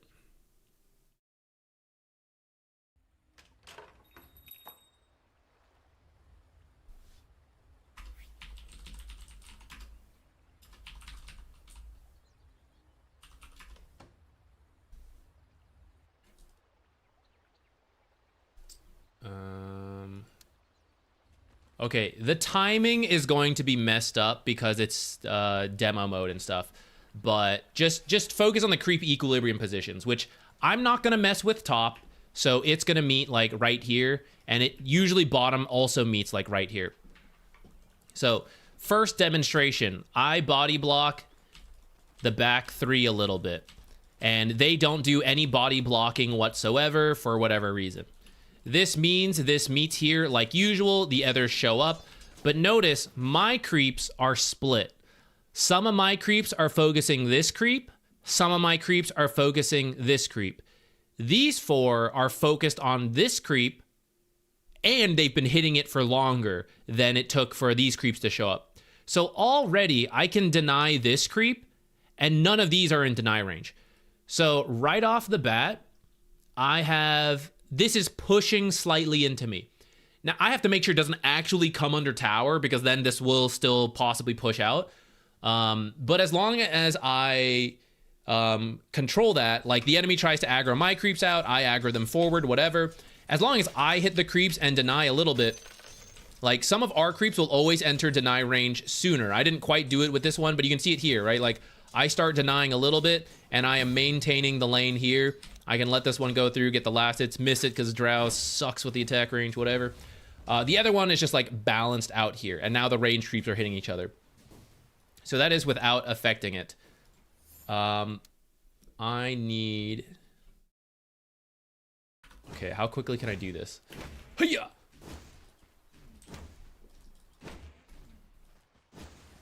Okay, we're gonna need to wait. I need the next creep wave. I was not prepared to do that in time.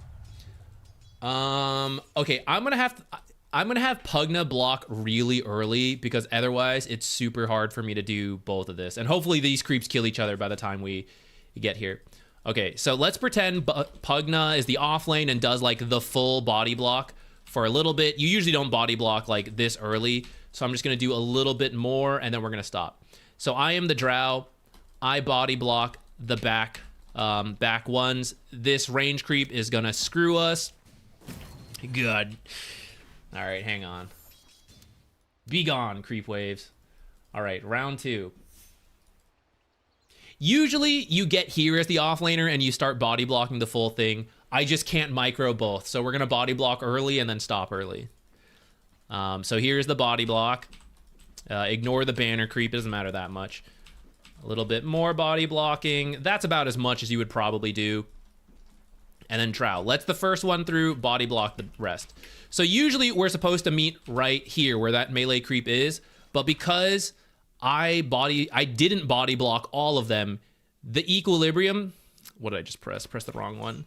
Equilibrium met further than it usually does. Instead of like right here, it met further out because the enemy body blocked the whole wave. But it's the same as before. These 4 creeps are focused on my creep, and it's already lost 1/4 of its health. My creeps are now going to split focus. So they are on this creep, and these are on this creep. So this one is already in deny range. By the time my creeps show up, this thing's in deny range. So I'm not going to do much. I'm going to attack once, and that's kind of it. And as we both go for denies and last hits, like you'll notice the wave is slowly pushing into me. And by the time the next creep wave spawns and shows up, we have a slight push into us. Even if it goes under tower, if I kill him fast enough, it's okay. So even though they did more body blocking and we met at a worse spot, it eventually fixed itself into me. We're now on to the second wave, which I guess never spawned because we're in this demo mode. But most of the time, these creep equilibrium tricks are on the very first wave. And then you have to play that wave, so then you don't have time to come body block like the second wave coming in and all that stuff. So if the first wave doesn't shove out, then the second wave will typically meet here or like wherever it's supposed to if you've pushed. And there's no real chance of body blocking from the offlaner. The 4 supports might do some creep dragging, but whatever, like that's a whole separate issue. Does that make sense? Does that make sense why this works as the carry? Like, no matter, the only other situation is the enemy body blocks 3 creeps as well. So Pugna blocks 3, I block 3. We're gonna meet at equilibrium. It's gonna be 1-on-1 and then 4-on-4. There's no time difference, so that is also equilibrium. So there's very little the offlane can do. They don't block, it doesn't go under tower. They do block, it still pushes back towards me. They block 1 creep forward, it's still equilibrium, right? Like, it's almost always fine for the safe lane.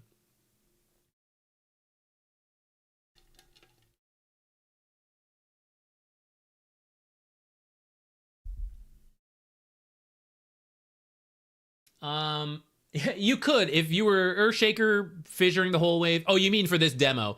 We could, but Earthshaker fissure lasts way longer than usual. Most body blocking, like usually people get the bounty runes, they TP or they walk over, and the body blocking starts like right here. So there's only like a bit of time to do body blocking. If you fissure block, it's actually like way more extreme. But it would have been the same.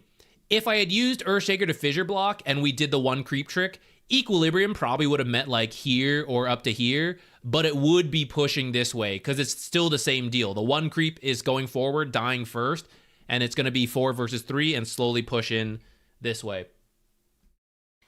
So you should always block 3. I think it's very safe to do unless you have more information to work with. So for example,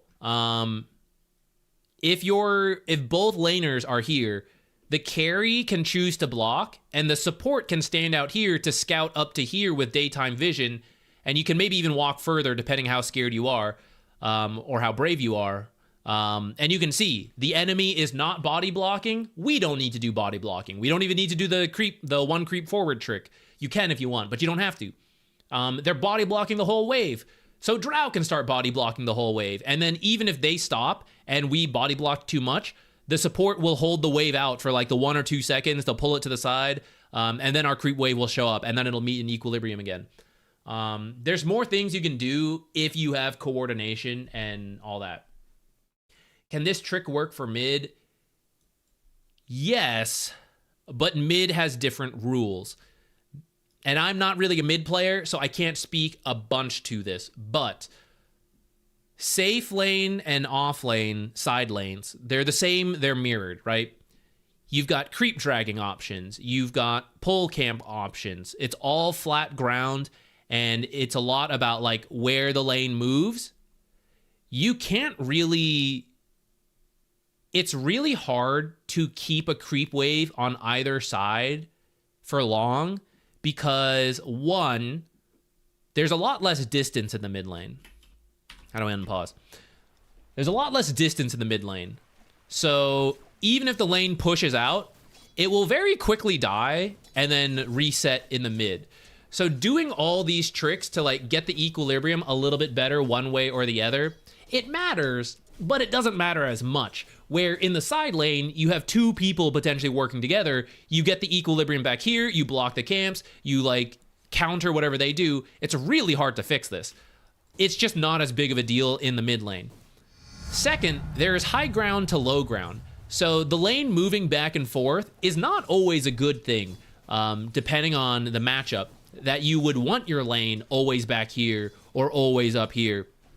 Especially then as you think about runes coming up every 2 minutes, about stacking if you want to do that.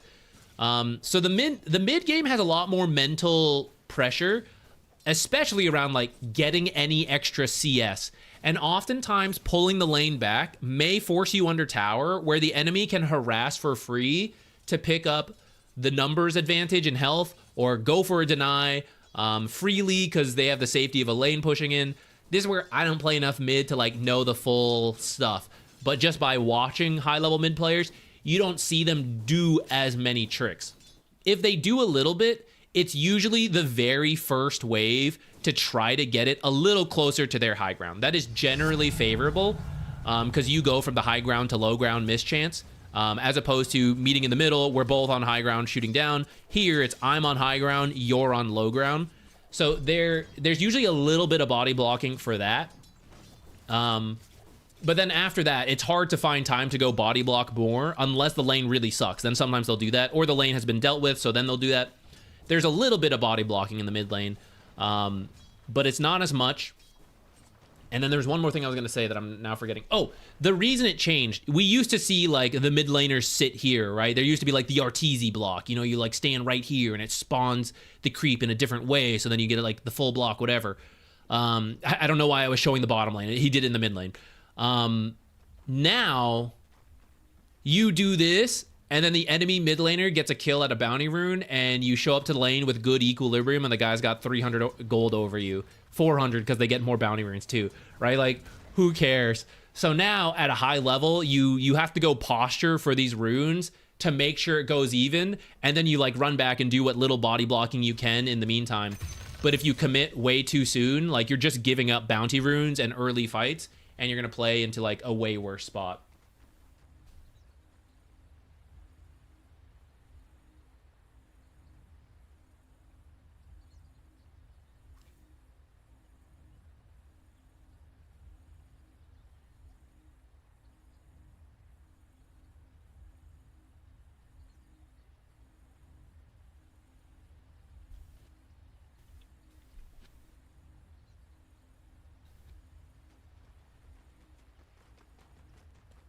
Tower buff is really impactful. That's why a lot of mid laners walk back to block instead of chasing creeps under tower.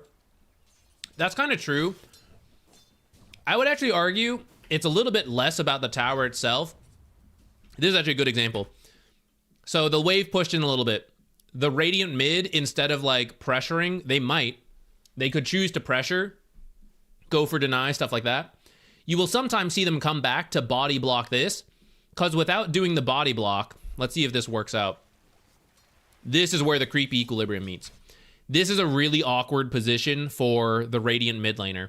I would say it's less about the enemy mid having the tower buff here, and more about the fact that every CS you go for has a 50% chance to miss because you're on the low ground to high ground.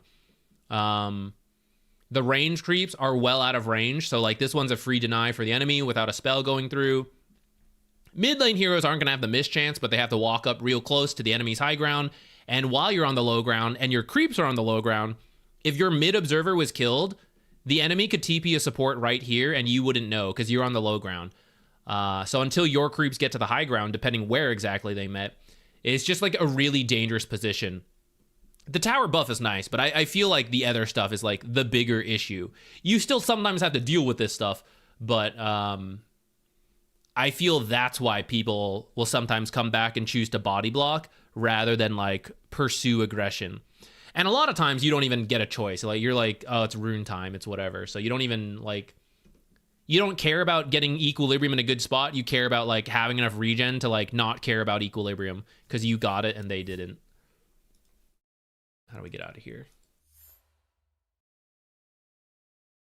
Okay. Let us resume the chaos replays.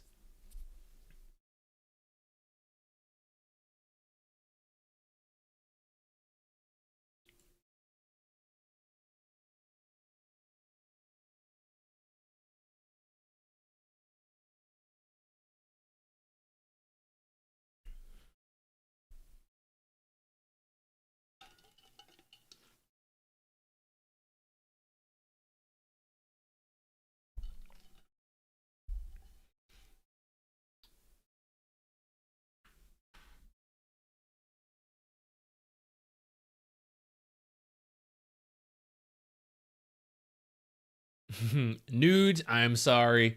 I know the lost streaks feel bad, but don't worry. If you made it up once, you can do it again. I promise.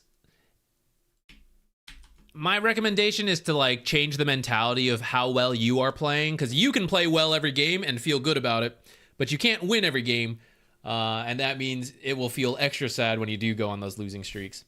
But as long as you focus on improving, you will eventually gain the MMR to get back to Herald 5 and also then further. Okay, let's do... We're going to start with this one. Let's start with the timestamp.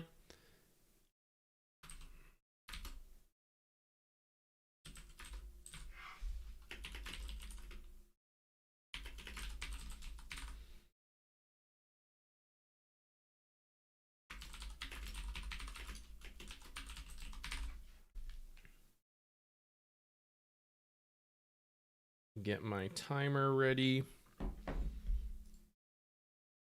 All right, this one. You said the game went south as soon as the enemy grouped up in IDKY in a big Dota slump right now, so I've been trying all sorts of strats to catch a win. Okay, separate piece of advice while the game is loading. If you are in a slump, totally understand that. It can be rough. Trying it depends on the person, so this is not... It's up to you to interpret this for yourself. Trying a bunch of strats can actually backfire because as much as people don't feel this way, Dota actually is a game of very small percentages a lot of time that snowball your way. And so this is why like getting tired or getting tilted can affect you, because you play 10% worse and people think like I'm playing the same, but like even just a little bit worse across a 40-minute game will add up to playing worse and making a mistake that loses you the game. So if you try too many strats that you're actually not comfortable with, you may be self-inflicting that, where you are playing a little bit worse every time because you're trying something new every time. At the same time, if you only try hard the exact same strategy and you're like, I am so sick of this, my mind goes blank, I'm not playing my best because I'm so sick of this, I need to do something new, that can also be fine. And I've heard cases of that where doing something different helps. So up to you to decide for yourself which camp you fall under.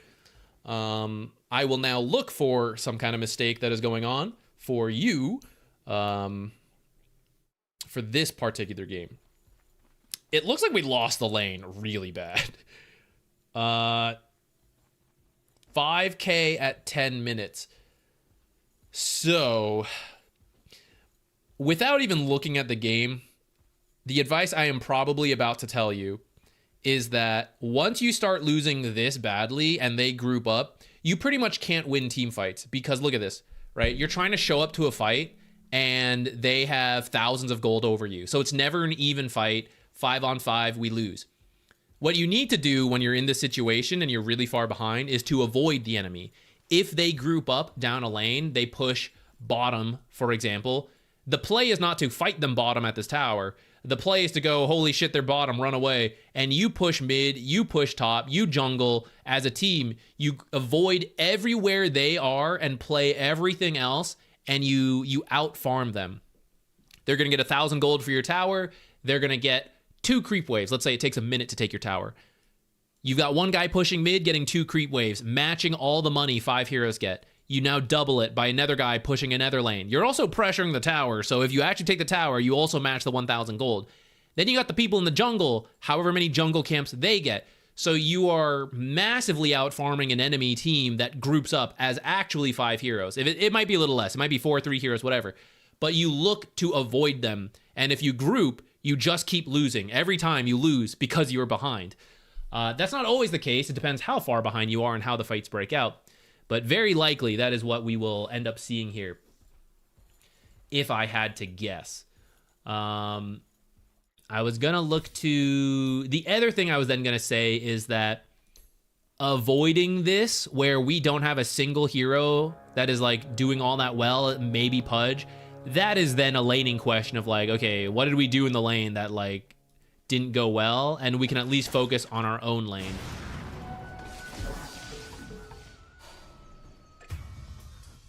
Okay, looks like we will pick up an anti-mage kill to start us off. You have a bunch of money. If you get first blood as a support, I would usually recommend you either buy a wand plus some consumables and stuff like that. You can also opt for like a fast null talisman. I'm okay with that. I find boots early, it can work, but it's often a waste. Bassi is often not that great. It depends on the heroes. You're not that great of a hero. Here, you have an opportunity to body block the creeps. You killed Anti-Mage. What can they do? The creep wave is here right now. So after your kill, you guys like run over here. You'd be in position to body block the enemy off lane creeps or enemy safe lane creeps, which is kind of the reverse of the other tricks we showed earlier. This is forcing the creep wave to go under tower, and there's not much they can do about it. You stop right around now, move this way, block the camp as you leave if you want to. You are like putting an observer here for the mid lane. Even without a mid ward, this guy could have played without vision. It's also the mid laner, like he should have done it himself. You could pass it to him, stuff like that. This might just be a one-off game thing, but I'm just gonna like say it. Ideally, you should be in the lane already. For getting a kill, like we have a lot of strength. We should be in the lane exerting that strength. Oh look, Wraith King did our block the one creep forward, block the back 3. So without the Bane being here, this lane will now push. And for Wraith King to finish the job, attack the anti-mage to draw aggro so that this creep goes under tower and then his like sealed deal. He can wait for these creeps to meet up too if he wants to do that.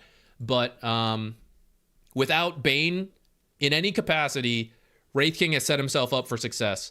But he also could have done it through body blocking here, and it would have been even more extreme, and then so could Bane.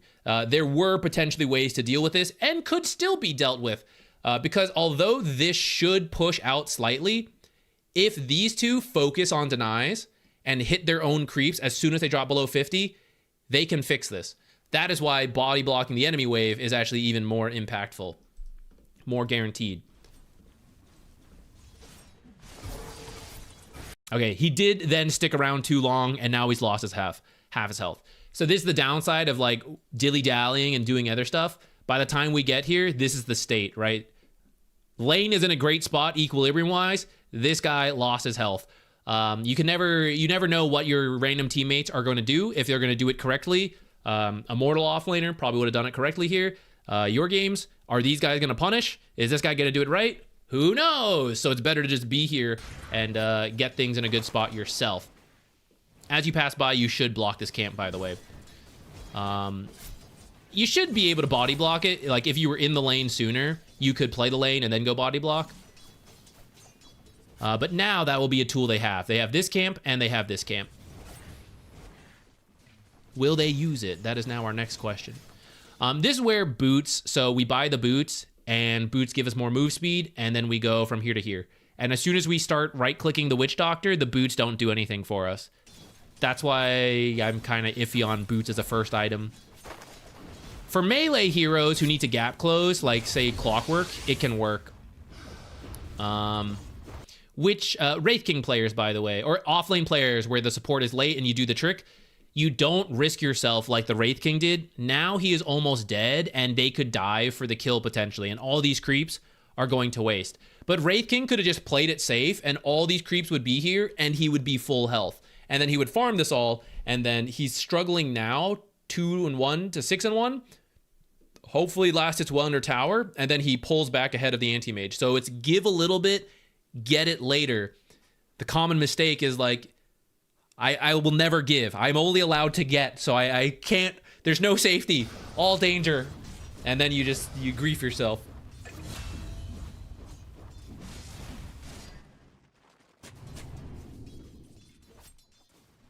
Watching through your eyes, I feel like a proper Herald. Don't worry. What it actually means is, once I know this game knowledge, I can play like an Immortal player. Very, very easy. That's why these replays have so much value. There you go.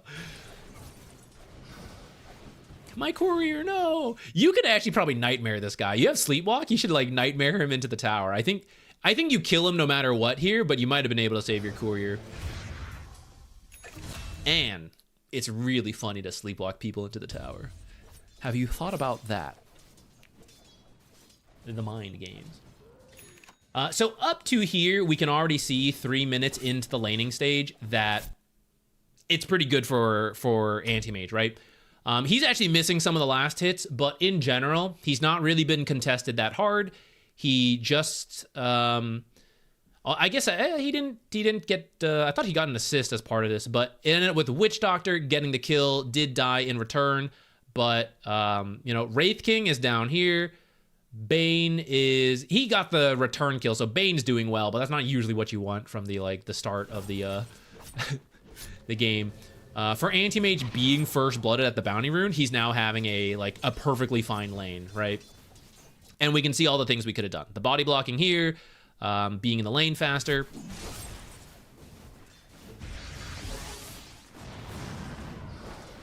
Don't push this too hard because it's the huge creep wave pushing up. We're very happy. So you, Bane player, we have the boots. This is the nice thing about having the boots early. You should be pretty safe over here. Anti-Mage does have his boots now because of what has happened, but usually people don't. Witch Doctor also has, everyone's buying boots. Usually they wouldn't have it, and then you would be okay here because you're just faster than people. You're still going to be relatively okay because you have Nightmare.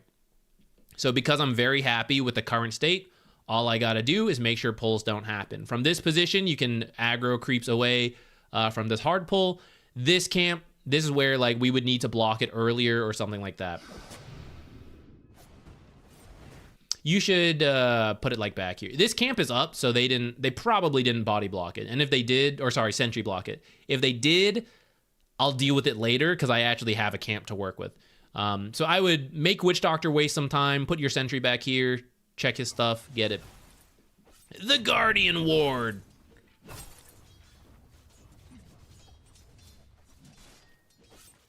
Let me go to free cam. So Anti-Mage will mess with Wraith King a little bit, but Witch Doctor, okay, he's not pulling. But this is where, for all the supports who like to play time in the jungle, this is the time to play in the jungle, to make sure Witch Doctor is not pulling. So he's showing himself now, but otherwise you gotta start walking over here, because when he hits this at 47 to 52, whenever he ends up doing it, I gotta be here to stop it. So that's where I have to start heading over right now. And then you see Witch Doctor, then you go, oh, okay, it's fine. So then you can keep playing the lane. And then as this happens, same deal. What will these guys do? They will probably try to do some form of pull. Do I feel safe enough to walk up? Sometimes you don't, and then that's okay. You can potentially come stack. So they get some money from the pull and all that. We get future money down the line through stacking ahead of time. Even as the lane goes bad, maybe Wraith King will be able to jungle up, catch up. It'll be kind of close for you. Bane is short range, but you got boots. Oh, I thought you were trying. You were buying items.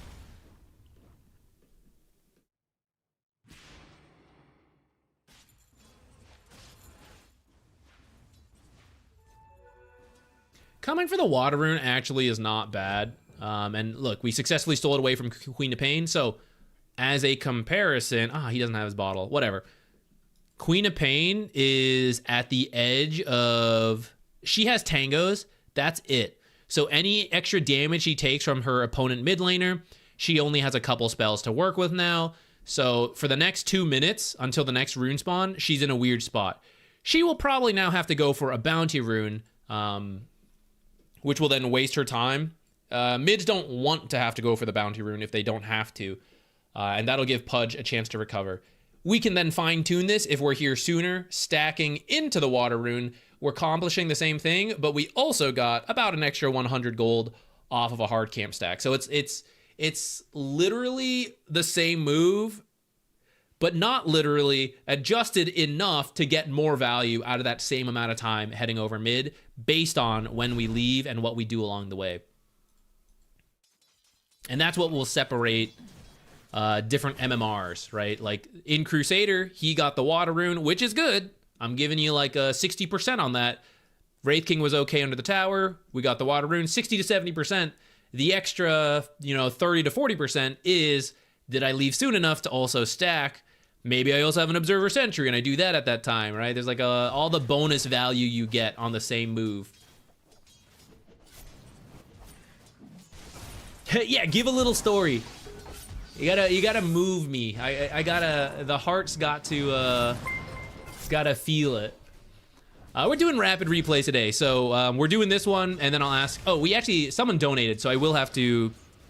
We'll do the donated one first. That's the guaranteed way to get a replay, and then otherwise I will ask you guys to submit match IDs, and then I'll just pick the most moving story. The one that like gets the twangs the heart.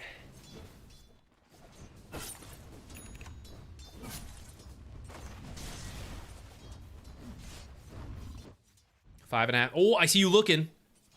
Yeah. We're going. Will he stack? We're here. We're at 70%. The other 30.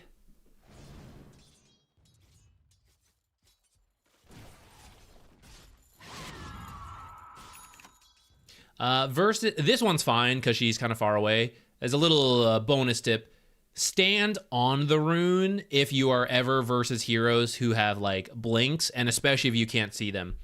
So like if you're worried about like how do I stand on it without clicking it, click over it, press stop, and just like body block it, and then get ready to like hover your mouse over it, and as soon as you see a hero like show up, just like grab it. Or if like Queen of Pain suddenly blinks in, she might grab it. She might also click you instead, and then you're like spam clicking it. You might click her, but like whatever. You're the one who's most prepared. Hopefully you end up with a click war advantage in that case. You don't want to be like walking around and then suddenly you see your blink and you're like, oh shit, I gotta like turn around and try to get it, or like throw an attack and maybe it doesn't make it in time.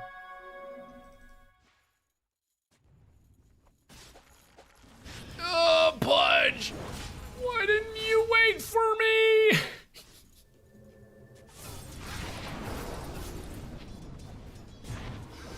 That's a 20% from Pudge.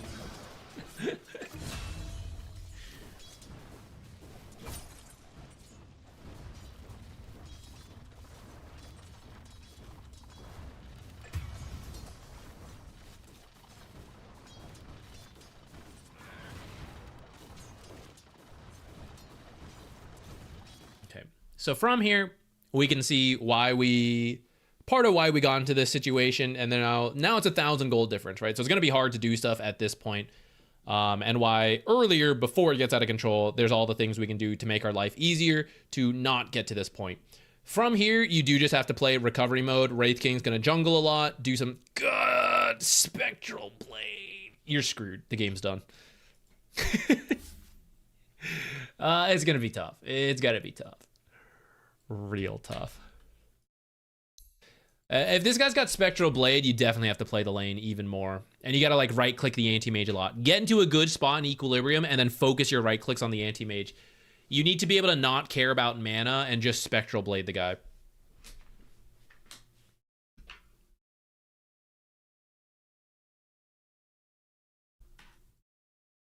Okay.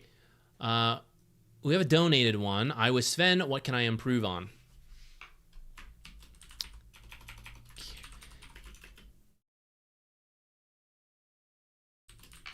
I blanked on what to type. If you don't have a more specific question, I will now demonstrate my analysis skills to pick a point and figure things out. But if you have something more specific to ask about, I can head over there.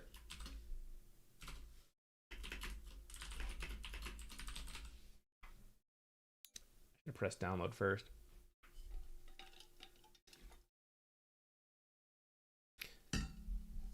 Yeah, I like that you were doing the rotations, Milo. I actually think that's quite good. Your Wraith King was like in a safe spot in the tower when you moved, so you can just make those rotations a little bit more value by getting the stacks along the way. And then when you work in some of those extra tricks like body blocking the very first wave or being in position to stop pulls, you'll be in the same situation. Wraith King will not be losing, and then you'll also get the stack value, and then you'll see a very different net worth, hopefully, at those times.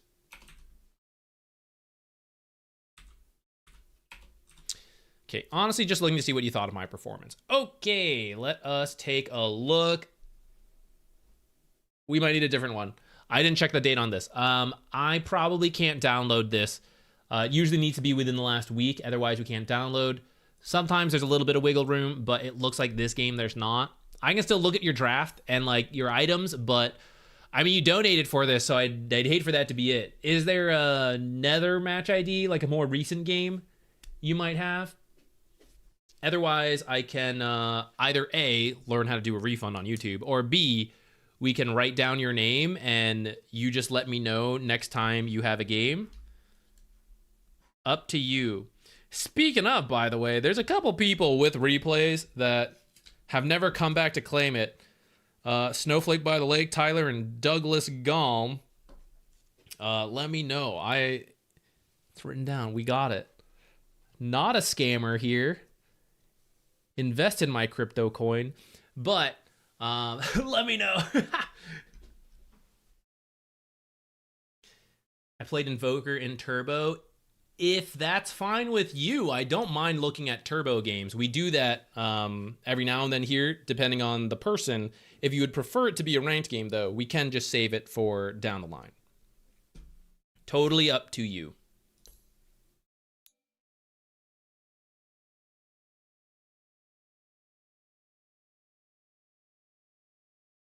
In this game, just as a real quick thought, in this game, relative to your rank, your net worth is not bad. There is, you can get more money than like, even in a winning lane, 3,600. A lot of that, if I had to guess, is just missing some last hits. So over time, you will improve on that. I'm not too worried about that. Then when I see from 10 to 20 minutes, you get up to 8,400. Again, relative to the rank, not bad, but Sven can actually farm even faster. So what I would probably look at is your farming pattern here to get to your like your items. You have the right build, like Power Treads, Mask of Madness, Echo, Blink. If I had to guess, you're either joining fights either too much or the movement you're taking is weird, sometimes griefed by teammates, totally get that. But Sven has so much good farming speed. You can go faster here, and I would guess it's based on the farming patterns. Unfortunately, can't look at this one. Give me a sec. Okay. We will chill a little bit. We're going to see if we have another match ID to do. We'll give him a second. And actually then, this is probably a good time to, while they're finding their match ID, I'm going to refill the water, and then we'll be back. Oh, let me grab this. Clear all the junk off my desk in one go.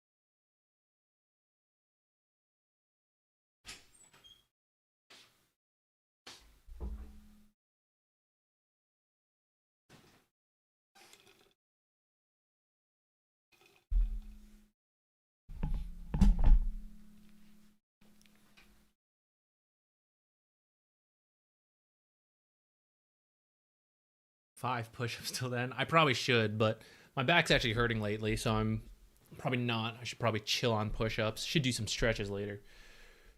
Don't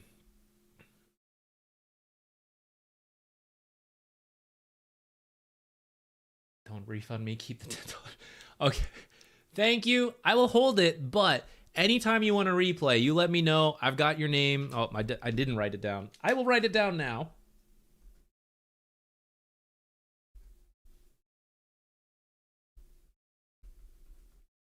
Anytime you want to replay, you get a chance to play ranked, let me know and we will do it, no problem.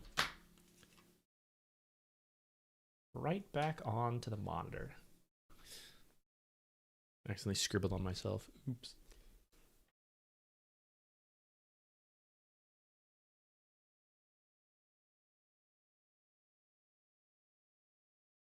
Okay, let's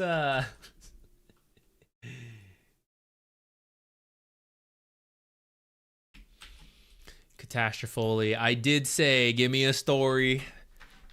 I'll do yours. Let's knock yours out. And then we have time to do a couple more still. We'll turn on extra turbo mode to try to get even more people before the end.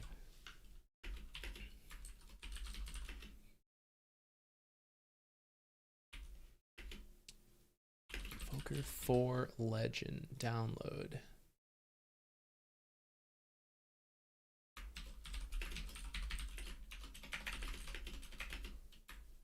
And if we don't make it to any of your games in particular today, apologies, but Monday, Wednesdays, we always do this. I'm enjoying this rapid fire again. We used to do it this way, and then we slowed down. I think there are pros and cons to both, but I kind of like the rapid replays. I feel like we're able to get to more people, still give like a couple pieces at least of feedback to each person.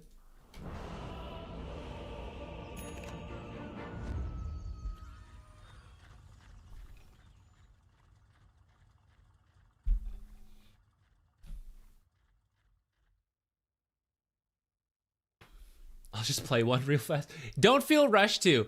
Every Monday and Wednesday, I do these replay streams, so you're free to come back at any time with it. If you want to try to knock one out, I might still be streaming for like another hour. If your game finishes, we could probably end with yours. If it ends up being a long game, I might be done. Let me know if you commit to it. If you do, I'll try to keep the stream going till you're done. It wouldn't be like that much of a stretch. I would just hate to like end just as you like, I'm here. Okay, Invoker support. Rambling about stuff. Invoker support. You go earn. Your matchup is really dependent based on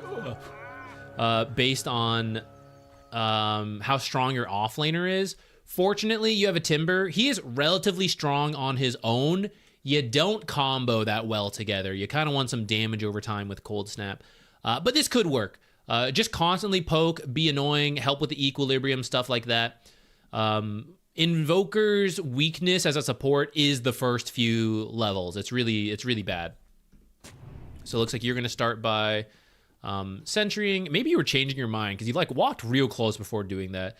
If you're going to put it here, you can probably do it and then like be out even faster.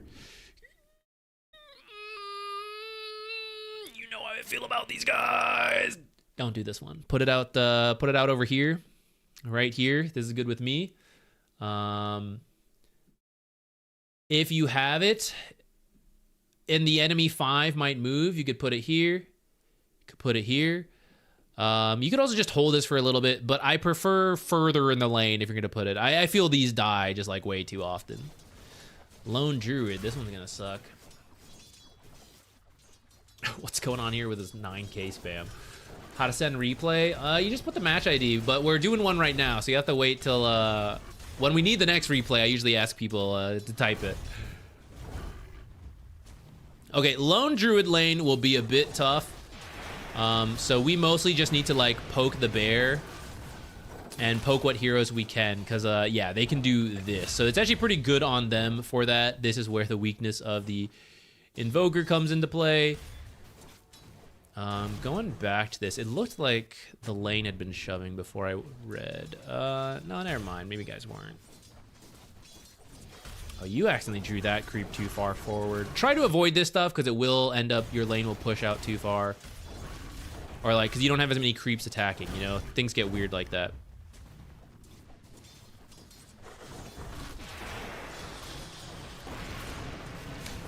Here you should cold snap the bear, because the bear is what is killing Timbersaw more than the dazzle.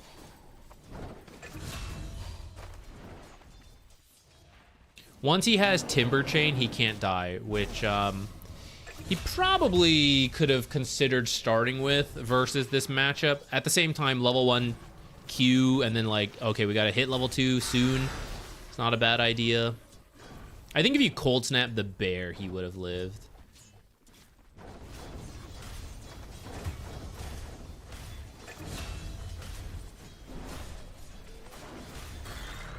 If no one's zoning you out, you can stand on the left side to help prevent this stuff. Currently, there's a stacked pull denying you guys a lot. Fortunately, you made it back. And now that T has... Oh, he went armor, huh?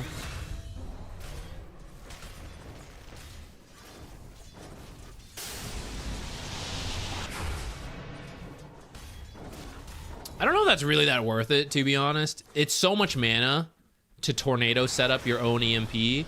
I would just drop EMP when there is a very valuable creep, like a ranged or a melee creep coming up. And then they have to choose to tank the EMP or lose the creep. And that's pretty worth it. And then if you actually hit anyone, all the better. You mostly just use like Cold Snap in the laning stage. Cold Snap, Harass. EMP when they're far up for the creeps, Lotuses. And then Tornado as a, like, we can actually get kills or we're running away. All this, like, walking stuff, you don't really want to do this. Like, yeah, you can't really beat Dazzle in the one-on-one, so you only want to be in here when you have to be to stop pulls. Otherwise, just non-stop attack the Lone Druid Bear. As safe as you can. And then do your own pulls. Like, that's pretty much all we can do in this lane. Other than that, power runes, stacking. This is what I mean. Like, every time we walk up, we are gonna die.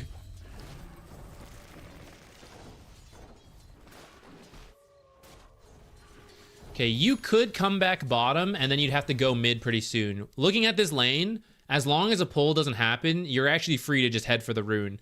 If you had boots, I might just, like, walk mid. It'll be kind of slow here, so I don't mind if you TP here and then go out. Or if you TP for the double stack. Because Timber could also recover that way. Like, if we look at the replays... or, sorry, the net worth. We are down a little bit here, right? 400 gold. If Timber has a double stack to clear up, then boom, about 200 gold, a little less. But, like, you know, it's pretty close. You get a triple stack. Same amount of mana for the Timbersaw to clear out. Now he's recovered by 300 gold.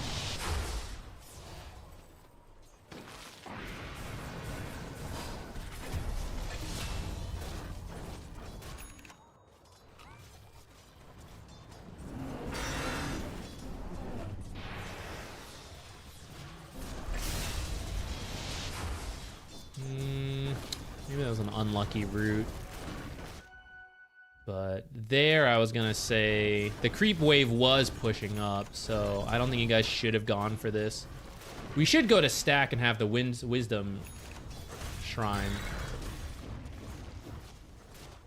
So you finish the urn, but we are not getting kills in the safe lane based on how it's going, right?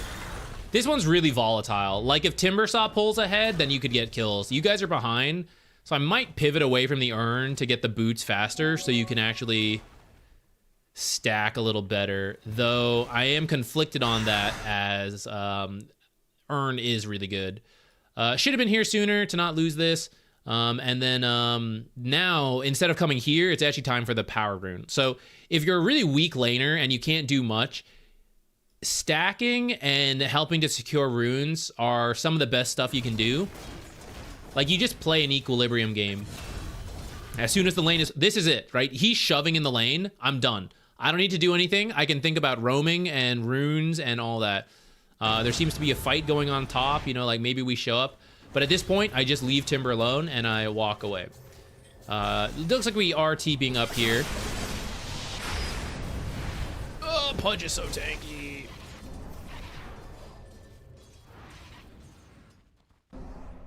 And then we stack along the way.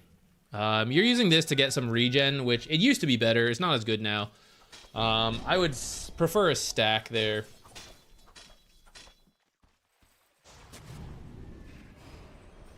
If Dazzle walked in like this and then back, he warded, even if you don't click him in time. Ooh, free hoodwink. Squirrels hate tornadoes. Did you guys know that?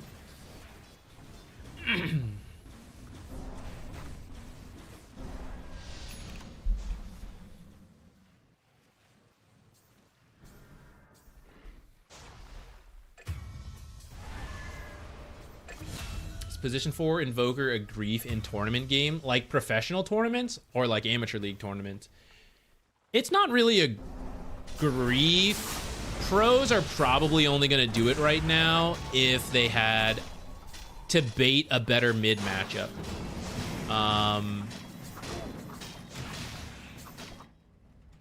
You need to know you'll get enough with your position 4 Invoker and that that the mid matchup you're getting instead is better. Right now, it's just not really strong enough. There's a lot of strong laners in the meta, a lot of fast-paced objectives. So Invoker support's just not quite good enough to intentionally go for most games in a row. Here, I want to stop real quick. Did a double stack, great. Added a lot of net worth for your team. If we think back to some of the earlier plays you made, like going for the bounty rune, sometimes like you were sitting here for a minute, we were thinking about stacking instead, like stacking a hard camp. So at this point, we are 1k down. It's not the end of the world. If we had worked in like another 1 or 2 double stacks and then we stack top at the chance we got, because like we just get lane back and then we do the stack, then suddenly backpacked here for your team is like an extra 500, 600 gold, depending how many stacks you did. And then you're going to get a chunk of gold for doing it. So you're going to be on par with these guys. And then this Timbersaw who struggled is going to clear the stacks. And then he's going to be on pace with like the other cores. So if you do start struggling in the lane, or just have a lot of freedom because you're winning the lane, think about these early stacks. For Invoker, it's tough because you're a slow hero. But it should be one of your backup plans because Invoker's laning stage is really iffy. So if you're not winning the lane because you have a good pairing, then you've got to think about stacking. You got to think about roaming, getting the power runes.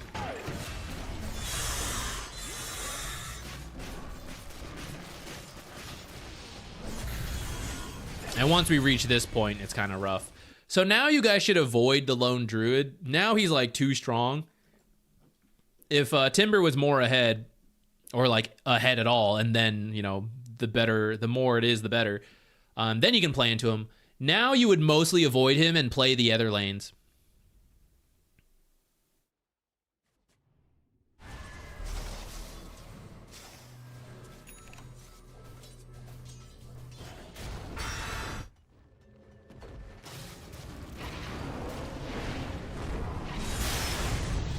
Woohoo!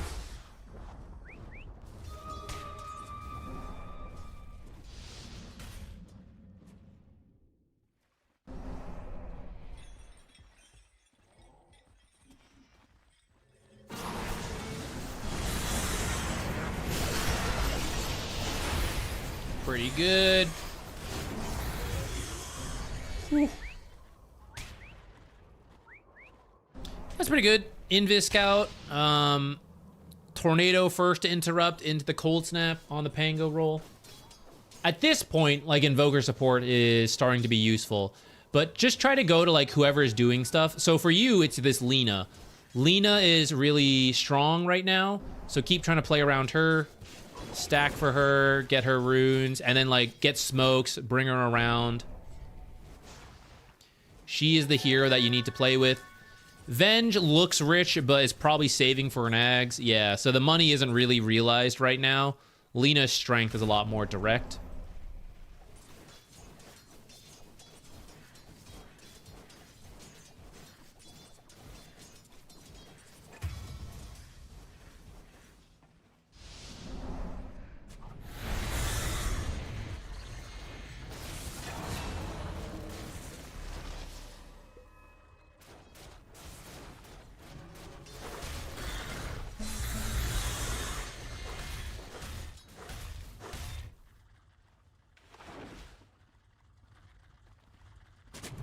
Timber has kind of recovered, so I guess we can play around with him a little bit.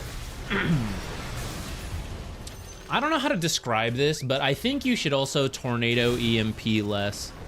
Like in the lane, at least. I think the extra mana cost of the tornado is not quite worth it. You have to just try to, like, EMP at the right time. Plus, Cold Snap. EMP Cold Snap is fine. Tornado is just, like, a lot of mana.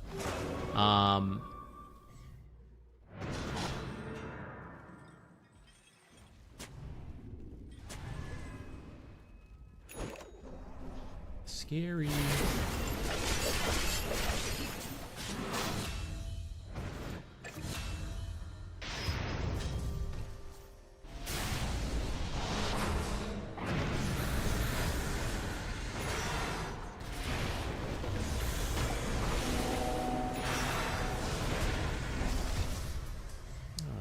Dazzle. I think you were pushing mid, trying to get the Spirit Vessel. The urn is kind of enough, so as soon as you have that, I would try to play with your team a little bit more. I think we get to join that top fight like a little sooner.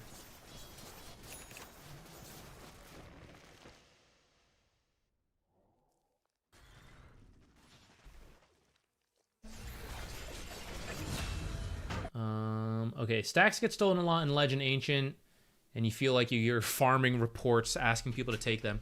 I still think you should do it. People not taking stacks is frustrating. I mean, you can mention they're there, and then if they don't do it, they don't do it. But it's still a really good habit for you to build. And then the alternative is like, what? You know, like watch the guy farm. It's still not great. With stacking, like, you'll win with good people, right? They'll benefit from it. They'll do it. Bad people, it'll be a coin flip, whether they do it or it gets stolen. But I still think that's better. That's my own personal take. I can't force you. You know, if you really feel like it's always getting stolen, it's not worth it. You can try to do other stuff. At that point, I'd say you should probably stop playing Invoker, though. Because, like, if you're not willing to stack on Invoker... For other heroes, the options are like, okay, you will jungle, you will do the stacks, okay, we'll force plays. But if you're having a poor lane with Invoker, which happens a lot, there's like, you don't have other plays, you know? It has to be stacking or it has to be runes. And if you don't believe in stacking, then you're picking like an extremely limited hero and having like no way to contribute if your lane doesn't go well, which will be very rough. This Lena didn't want to play, but jungle, that will definitely put it in a weird spot. In that case, go with the Timber. At this point, go with the Timber and have her Boots of Travel in to contribute. We just have to adjust to whatever's going on. Is Veno the position 5? Yeah, this is not a great build. Witchblade.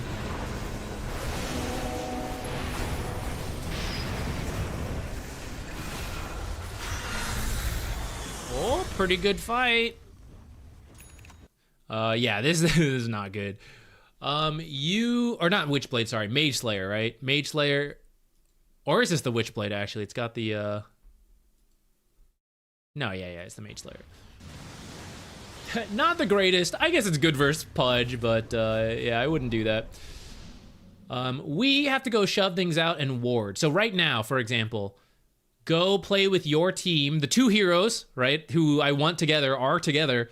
Go take this tower with them. There's even a ward down here. You push in mid, that's fine, and then like on your way through, you can deep ward if you need to. This one is here, but it's actually expiring, So you can run through, place a new deep ward, somewhere back here, somewhere back here. It's safe to do so because everyone's dead, and then you run through, connect with the timber. So Lena's like breaking away now. This is bad on the Lena's part because she could be helping to take towers while they're dead. But she can always boot to travel back at least. I think you were deciding on your item, so in the end you kind of like sit in your base or sit on your own half of the map, not really doing too much. And we should be looking to capitalize on that. Okay. That kind of covered the early laning stage stuff for the Invoker. I want to try to like zoom along to whatever else we can get to.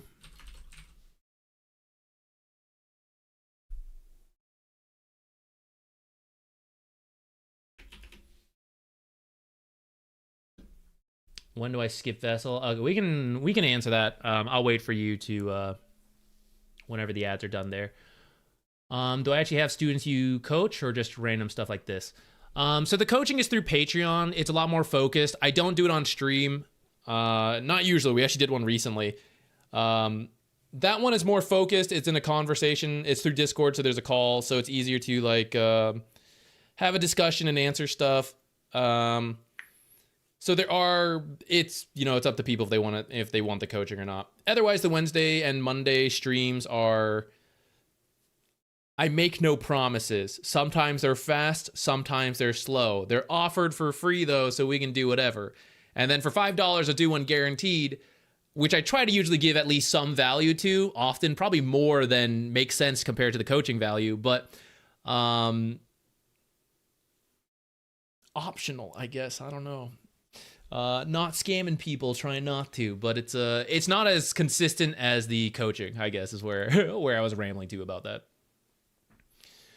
Yeah, Patreon is the place to sign up. If you have any questions on it, you can message me on Discord to go through like whatever your particular situation is, what you're looking for. We can see if it makes sense before you sign up. You can message me, what did I just say, on Discord. And then if you do want to see like the Patreon, any link in YouTube videos or streams will have it. Twitch has a panel for it. Okay, let's do probably a couple more. I think Telt from earlier. I think he's trying to play a game. It's maybe not going well. We'll see if we end on that or not. In the meantime, let's see who else.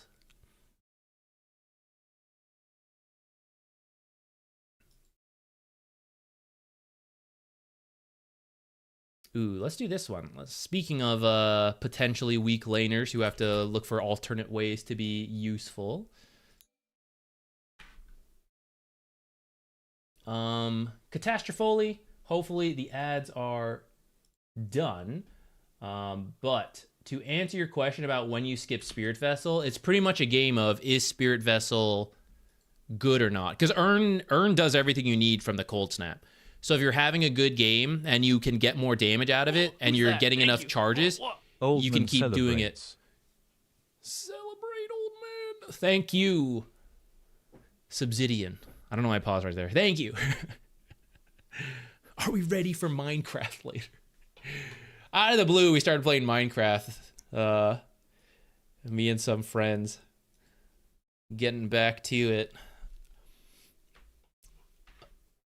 Just a fun, chill time. What was I doing here again? Oh, for something I was thinking of the Spirit Breaker. We're actually looking at a Nightstalker. Okay. Nightstalker 3. Looks like about Guardian. You are uncalibrated right now, but everyone in the game is Guardian, so I'm sure that's about right.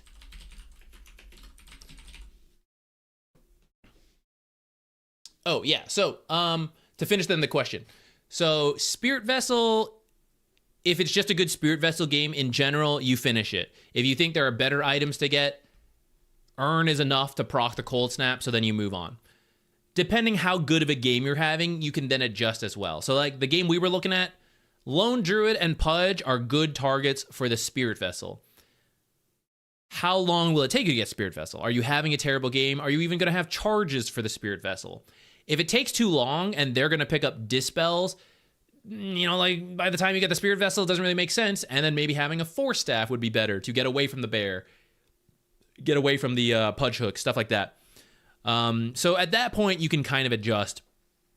This is the hard part with Invoker support. I think it's very much, the laning is tricky, and then the item build is a little bit fluid. But weigh it of like, how soon can I get the Spirit Vessel and how good is it versus other classic support items. Force Staff is probably number one to start with for Invoker. Like, how good is this? Do I need it? Like, I can still be a regular support. You know, I don't have to do something like wacky just because I'm Invoker. I can still do the classics. Okay, Nightstalker off lane, and you were asking, you had trouble with itemizing and positioning after 10 minutes. Didn't help that the enemy Wind Ranger was fast as hell. Okay, let us take a look.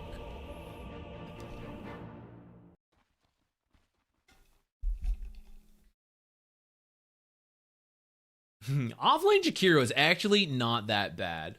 It's not the strongest right now, but it's decent, especially if people don't know what you do and you get like a bunch of early damaging. Okay, so your question was mostly about laning and then, or not laning, itemization after laning. So maybe we just take a quick look at how the lanes went based on the graph. And then we can look for some like positioning stuff like you were asking. Let me pause here real quick. So looks like we went about even into the Juggernaut. So maybe some lane improvements that could be made. That wasn't your focus of the question though. So let's worry about that later. And it looks like up to 20 minutes was then also a bit of a struggle. So maybe you were thinking of like more of a recovery, 10 to 20 minutes. What did we end up doing?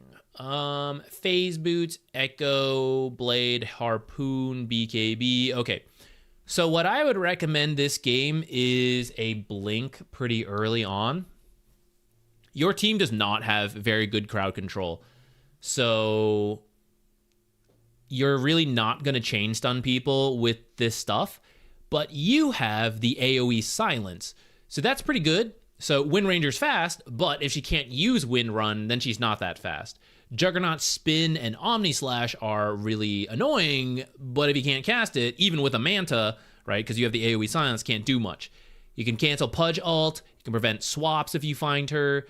There's a lot of value towards the Blink. So I feel like Phase Boots Echo I'm fine with, and then like a Blink after that. If you were having a better start, maybe Phase Boots straight to Blink could also work. Working in the Blink somewhere is probably at least where I would start, even if you get it a little later. I do think the AoE silence is generally quite useful for your team. Your sniper... I thought this was core sniper. It's actually our support sniper.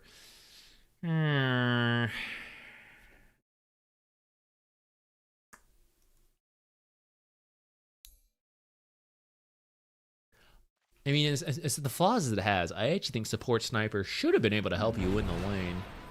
So something happened there. Something happened there. We're not going to worry about too much. Let's see. Your question was about 10 minutes itemization. So we hit level 6. Thinking about Jug maybe? If you're not ready to go in right away, you should save that ultimate. I think maybe the idea was like, we'll get the Jug, but you do simply have to run in. Yeah, this one feels... Oh! Ah, damn, that shackle though. Maybe? Maybe? Oh no! Okay, so nitpicking a little here. It's a good idea if you want to try to get the Jug. This is a lot of farm though, and I think you were struggling up to this point a little bit. Maybe not that much struggling. It's kind of close. But I would just like farm this first.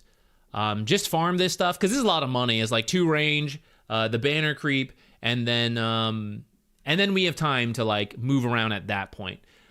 I think if you ult too soon, it's actually a warning system. Like, Jug should just immediately run, which he does, right? And then we also still needed a sniper to get here. So if you want this to work, you actually need to run all the way around and then ult and run in from closer with the sniper. Otherwise, I say just walk in here and farm this stuff.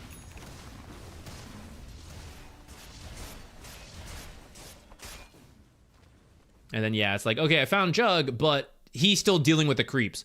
So when Sniper just runs through the creeps, it becomes super obvious that it's like, oh, if he's not farming creeps and he's running at me, like, they clearly think they can get me, so I should be backing up. It's a good idea if we don't... The Dawnbreaker, like, changed it, right? The ultimate helped a lot there. Sniper's also not really the greatest support, unfortunately. So... yeah, maybe different support. You could add the damage to kill him before the Dawnbreaker gets there.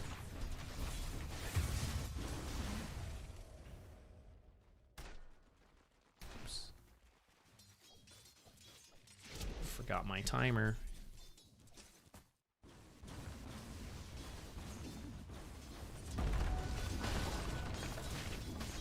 Okay, since we don't have an ult, we are farming up.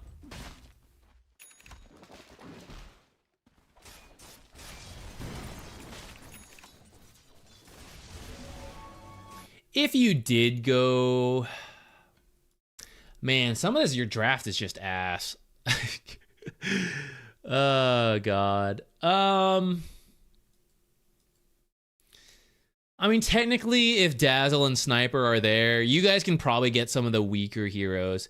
People like the Dawnbreaker are a little too tanky. Pudge, maybe a little too tanky. But, like, these guys are actually quite squishy if you factor in your abilities together. And then Zeus ult. Or maybe you, like, stand behind Zeus, let him harass a little, and then you jump in, silence, and then, like, you guys finish the job. I think that's how I can envision you guys getting kills. And if the team can't coordinate around that, then you probably do just have to, like, enter farm mode. It's pretty dangerous. They have swap. No Jug ult, but there is the swap. Into a bad position or into, like, TPs being there. Oh, there it is. It's back. Never mind. Yeah, so here I would say just, like, this is where you start jungling. Because, like, if we push up, it's proven to be too difficult, right? So deal with the lane and then jungle this stuff until we get to our item. Trying to move up is causing problems. And then supports can stack. Yeah, like, maybe with Echo we can finish that job, but...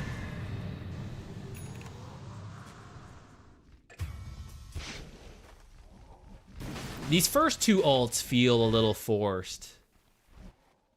I think when you're using them, it looks like you're still in the process of learning Nightstalker. It doesn't look like you've played too much of him. But, yeah, as you play more, I think it becomes easier to know, like, okay, I can get this kill or not. And to me, it's like some of these kills are pretty hard to force when you use the ult. Yeah, so now we shove this in, and then we just go jungle.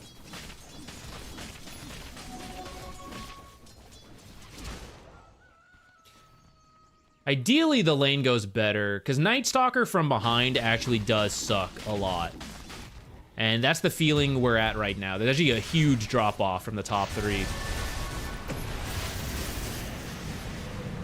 Yeah, so maybe... okay.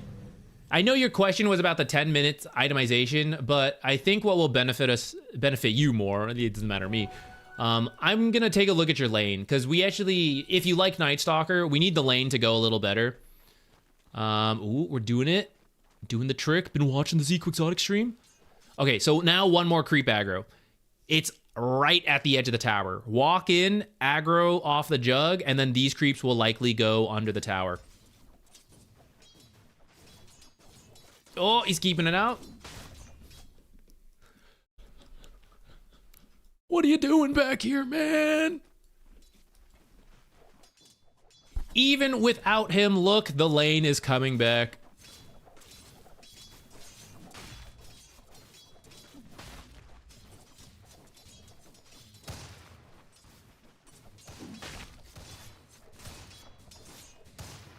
Hit it, hit it, hit it, hit it, hit it.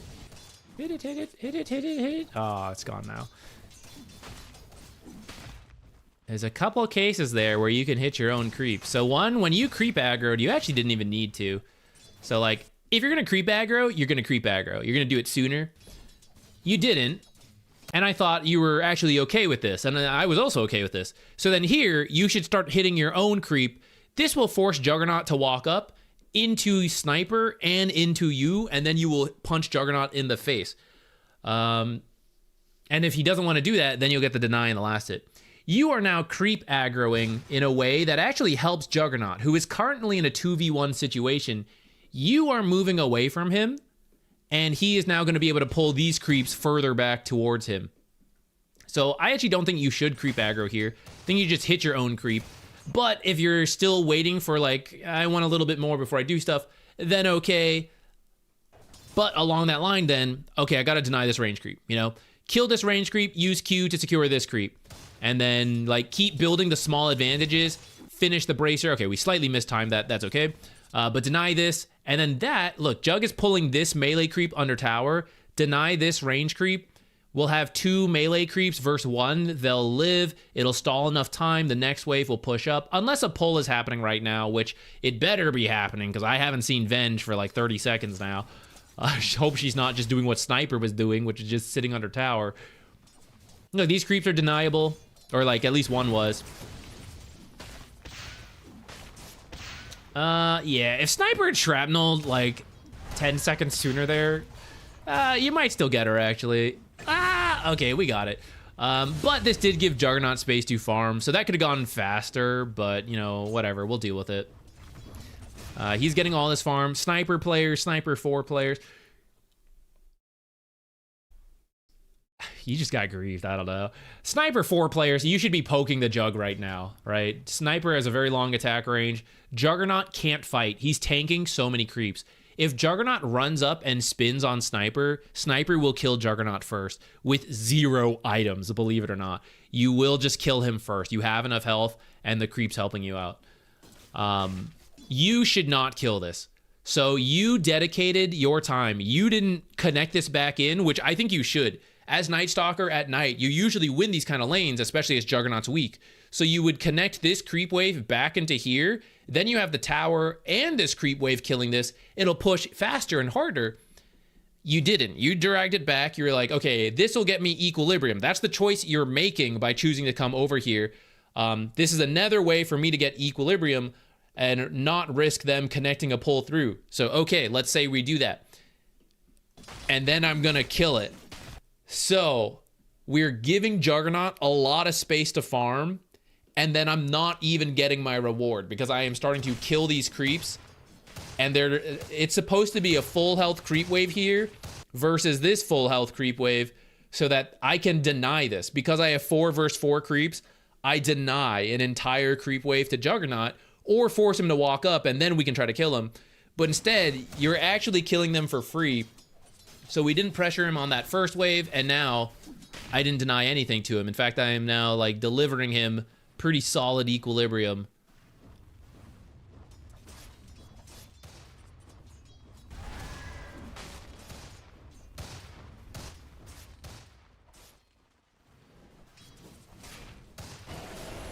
Okay, this equilibrium is going to come back towards me again. 3 different creeps that are deniable. 76 damage, extra attack speed because of Night Rain. So you really need to be looking to pick up CS leads over your opponents as Nightstalker. If you can't get kills, CS leads. If you can't get kills, kill them, then get the CS lead. It's like a combo. So I'm seeing a lot of chances here for you based on creep manipulation or just straight up last hitting for you to have a much better laning stage. And then I think itemization will feel a lot smoother to you because you will be winning. So it's much easier to get kills by just like running at them. Echo Saber or Blink. Both of those are solid starting items. Echo Saber's like very safe. But if you're behind as Nightstalker, it's just like no item feels great because like it's so hard to do things as from behind.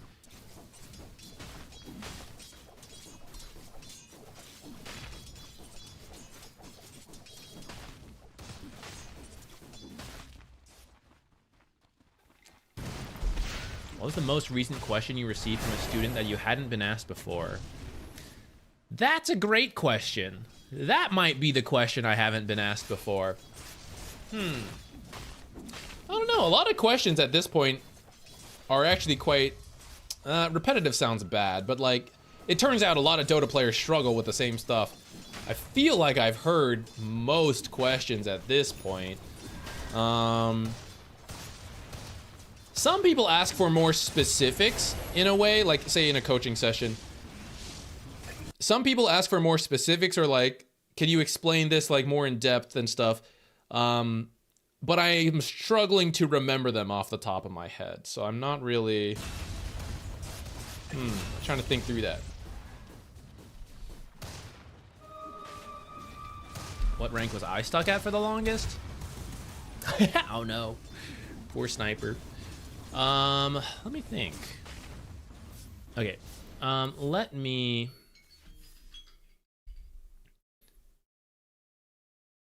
Let's pick another one.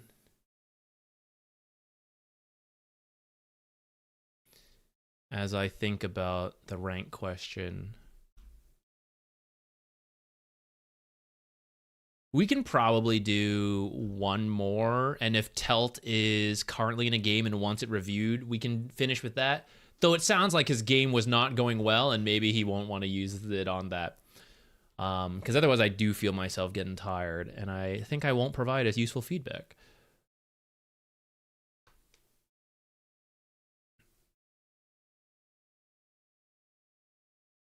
Let's see. Leonardo, it's a great question. I wish I had a better answer for you. The next time I get a good question, I'll keep that in mind.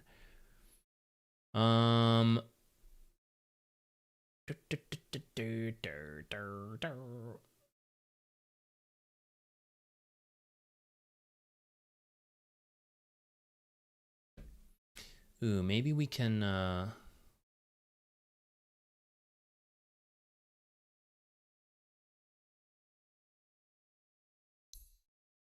okay.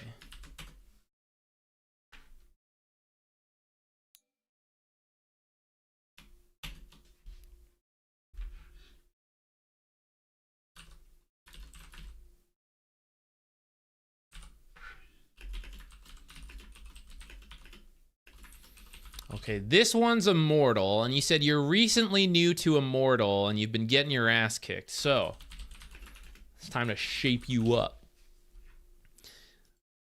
I'll be harsher on you, not in like a flamey way, but I do think Dota has its like, there's literally different ranks, but as you get to Immortal and you're interested in climbing into Immortal, it's like in animes where they've become the best fighters, and then they're like, do you know, wait a minute, oh, here he is. It's like, do you know secret fighting technique? And they're like, oh my god, it's a brand new world out there with secret fighting technique, new magic power, choose name for mana /chi /whatever.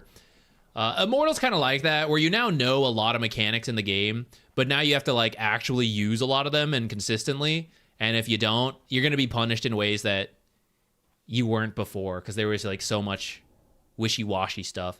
That's not saying like, as you then get used to Immortal, you'll also see there's a bunch of wishy-washy stuff in Immortal, but it's like, you got to start over again. It's like, okay, I got to refine myself once more. That's why I think this one should be kind of fun. It's like Herald 2.0. Yeah, exactly. You're like at the bottom again, and you gotta climb your way up again.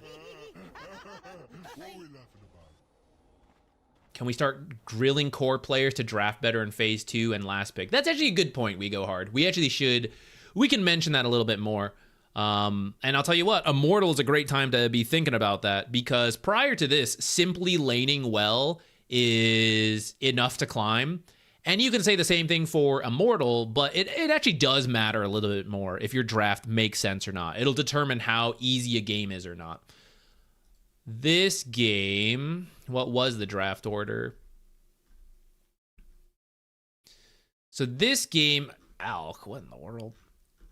Alk 4, I guess. Alk 4 and Ringmaster, maybe it's swapped.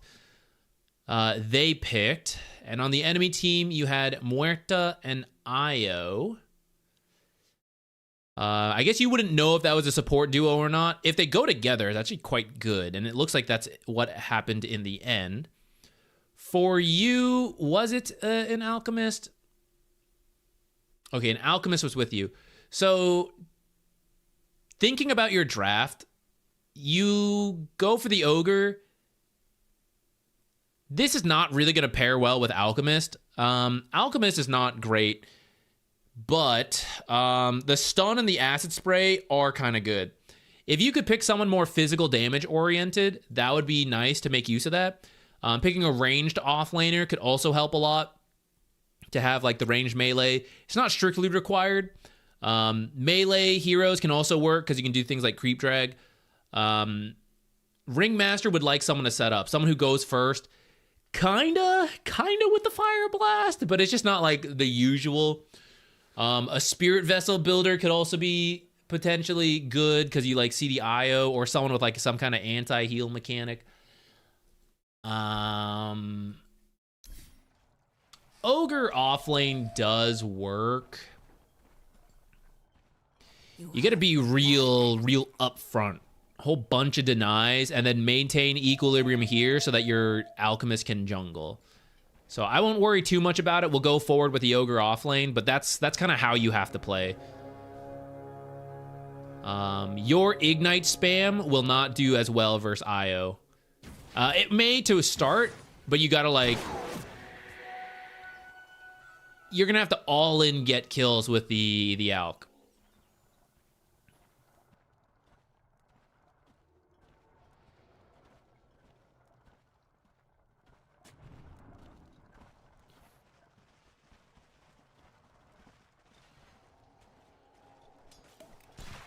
They did the one creep forward.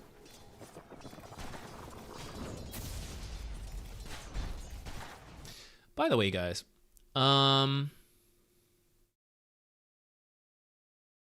it is fine to harass the carry at the start. I know when there's an IO in the game, it's like, okay, you got to take out IO first. In the laning stage, tether is reduced. It's still, okay, so Muerta has her own regen, and then she is getting regen from Io, but it's not the full regen, because Tether level 1 is not 100%. It's actually at, like, it's 80%, I think. 60% or 80%. The point is, focusing the carry can still be okay. The issue here is that I actually don't think Io can be killed, even if you like try to focus him. These are not two heroes who can focus the Io. So really this matchup to me is still about getting equilibrium back, and whether you mess with the carry or the Io, I guess it doesn't really matter, but I feel like typically harassing the core at the start of the game is still good practice, more than like throwing a stun at the Io. Because at the end of the day, you can be like, oh, well, it'd be kind of a waste for, like, Muerta, you know, who's going to get bonus regen. But it's like, well, okay, Muerta's going to be full health last hitting, you know? Like, we still kind of need to get to her, too.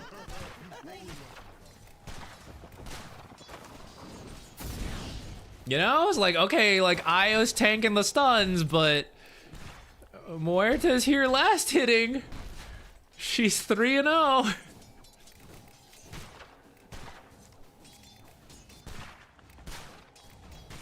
Yeah, you shouldn't walk this far back, by the way. Here is good. You don't need to, you shouldn't go for this deny, but you should stay a little closer. You're like real far back. Up to here is good. This is our attack range. Up to here is good. And that way, this can't happen. This right here, you'd be closer.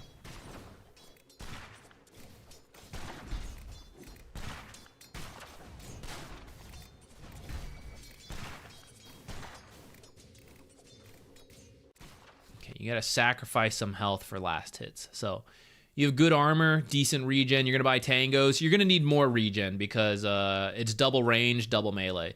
You're gonna need to buy even more tangos and salves probably. Pretend to walk up. You could either creep aggro so that these walked back and you could have gone the deny, or you can walk forward as if you're going to be aggressive so that they back up, or they choose to hit you, and either way, that allows you to get the last hit. That's kind of why these guys are free to just go for last hits, because we're not really... You were trying to creep aggro there a little bit. You should continue to do so here. But it is at least pushing into you.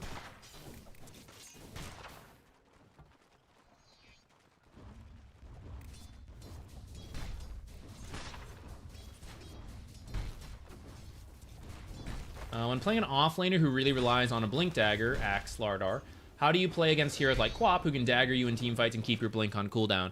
You only go in when you get the fight you want. Otherwise, you stay out of sight.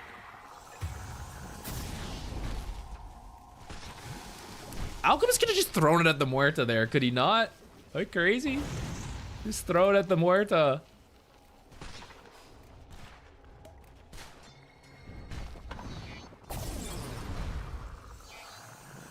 By the way, this is another reason actually killing Io is kind of hard, is the tether. Fortunately, they're going way too aggressive into a creep wave, so that actually worked out quite well. That was kind of goofy, but hey, it worked. Go stack, Alk. Go stack. Go stack. Guys, Alk, support players, go stack. Go stack. Go stack and then go home, or die to the stack.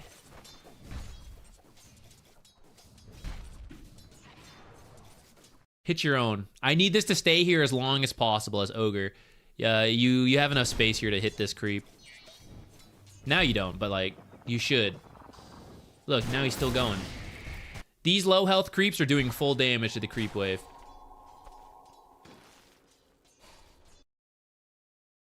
The sooner you can judge if you can make a difference or not, the sooner you can ignore him. If I was you, I don't think I would have ever even left this creep wave. Let Alk do his like own thing. And you would deny these creeps and keep the lane sitting here.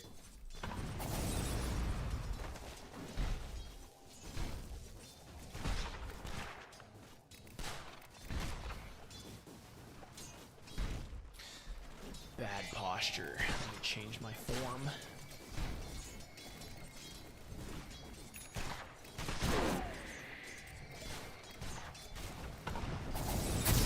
Whack. Whack.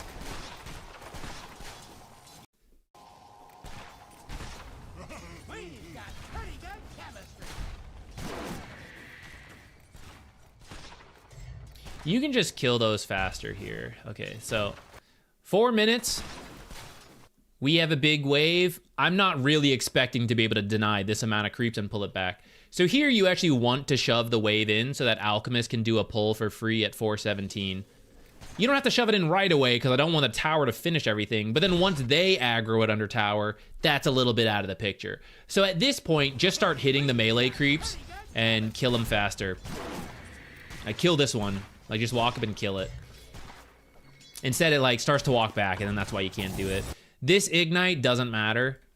Io will heal through it. You should save Ignite for when you're actually closer. If you're missing mana. If you're at full mana, it's fine, but we are not. So, hold that Ignite until he's actually closer, and you can make use of the move slow. And in particular, the Muerta, because she cannot just tether away. Grab this and pull it into here. Yeah. If we did that a little sooner... Alright. New picture, right? This is what I mean, where, like, Immortal is a different game. You did ultimately the end goal right thing, and depending on your rank, it would be good enough. Immortal differences. We need the seconds. Wait here. Catch the creep wave from here. I'm closer. Now we're gonna have to walk back. So by catching the creep wave, I'm already bringing it here to the range creep. I'm connecting it in. I'm good to go. I can now play in this area and threaten with this alchemist stun, who throws. And because I'm here, I'm now running straight at the Muerta during this stun and ignite stunning her, and you're already here. Instead, you're like catching a few seconds late and then bringing it over. So you're doing the right thing. It's just like a few seconds late. And although in like Guardian, Ancient, whatever, there's more wiggle room. So I was like, I'm a few seconds late, whatever. For Immortal, it is like to improve. It is to recognize the right thing, but do it faster and do it more consistently.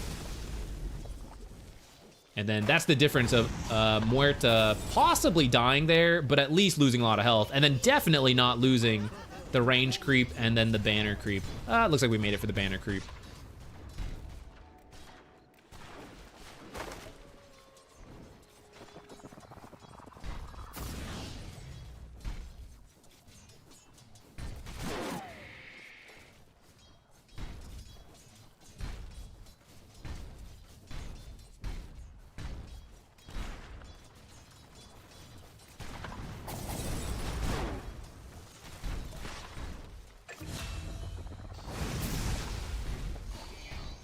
Because you were next to Io when that stun landed, it was like really close to a kill, right? That's like the difference from earlier with the Muerta.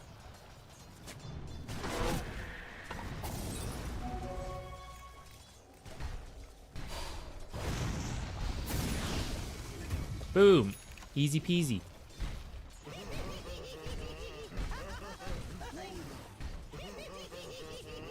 It's not on you. Alk should have gotten that. Alk should also be back in stacking right now and getting the Wisdom Shrine.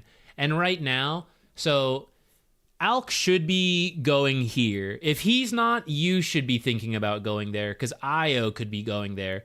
And right now, if Alchemist is back here stacking like he should be, you should do your own hard pull and then don't worry about any of this stuff because it's risky. Unless you know that Io's not here, then you can kind of stick around. But at the same time, it won't do that much for you.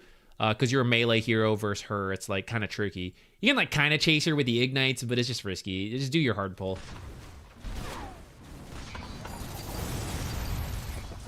You guys do get the IO.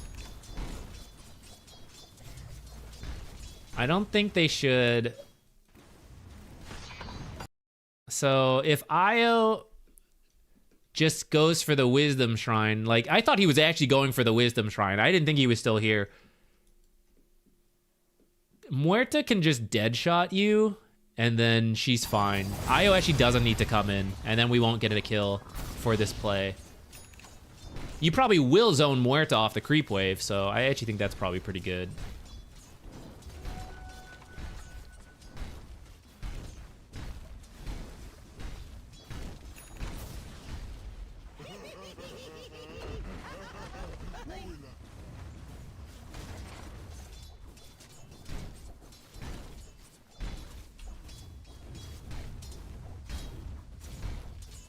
If a new mid player has a hero puddle and has no idea how to draft, where does one start learning?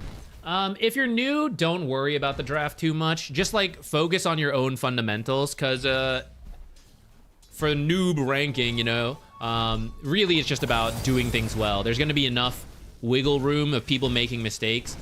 Counter picks and drafting only matter when people understand like why it's a counter pick. You know, like Ancient Apparition versus Huskar. Like, is Ancient Apparition saving his ultimate for Huskar? If he's not, then it doesn't matter. You know, if he's like throwing it out for other stuff, then the counter pick isn't the point.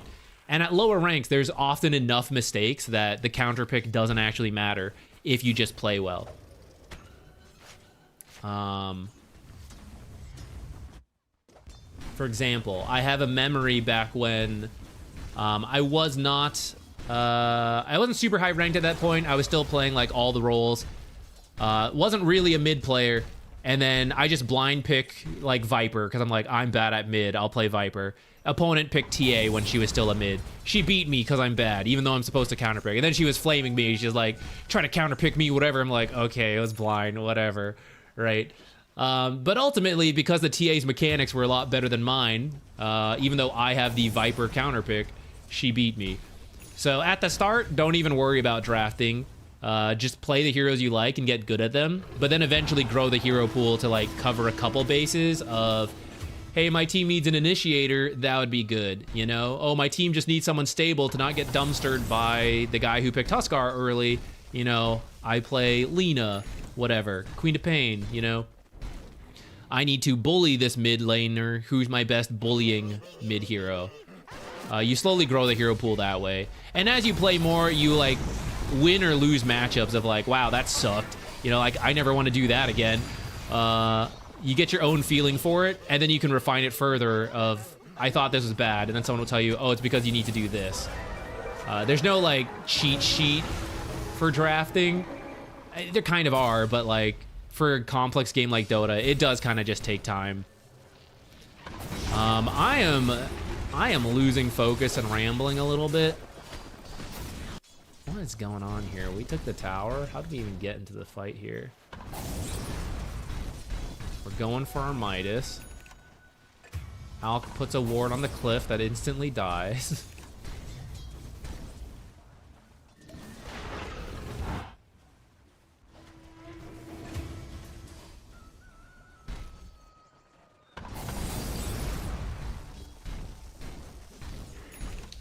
It's kind of a greedy place to farm. It's kind of dangerous. I guess Legion was dead, so it's kind of okay. This guy stunned himself.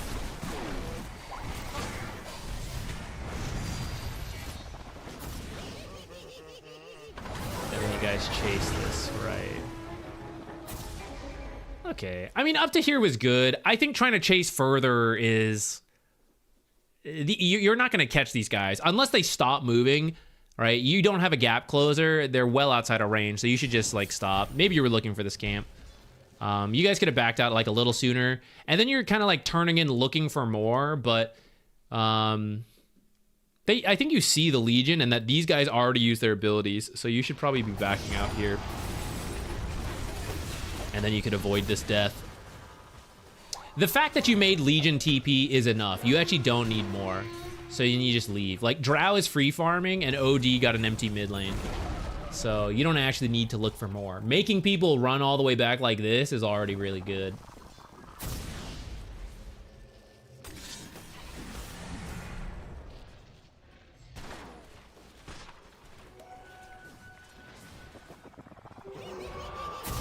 No. I am a big fan of Alks buying Blink, by the way, before this Ags. Oh, look at that body block. Sick. Big fan of Alks buying Blinks first, rather than the Ags rush. Okay, you're getting a pipe.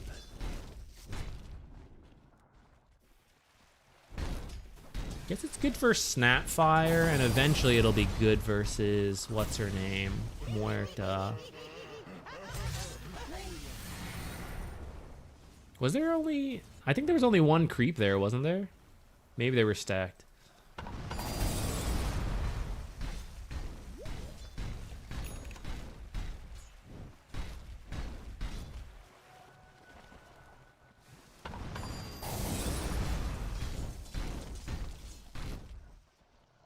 Whack, whack, whack.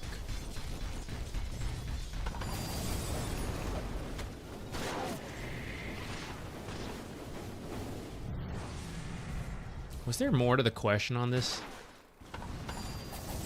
Talked a little bit about the lane, but then I've lost focus.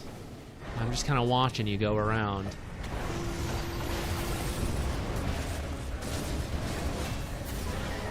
I've been snap fired, oh no.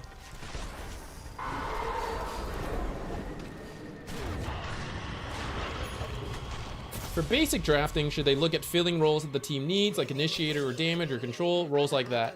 Or am I thinking about the game wrong / narrowly? No, I think you're right. I think a lot of people would benefit from thinking about the draft a little bit more. I don't think you can force people. It's better to play what you are good at rather than like what is ideal. Because at the end of the day, if you can't play like the right pick, then it doesn't matter. And we've all lost plenty of games to like PA jungle and like the griefing Tinker off lane who's like farming everything in front of the carry, right? There's so much wiggle room in pub games that it is better to play what you're good at. But when you are relatively equally skilled with different heroes, picking the thing that will fit the draft makes the most sense. Most pub games are almost always too much damage, not enough control. Like, that is the #1 draft issue. You almost never go, damn, why have we picked so many stuns, guys? Oh no, we're all team fighters. What are we gonna do? Group up? It's never an issue. It's always, holy shit, a third farming carry. Wow. How are we gonna do anything? So, even without knowing anything about drafting, picking someone who stuns and someone who jumps in is like 99% safe pick in pretty much every pub game.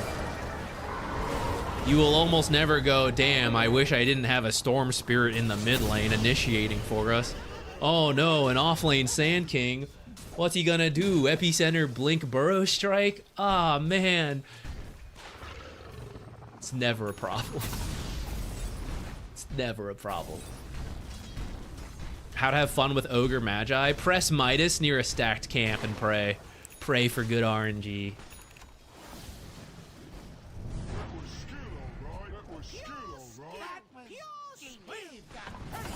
Beyond that, just thinking about what your team needs is a great place. The people who are trying to last pick often only look at the enemy's draft and not their own. So for example, I actually don't know if this is the case. Let's look at this draft. This is actually a pretty good draft for their own team when you think about it. So like Io, Muerta, they're laning together. These guys know it's their own team. So Io is going to want stuns to teleport to and show up. Legion and Duel just need some extra damage, which is ultimately what the Snapfire ult brings.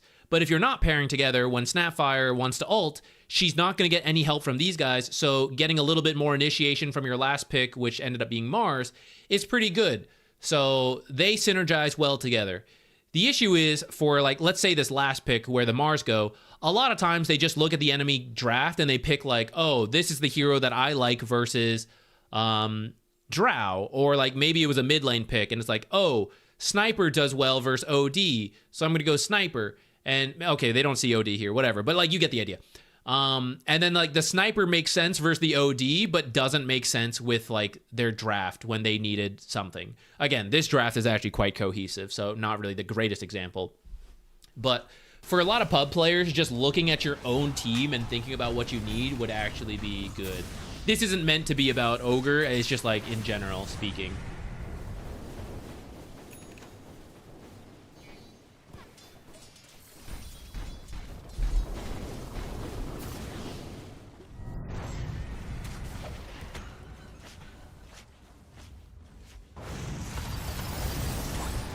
All right, anyways, you guys are like crushing this game. Some of you guys are doing too overly aggressive. You guys like keep going for kills and should probably just be like slowing down a little bit.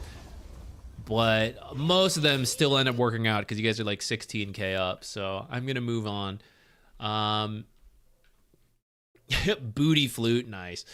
Love the courier line. Thank you. Just started playing 4 and can't lose his hoodwink. Nice. Let's go. Let's go.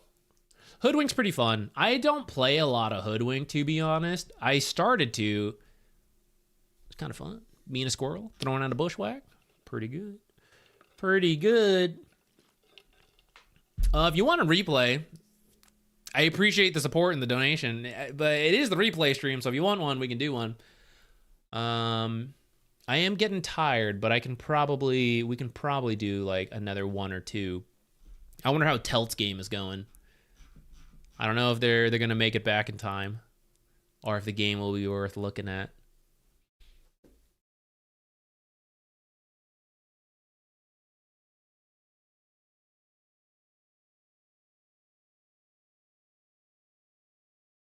Ogre's a comfort pick. Never really think about counter drafting.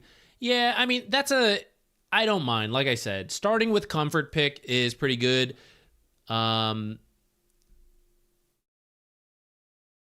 And it depends like how hard you're try-harding. And the more you want to win, the more you should grow your hero pool to at least cover a couple different things, which is, if I had to come up with it off the top of my head right now, Initiator, like I said, is the number one issue.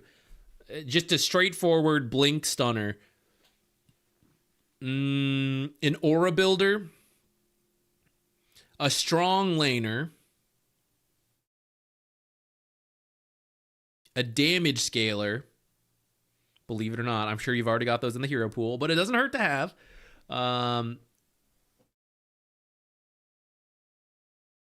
What else?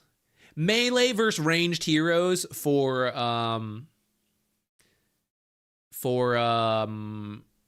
like pairing in your lane. Stable laners, so like blind picking, and no matter what they get, you're gonna have a good time, or like a good enough time. Someone like Mars, Lena, these are stable picks.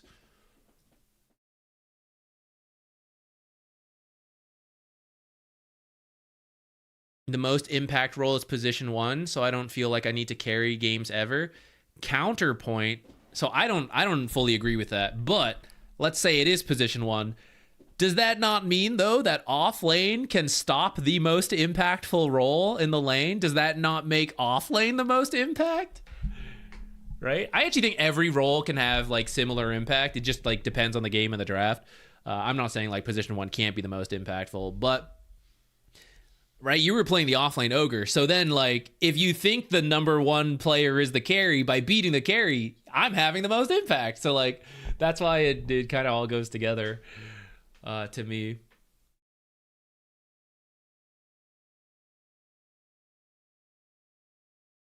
Yeah, and lower MMR, you can get away a little bit more with, like, wacky picks, whether it's mid lane or other lanes. The nice thing is you can think about it after a game. Like, if you're not sure and you go for a comfort pick, that's totally okay. But then as you play the games, you should think about, like, man, was it hard to kill Queen of Pain? Why was that? Probably a lack of control. And then it goes back to your pick of, like, could I have foreseen this coming?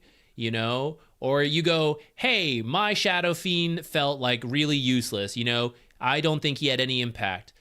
Maybe he was bad. It could be true. But then you think about your draft. Do we have heroes that make Shadow Fiend easy to play? You know, did we have people who could stack for him? Did we have people who could initiate so he could just join with the burst whenever? Like, did I pick negative armor synergy? These are the things you can think about outside of the game after you play your comfort pick, and you can think of like, okay, maybe next time I'll try this.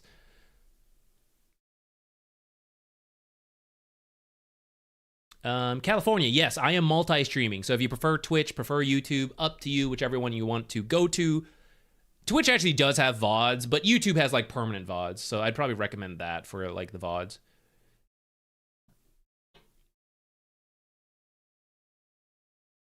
If you have a replay you want me to look at, how do I submit? So usually, like now, for example, I would, I'd pop this open. We're kind of at the end of the stream, so I'm kind of tired, and I feel like I don't think I'll provide as much useful feedback. So I'm thinking this might be a good winding down point. We can chat and answer random questions here, but I think if we go into more replays, I've already felt like I was zoning out in this Ogre replay. Thank you for watching the videos. I appreciate it. What about showing us a replay from one of your own games where you got completely outplayed by other supports? If that ever happened, it happens all the time. And ask us why we think you lost. Ah, that's interesting. Challenge you guys on that. I don't have one off the top of my head right now, but maybe I can save one for the future. We could try something like that. I do feel I get outplayed, and almost always it is based on timing. Because that's where I feel the weakest as a Dota player, my mechanics. So when a player is better about showing up to the camp at the last second, about doing pulls, pulling it's not strictly the outplay, but that's usually to me the sign that I'm being outplayed. When I feel the enemy support is doing more pulls than I am, and I don't feel like I can stop them. Sometimes you're in those kind of matchups, but that's usually where I'm like, I'm screwing up. I am not in the right places. I am not doing the right thing. I am 2 seconds slower than this guy. Like, that's getting outplayed. The other time is when I lose a lot of wards and I'm not finding a lot of wards. I feel I'm getting outplayed by supports. But as a streamer, we get to go, that guy's stream sniping. That can't possibly be me. He's got to be cheating. So there's copium on that. But even stream sniping wouldn't help you, like, be better at timings in the laning stage. So that one, like, there's no copium. I'm just bad. That's the most outplay.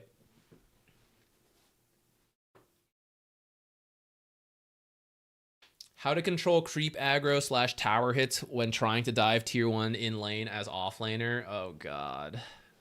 Oh, God. The tough questions. Towers have separate rules on aggro. There's inner tower and outer tower. It's kind of complicated, and honestly, I don't even know it that well because I rarely am the one dictating the tower dive.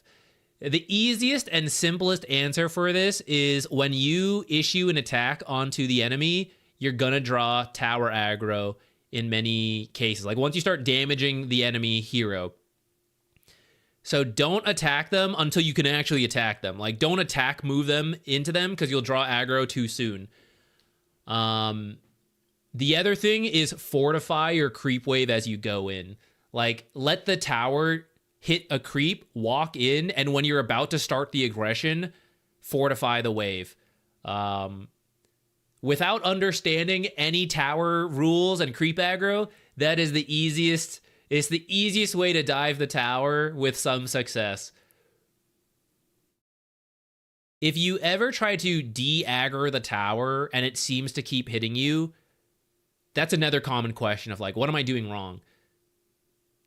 When you de-aggro, like you A-click one of your own creeps, you're not losing aggro. You're telling the tower to reevaluate its aggro system. And if you're still the highest on the priority list, it will continue to hit you. That's what confuses a lot of players when they're tower diving or they've just taken some tower hits and they're trying to drop them. Sometimes what you are doing is you are too quickly dropping aggro and then like, I've dropped aggro, I'm going to like start aggression again, and you reclaim the highest priority. So you need to de-aggro, be lower priority, which usually means not hitting enemy heroes and not being closest to the tower. And then you can like look to re-aggro if you think you can. Any inspiration on support heroes to fill that frequently lacking teamfight initiation role? Yeah, I'm a big fan of Clockwork. He's my go-to when I feel I see like people hovering stuff and I'm like, okay, I'm gonna need to start stuff. I think Clockwork's pretty good. I think Earthshaker from position 4 is pretty safe. Marcy is pretty good. For some ranged options. Usually you get this from the position 4, by the way. I won't try to go into it right now, but part of the reasoning is described in my video that compares position 4 to position 5. I forget exactly what it's called, the difference between support roles, whatever, something like that. If you're curious about that, why? But anyways, from position 4, Spirit Breaker, Clockwork, pretty good. We mentioned the Marcy. Earthshaker's a great one. Nyx is not really meta, but he can be a good one. Batrider and Tiny are great for pub games, even if they're not in the greatest spot right now. From position 5, Clockwork really is one of the best. Ranged heroes can kind of do it, but they often need a blink first. So someone like Shadow Shaman and Lion can reach that point, but need a little bit more than something like Clockwork. And then you're position 5, so it's kind of slow.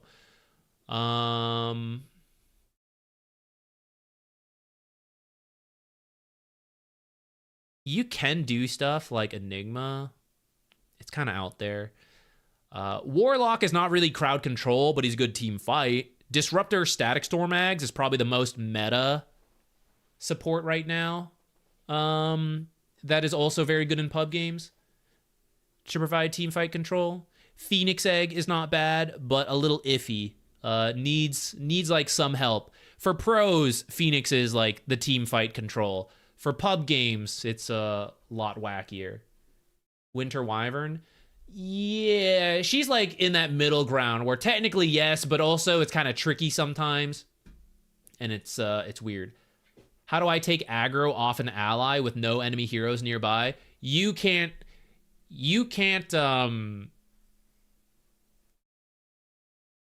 take aggro from an ally. They need to like drop aggro.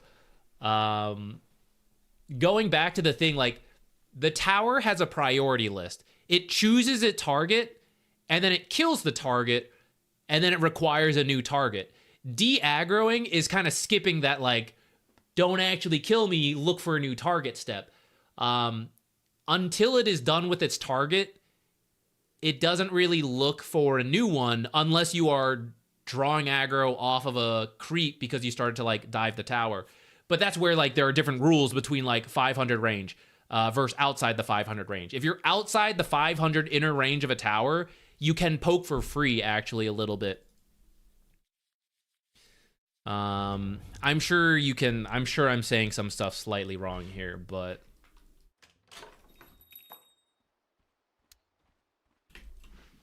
let me show you what I mean. Let's do a little testing here together, shall we? Okay, so this is the tower range, but there's actually also an inner range invisibly of like 500. I should have picked someone with a better wave clear.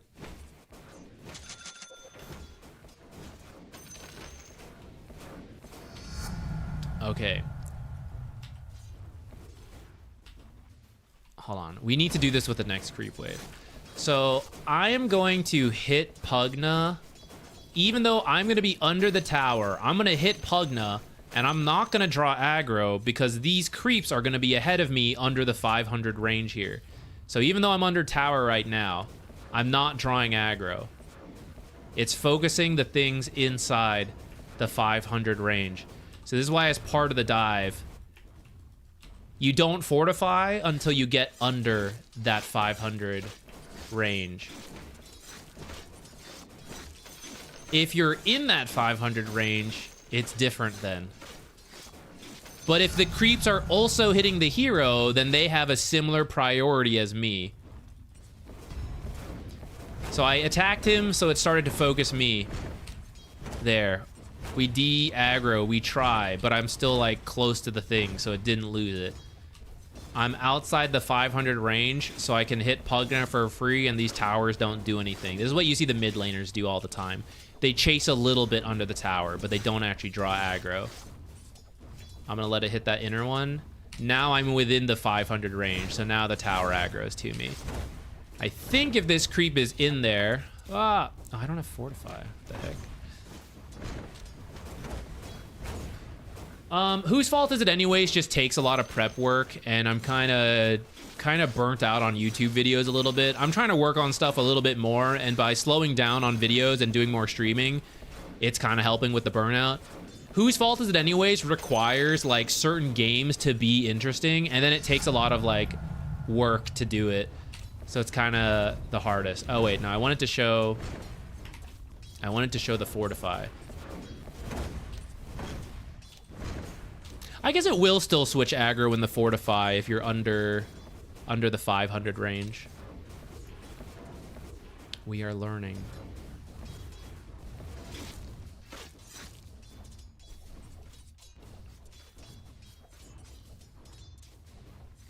Let it show. You can make it to Immortal without fully understanding tower aggro.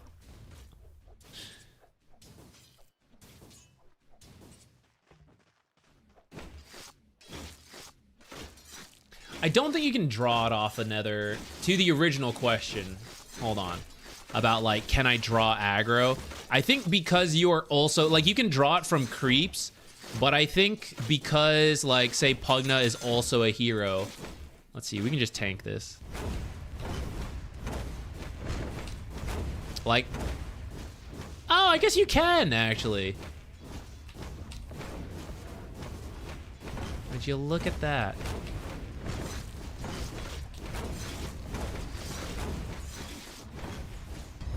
I thought it wouldn't stop because the heroes were actually the same. But I guess it is like whoever's closest to tower. But I guess you have to be closer to the tower, right? Because if Warlock is here, I can't take it off of Warlock.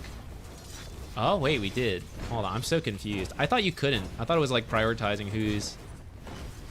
All right, 500 range, but behind Warlock. Yeah. Okay, wait, am I not within 500 range? Okay, that's what I thought. I don't know why it switched aggro last time. I must have done something. But like, this is the part where it's like, you can't draw aggro because Warlock is still a higher priority than you. He has to like drop aggro first. And then he can like, the tower will look for something different.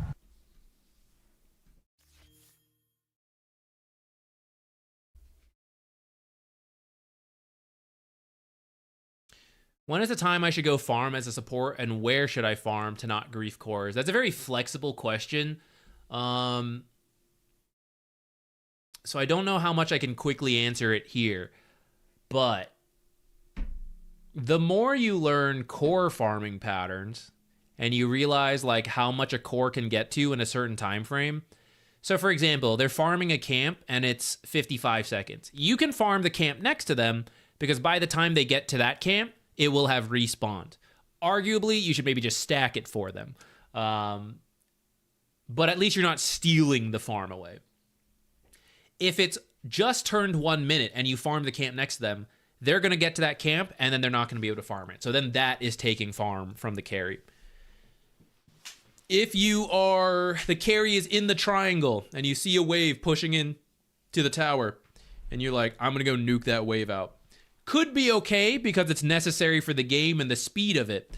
When there are no heroes nearby, that's probably stealing it from the core because they're going to finish the jungle and their plan is to go make it to the creep wave. You got to remember that. Most core farming patterns are shove wave, go jungle, come back to the wave to catch it as it comes back in. So when you constantly shove a wave in that they are waiting for, then that's actually kind of stealing farm from the core. But there's more nuance to it than that. That is like game specific and it's kind of hard to get into. Farming enemy jungle is almost always safer than farming your own jungle. Not in terms of like safety, but like, am I stealing farm? Taking it from the enemy jungle is almost always good compared to taking it from your own jungle, if you're unsure. Where'd you learn about the inner range? It's somewhere. I don't even know. I don't even know if the wiki is up to date on it anymore, because it's like the wiki is not the most up to date. It is like ancient knowledge. It's playing SF support grief. It's not great. It ain't great. You'll get kills in the lane, but like what you do after that is a real downer. You can do it as a meme, but it only lasts as long as you have enough mana to get kills in the laning stage. Essentially, ask yourself, like, what do I do once that stops? And if the answer is, I guess I farm, that's why it's not really a support. Like, you have Requiem ult, and then that's it, like, as AoE control. Everything else, you'll try to raise for damage and, like, not do much.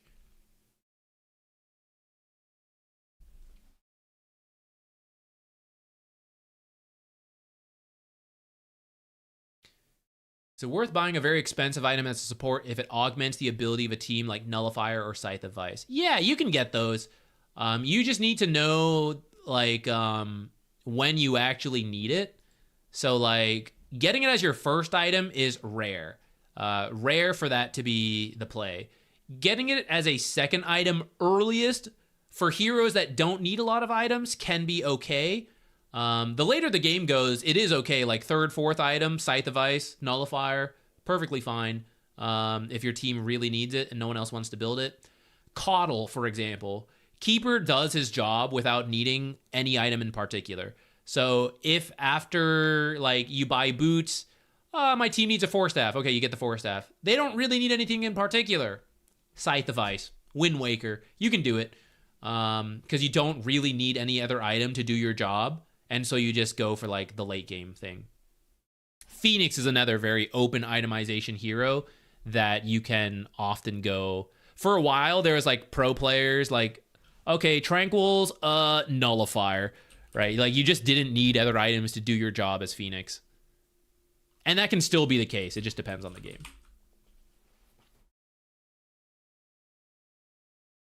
Okay, we're probably going to wrap up here in just a second. I think we'll raid Ricky. He's actually playing Dota for once.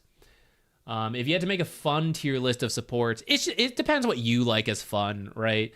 I find Invoker support pretty fun to use all the spells. I always love like Natures and Veno.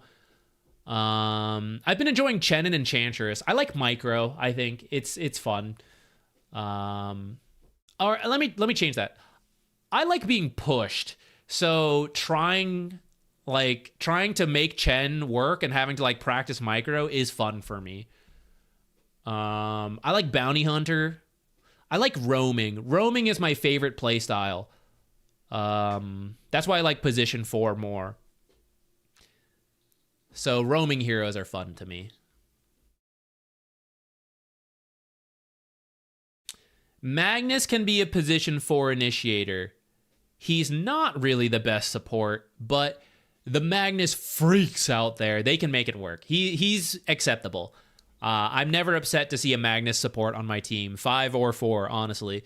Because the people who do it know what they're doing more than enemies know how to deal with a Magnus support. And the hardest part is getting to a Blink Dagger on Magnus support. And then once you have that, it's like, you're fine. You're perfectly fine initiator. And then prior to that is being a freak, laning as Magnus without the blink and being a support. But once you do it enough, you know how to do it. What's your vibe hero? It's playing Venomancer and then not playing Dota and just putting wards down. That's my vibe hero. Treant was similar. Heal people and press Q on creep waves. Then don't play the game. That was my thing. Chill. Easy. That's the vibe. All right, guys. I am going to start the raid. So Twitch people, I'll send you to Ricky, the rare Ricky Dota stream. I have to go make my dinner. Thank you. Oh, thank you. Thank you for the sub. Right at the last second. Cutting in before the raid. Lyra Leo. Might have butchered that a little bit. Thank you so much. I'm literally about to end the stream, so I'm sorry. Hopefully there's no questions along with that. But I'll be back. Tomorrow we should play some Dota, I believe. But maybe I'll work on the video, actually. I'll decide on that. Friday we'll definitely be back to play Dota. And then Monday, Wednesday next week, we'll be back with the replay analyses. I think we should probably play some games tomorrow. At the same time, when am I going to finish a YouTube video, if not Thursday? We'll think on that. Yeah, maybe a stream tomorrow, playing Dota, definitely Friday, back Monday and Wednesday with the replays. All right, guys. Thank you so much for hanging around. Could not do this without you guys. Thank you all. Watching, supporting, anything. It's all fantastic. Thank you. I am sure Ricky feels the same. So I'm going to send you over to Ricky Twitch gang. Peace out. And then YouTube gang. There's no raid function in YouTube, so